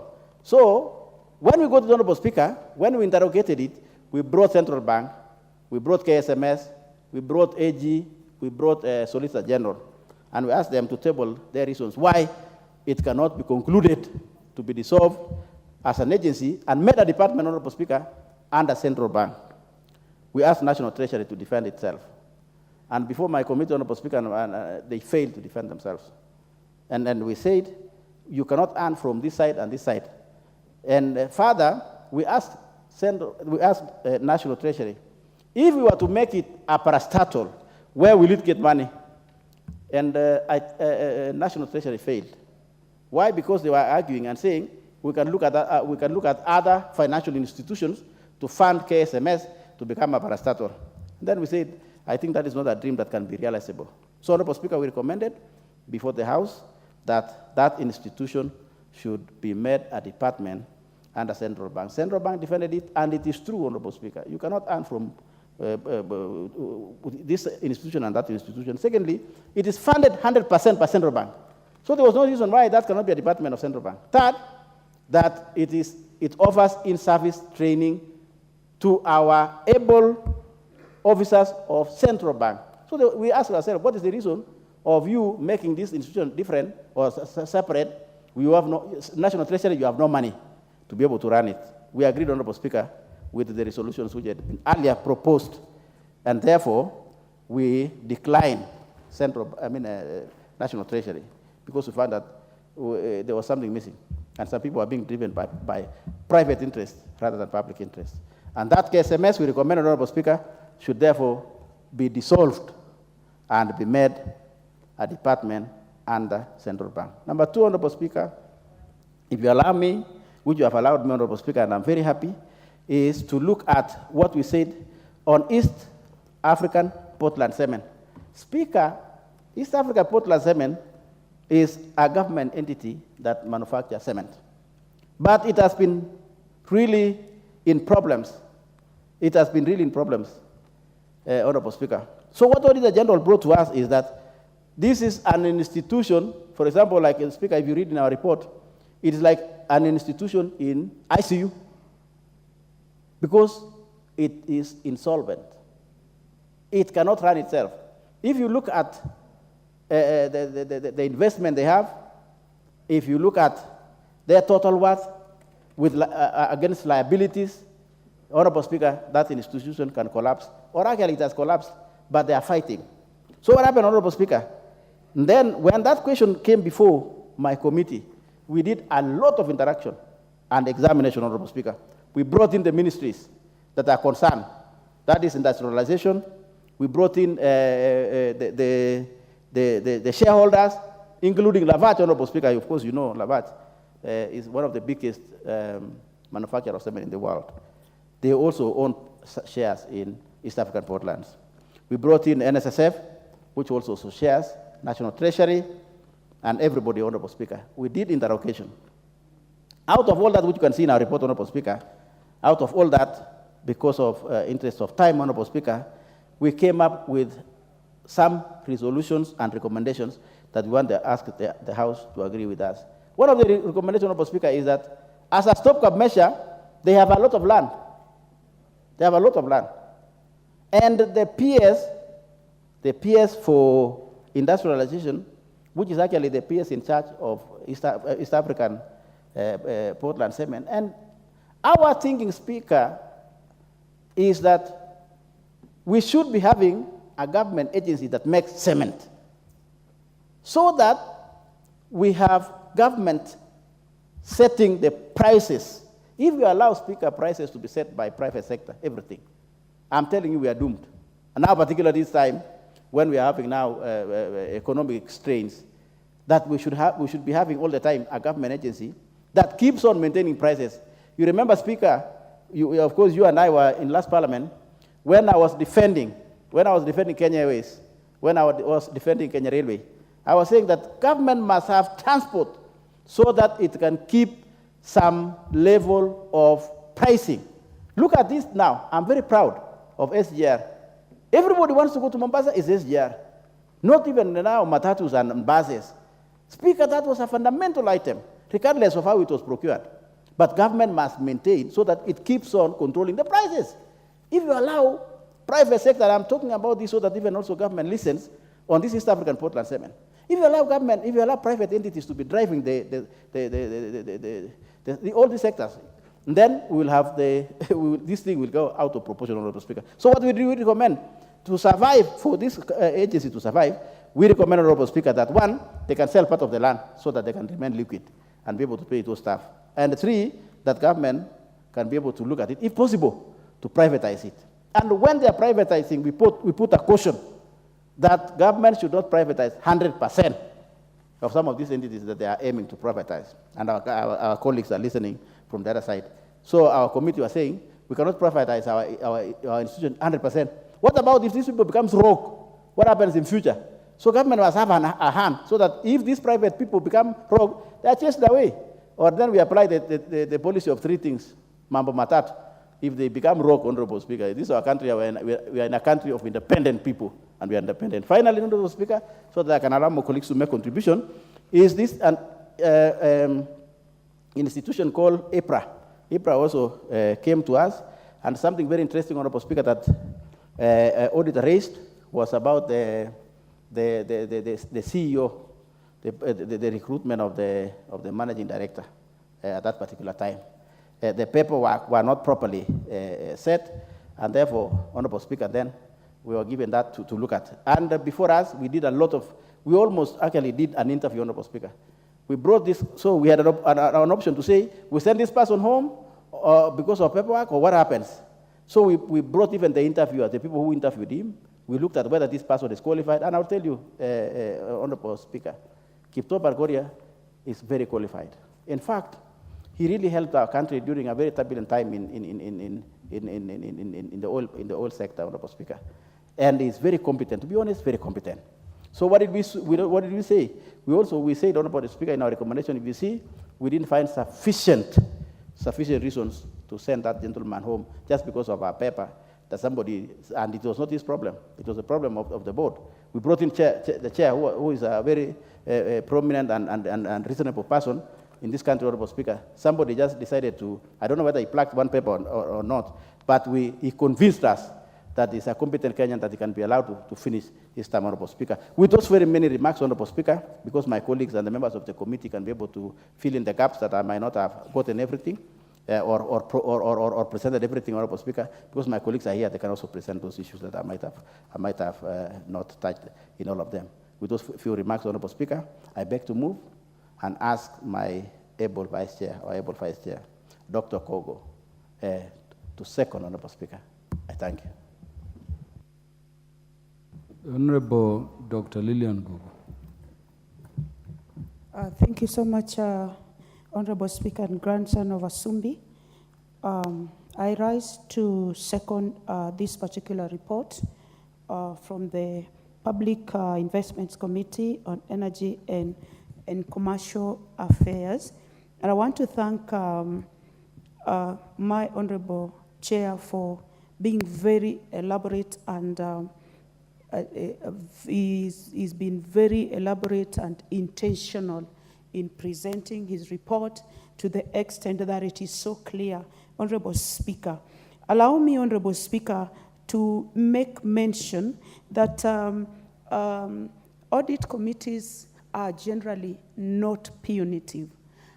We do not undertake audits so that somebody is punished, but we want our institutions that are audited thereof to adopt best practices according to what has been put down for them, so that we account for public funds, we account for public resources, but even better still, we deliver the best for this nation. And with that in mind, Honorable Speaker, the report has been written, but there were general recommendations by the committee, and it was observed that there was general poor accounting standards and general incapacity of some accounting officers in the specific organizations that were reviewed, Honorable Speaker. And to this extent, I think that due advice was given so that they could adopt best practices, Honorable Speaker. It was also noted, Honorable Speaker, that there was a long time span on pending pertinent matters, that you find matters, audit issues that were pending from as far as 2013, Honorable Speaker. And I think the committee has endeavored to make sure that most matters are resolved, Honorable Speaker. And also, where there was need to submit documentary evidence, Honorable Speaker, to support the audit queries, then there were late submissions of such submissions, Honorable Speaker.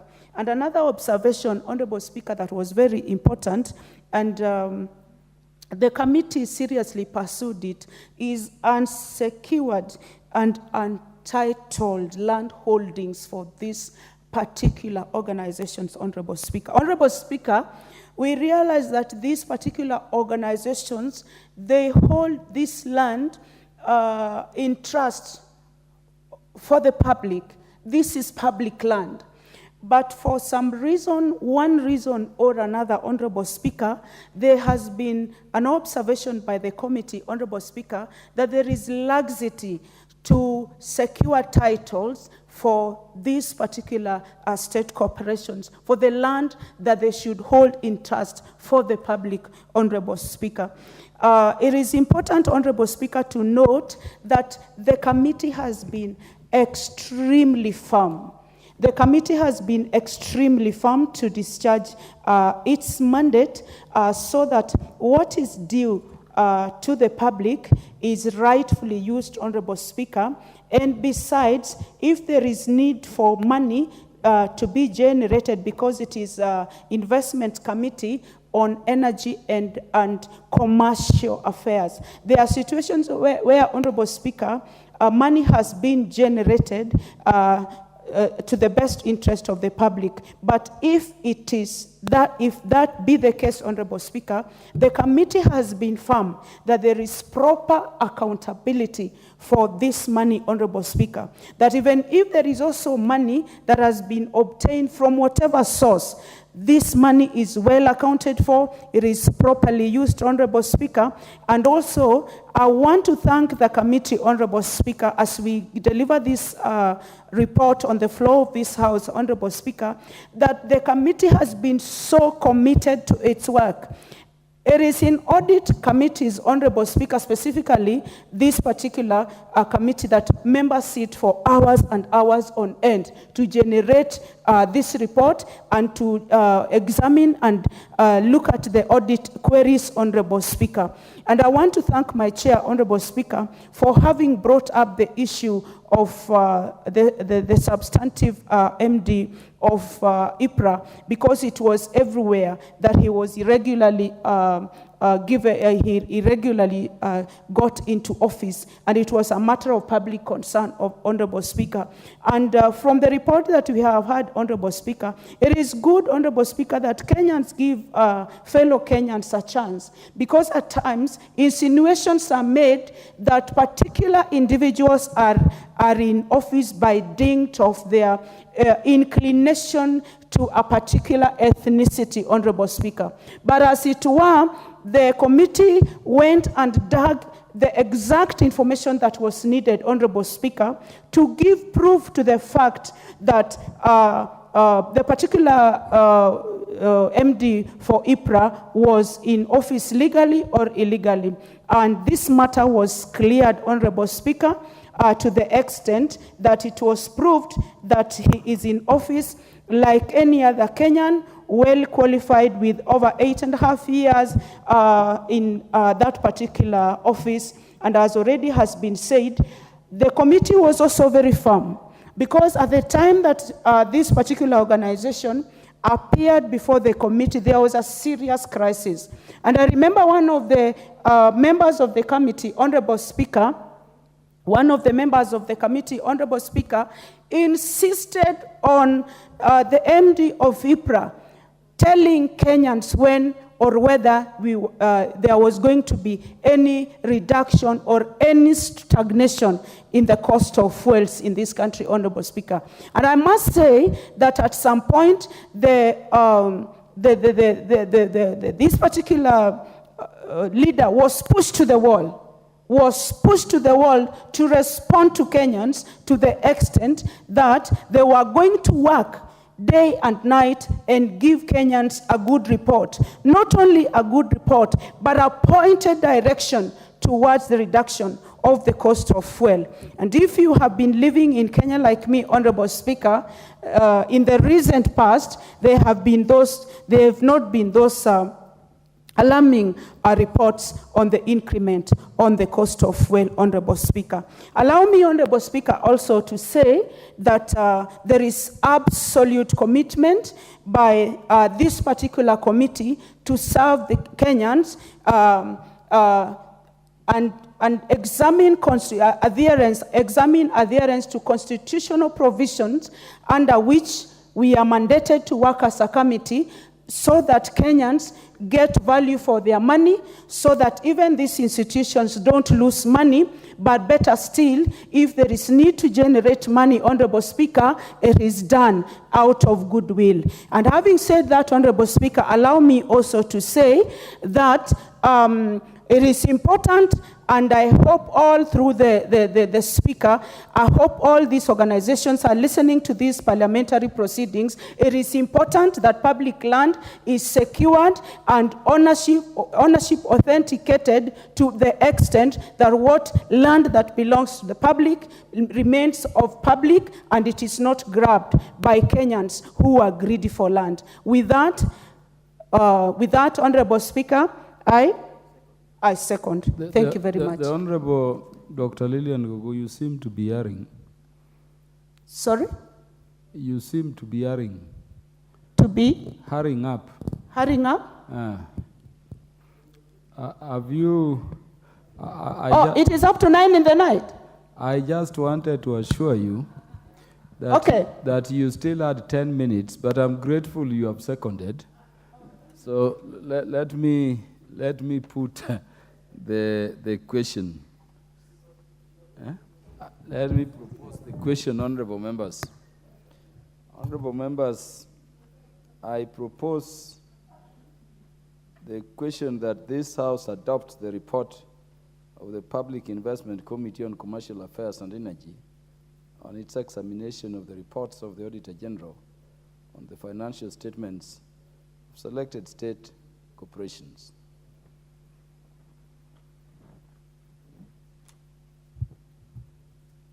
Laid on the table of the House on Wednesday, 6th December 2023.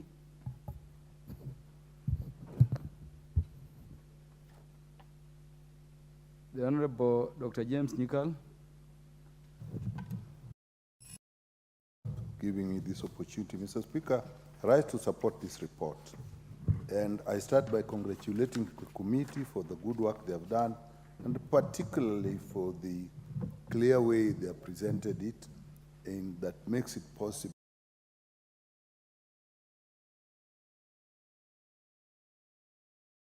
Actually has been lying in between, whether it is a department or it is an agency on its own with a board of its own. I appreciate that they have actually found out that actually the board, the same people were in the board of Central Bank, and the same people were in the board of Kenya School of Monetary Studies, and thereby earning twice for basically doing the same job. And I support their recommendations that this actually be made a department of the Central Bank. But Mr. Speaker, I think we can go more, even if we make it that. As a School of Monetary Studies, it actually trains people in finance. And what I think is really important that maybe they should look at when the implementation is it only training the staff of Central Bank? It is my view that this institution can actually train staff from other government agencies so that they strengthen the financial management across the government. Because the report itself says that they found weak auditing procedures and so on in other institutions. So if we use this institution to do that, I think it will improve financial management within government. It's not only government. I don't see, and I know the institution well, it's a big institution. I do not see why it cannot actually be used to train private individuals who would want to get a competence in financial management and in finance in general. If they do that, Mr. Speaker, they can generally raise funds. And I know that institution, they may not need money to come from Central Bank to run it.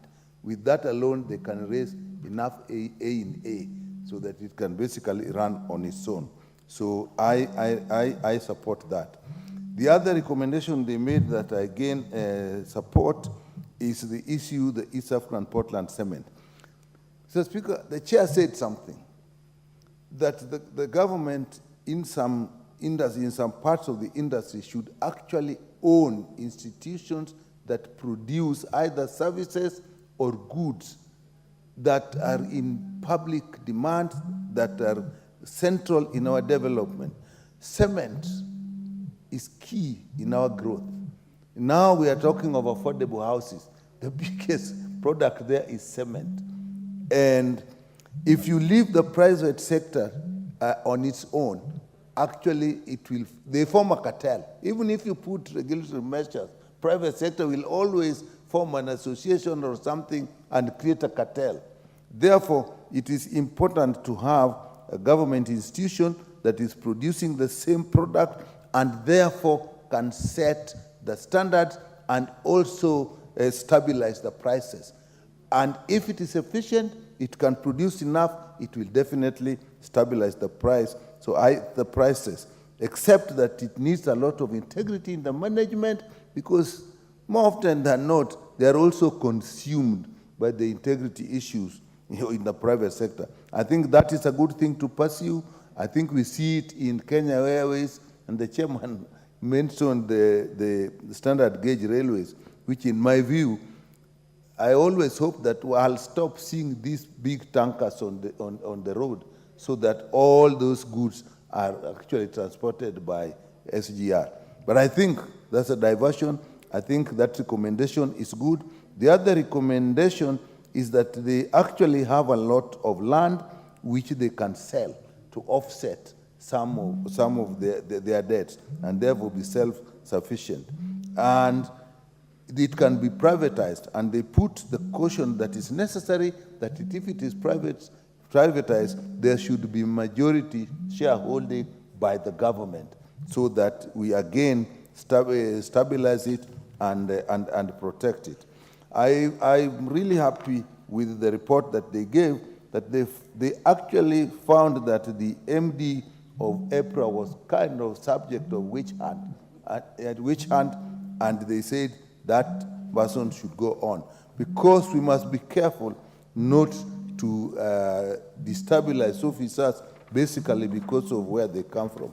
And finally, Mr. Speaker, the issue on secured land holdings in government institutions is a big one. They have brought it out. It's not only in these institutions. Even if you go to schools, Mr. Speaker, primary schools, secondary schools, a lot of those schools own land, and they do not, they're not secured, they do not have titles, and that, Mr. Speaker, is what brings the issue, the issues that these pieces of land can be lost and become subject of lab granting. And I think I support the recommendation that these pieces of land should be secured, not only by Portland Cement, but by all other government institutions. And, but we must be careful that it is during these processes that sometimes these pieces of land are lost. With that, Mr. Speaker, I support this report. The Honorable Beatrice Elachi, to be followed by the Honorable Dr. Wilberforce Oundo. Thank you, Mr. Speaker. Mr. Speaker, I also rise to support this report and to appreciate or to thank the committee for the work they have done. Mr. Speaker, before I even indulge into the report, I just want to say that when you look at this report, Mr. Speaker, we are now talking of financial year 2017, 2018, 2019, 2020, 2021. And Mr. Speaker, this is where now we find our country always into a crisis. Because even as we bring in the reports to the House, or even when the Auditor General is going through these reports, definitely time has lapsed, it's gone. Many things that were done wrongly, you won't even know where the institution now is. Now we are discussing the institution in 2024. And you want to help this institution to look at their audit themselves and try and support mechanisms that can rectify a few of the queries that the Auditor General has asked. And so, Mr. Speaker, if we want to move as a country, we must look over a system where either we have not a full audit, but the Auditor General has some semblance of what is happening in this institution, even before now she comes to audit the institution fully. So that she's able to tell us that when I went in at that time, I did a brief summary, and this is when the institution was at this. And so when I look at the Competition Authority of Kenya, during that time, Mr. Speaker, and the report says that when you look at now, and you imagine that the authority is supposed to deal with a competition, with trying to ensure that we are able to function, and it has its clear mandate in terms of promotion and enforcement of compliance in competition per the Act. But then now when you come and look at what they have now said their major achievements, so they are talking during COVID's time, and they say one, facilitated investment of over $100 140 billion shillings into the national economy. And through the reduction in the number of days taken to analyze the mergers, as they say, but then they say, in second, they facilitated implementation of Article 46 of the Constitution on consumer welfare by expediting an estimated Kenya shillings 12.4 million in consumer savings. And then they come and say they enhance competition in the market, leading to, among others, lower consumer prices. But then why am I saying the Auditor General needs now to help us? It's because everything they are telling us that is good, today it has been overtaken by events. We are now back. Things are more higher than when they said they facilitated recovery of delayed payments and all those things. But we have moved. And so if we want to see the economy recover, there must be a different way and mechanisms of dealing with this. And so for me, as much as they have given us a very clean bill at that time, today, where is the consumer? Is a question that all of us will be asking the Competition Authority, because we know today things are not the way they are. And therefore, even as we bring in these reports, it's important for us to always have a question of really explaining us currently, as even as we give this to Kenyans, we must tell Kenyans these were reports of 2017, 2018, 2019, and therefore when you hear good reports, don't come and now question Parliament. Why is it not yet? They can see things are tough, the economy is struggling and recovering, but then at a slow pace, the dollar is still very high. And so all those things. And so I'll end up going now to page 98 of the report, Mr. Speaker, now where we are talking about Portland.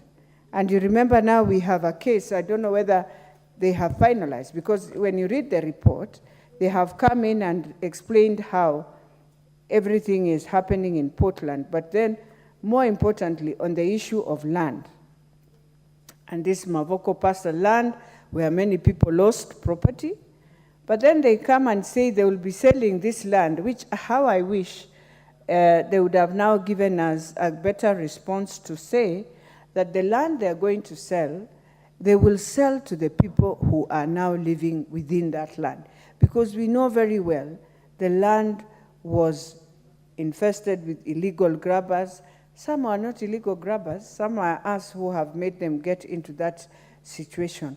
But all I want to say about this land of Portland is that even as they sell their land at the price they have said, Mr. Speaker, isn't it important, and I'm hoping the committee will do a visit to look at it properly, because you can sell the land and then find yourselves in the same crisis that were there. So, Mr. Speaker, as I finalize, the most important thing with this, so that we do not go back to what we saw, is to ensure even the monies they are saying they want to sell, give the first opportunity to people who would wish, who are within that land, and then after you have sold that land by public tender, as it is said, you ensure that even what you have sold is able to come and inject more financial support within Portland Cement. So, Mr. Speaker, I think the most important thing in this report, and I want to thank the committee, is when you look at the management response, when you look at how the report flows, the only thing that I would wish us to have is maybe the Secretariat to assist, so that in every of the observations you do,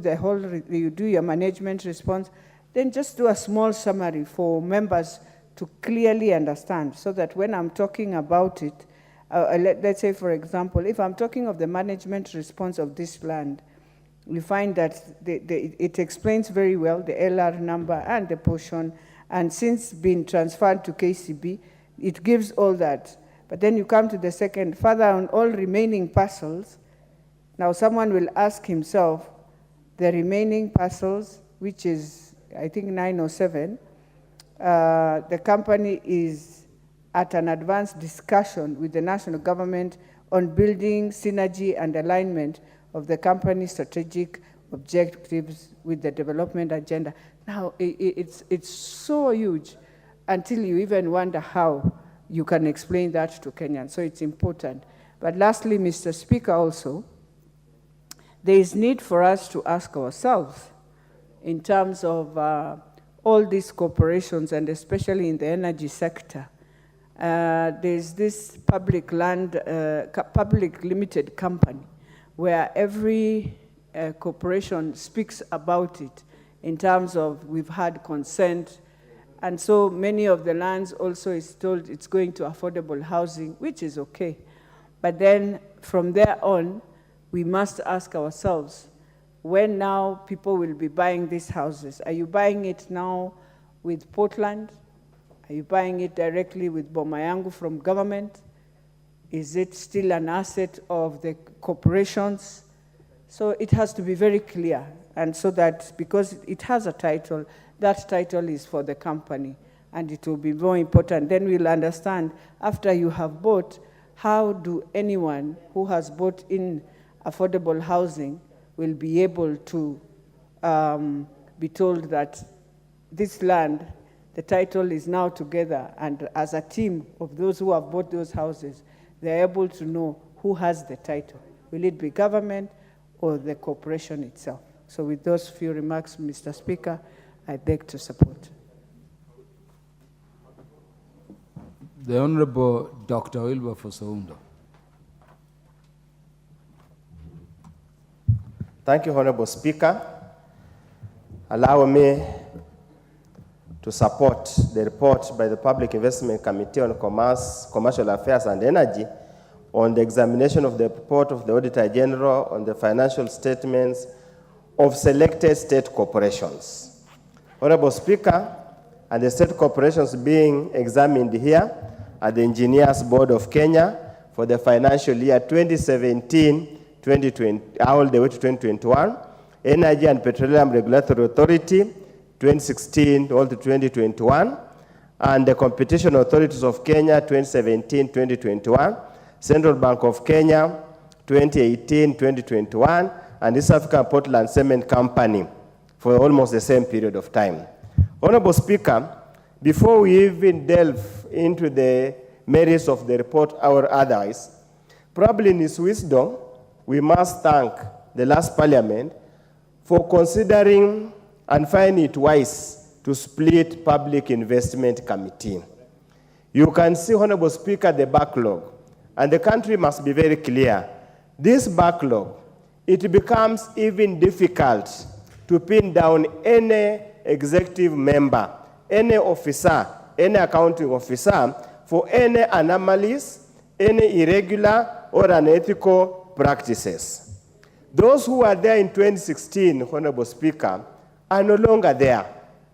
Even if they found there was a mistake, there was a miscalculation, there was a problem, there's very little you can do to pin down that person. Either has died, has gone away, or has left public service. And over time, Honorable Speaker, memory, institutional memory disappears. Over time, documents relating to the examination get defaced, gets lost, it becomes difficult to follow up. And that's why it is extremely important, and I want to urge all the various PICs that we need to move with the speed and examine these audited reports and audited accounts so that we bring ourselves to the current, as most current as possible. Honorable Speaker, for example, I sit in Public Accounts Committee. We are now doing 2023. That means now we will comply with the requirements of the Constitution that requires that the revenue between the national government and the county government is shared based on the most current audited accounts. We must bring our cases to currency. Honorable Speaker, a Public Accounts Committee or a Public Investment Committee or an account or an oversight committee is basically like a mortician. You examine what has already been happened. But I must commend the current office of the Auditor General, that now the examination in when they are preparing the audited accounts is not just about financial audits. It's about system audits, it's about human resource audits, and that's why the issue of the MD of IPRA came into for it to be discussed. We want therefore all the government entities, all the MDS, to focus their mind away from only financial reporting, but to also now start looking at the entire system, enterprise risk planning. How do we start all our work up to the end?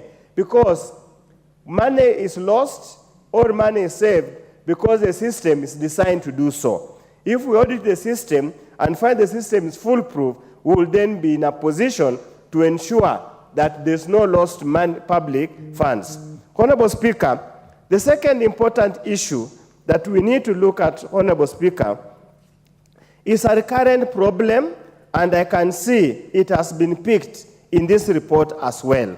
And specifically, in the recommendation or observations, there is paragraph 12, late submission of supporting documentation.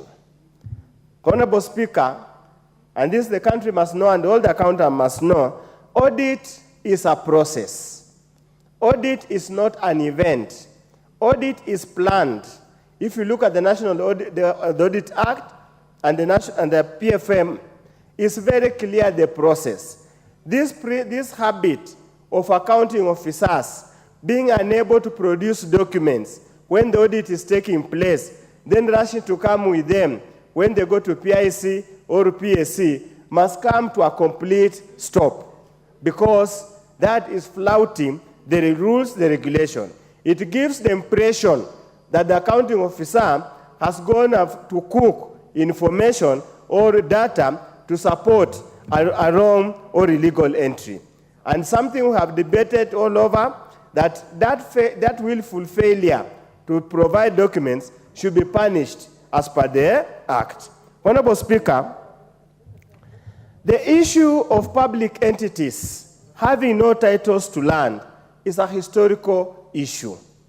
And in the formulation of the new constitution, we believed and thought the National Land Commission will move with speed to regularize this process. But from the word go, the National Land Commission and the so-called Minister of Lands have been at perpetual war, fighting imaginary wars over turf, over mandate issues, to a point that what National Land Commission's mandate seems being clawed back.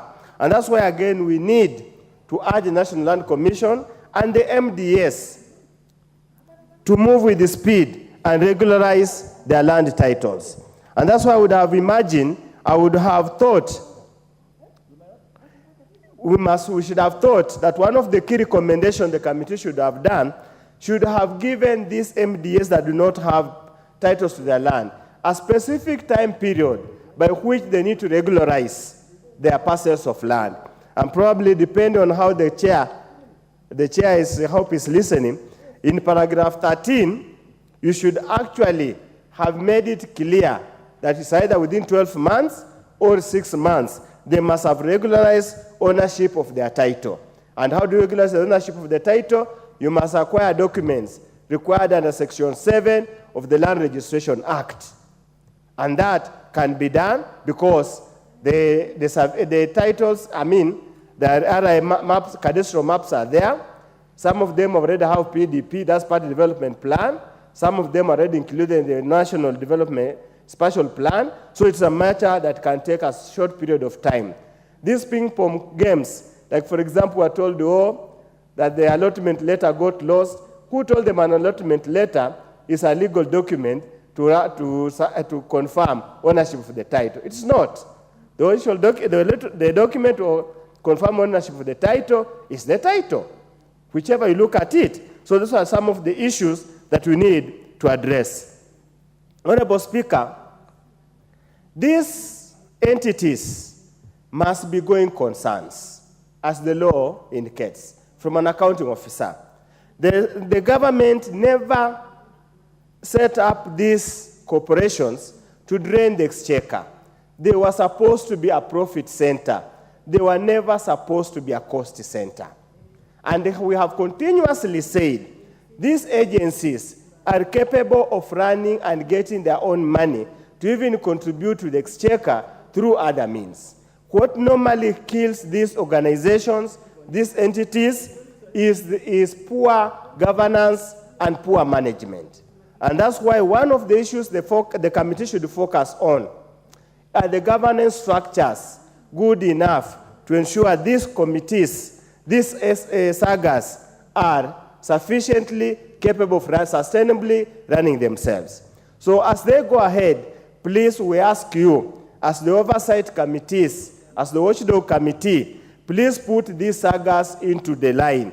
Put them to the wires to account for what they do, and if they found to be incapable or that so-called insolvent, then the committee, you must be bold enough to recommend for the dissolution or so that they can do other things. Honorable Speaker, let me comment on this African Portland Cement. It was supposed to be a price stabilizer in the economy. But in those periods where they are being reviewed, they were in trouble. But I sit in the Committee of Trade, Industry and Cooperative. They have made tremendous progress in making sure to capitalize their business and to make sure the business is a going concern. The government and all those concerns should give them support to ensure that we have price stabilizer in this economy. Currently, Honorable Speaker, I'm told cement costs now 900 per bag. Some few years back, it was 450. So you can see the exponential increase in the prices is even going to jeopardize the so-called affordable housing program because no longer going to be affordable. So we must, as a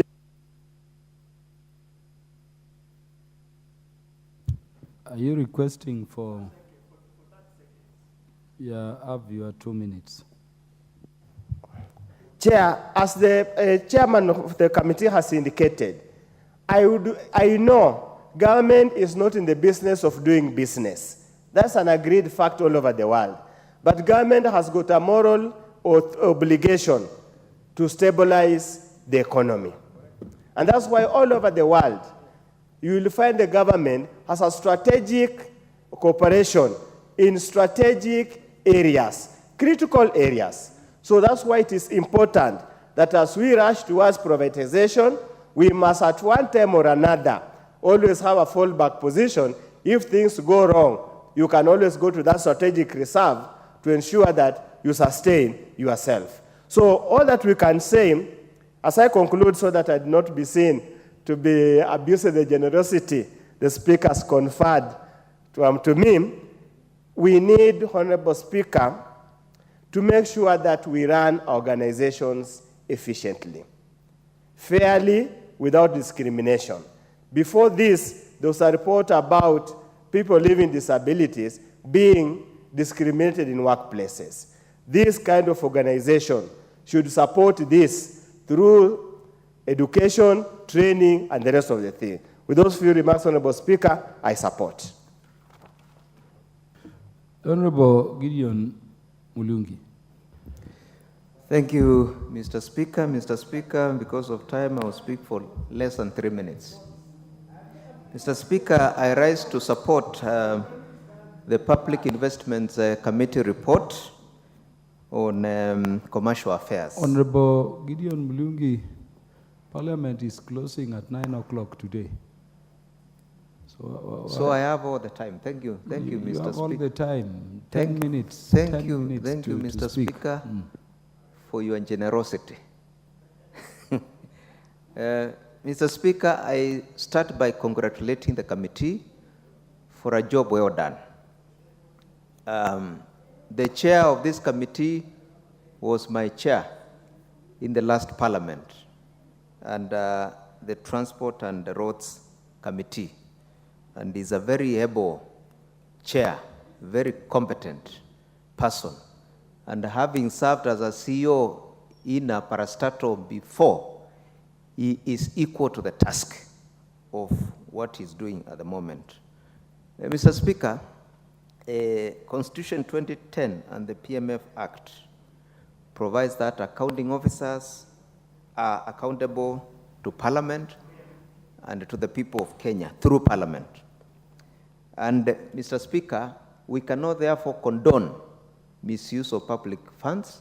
We cannot condone corruption. And Mr. Speaker, the highlights of the report on the 5 key parastatals are very important to Kenya, especially on the matter of East African Portland Cement, which is the only institution which I'm going to deal with.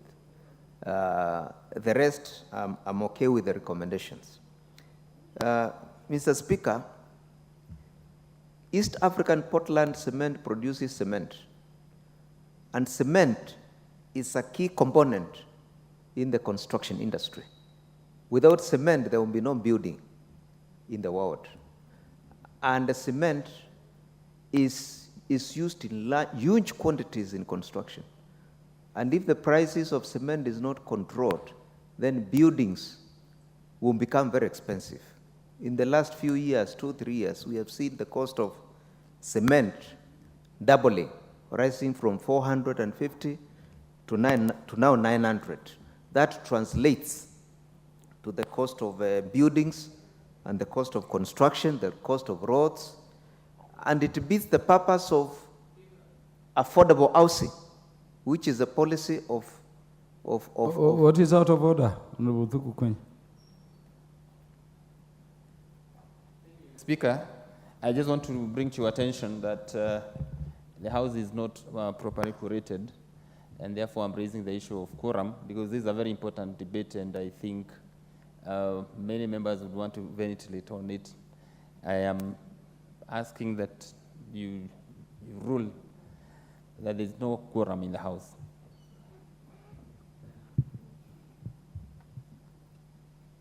I order that the quorum bell be rung for 10 minutes.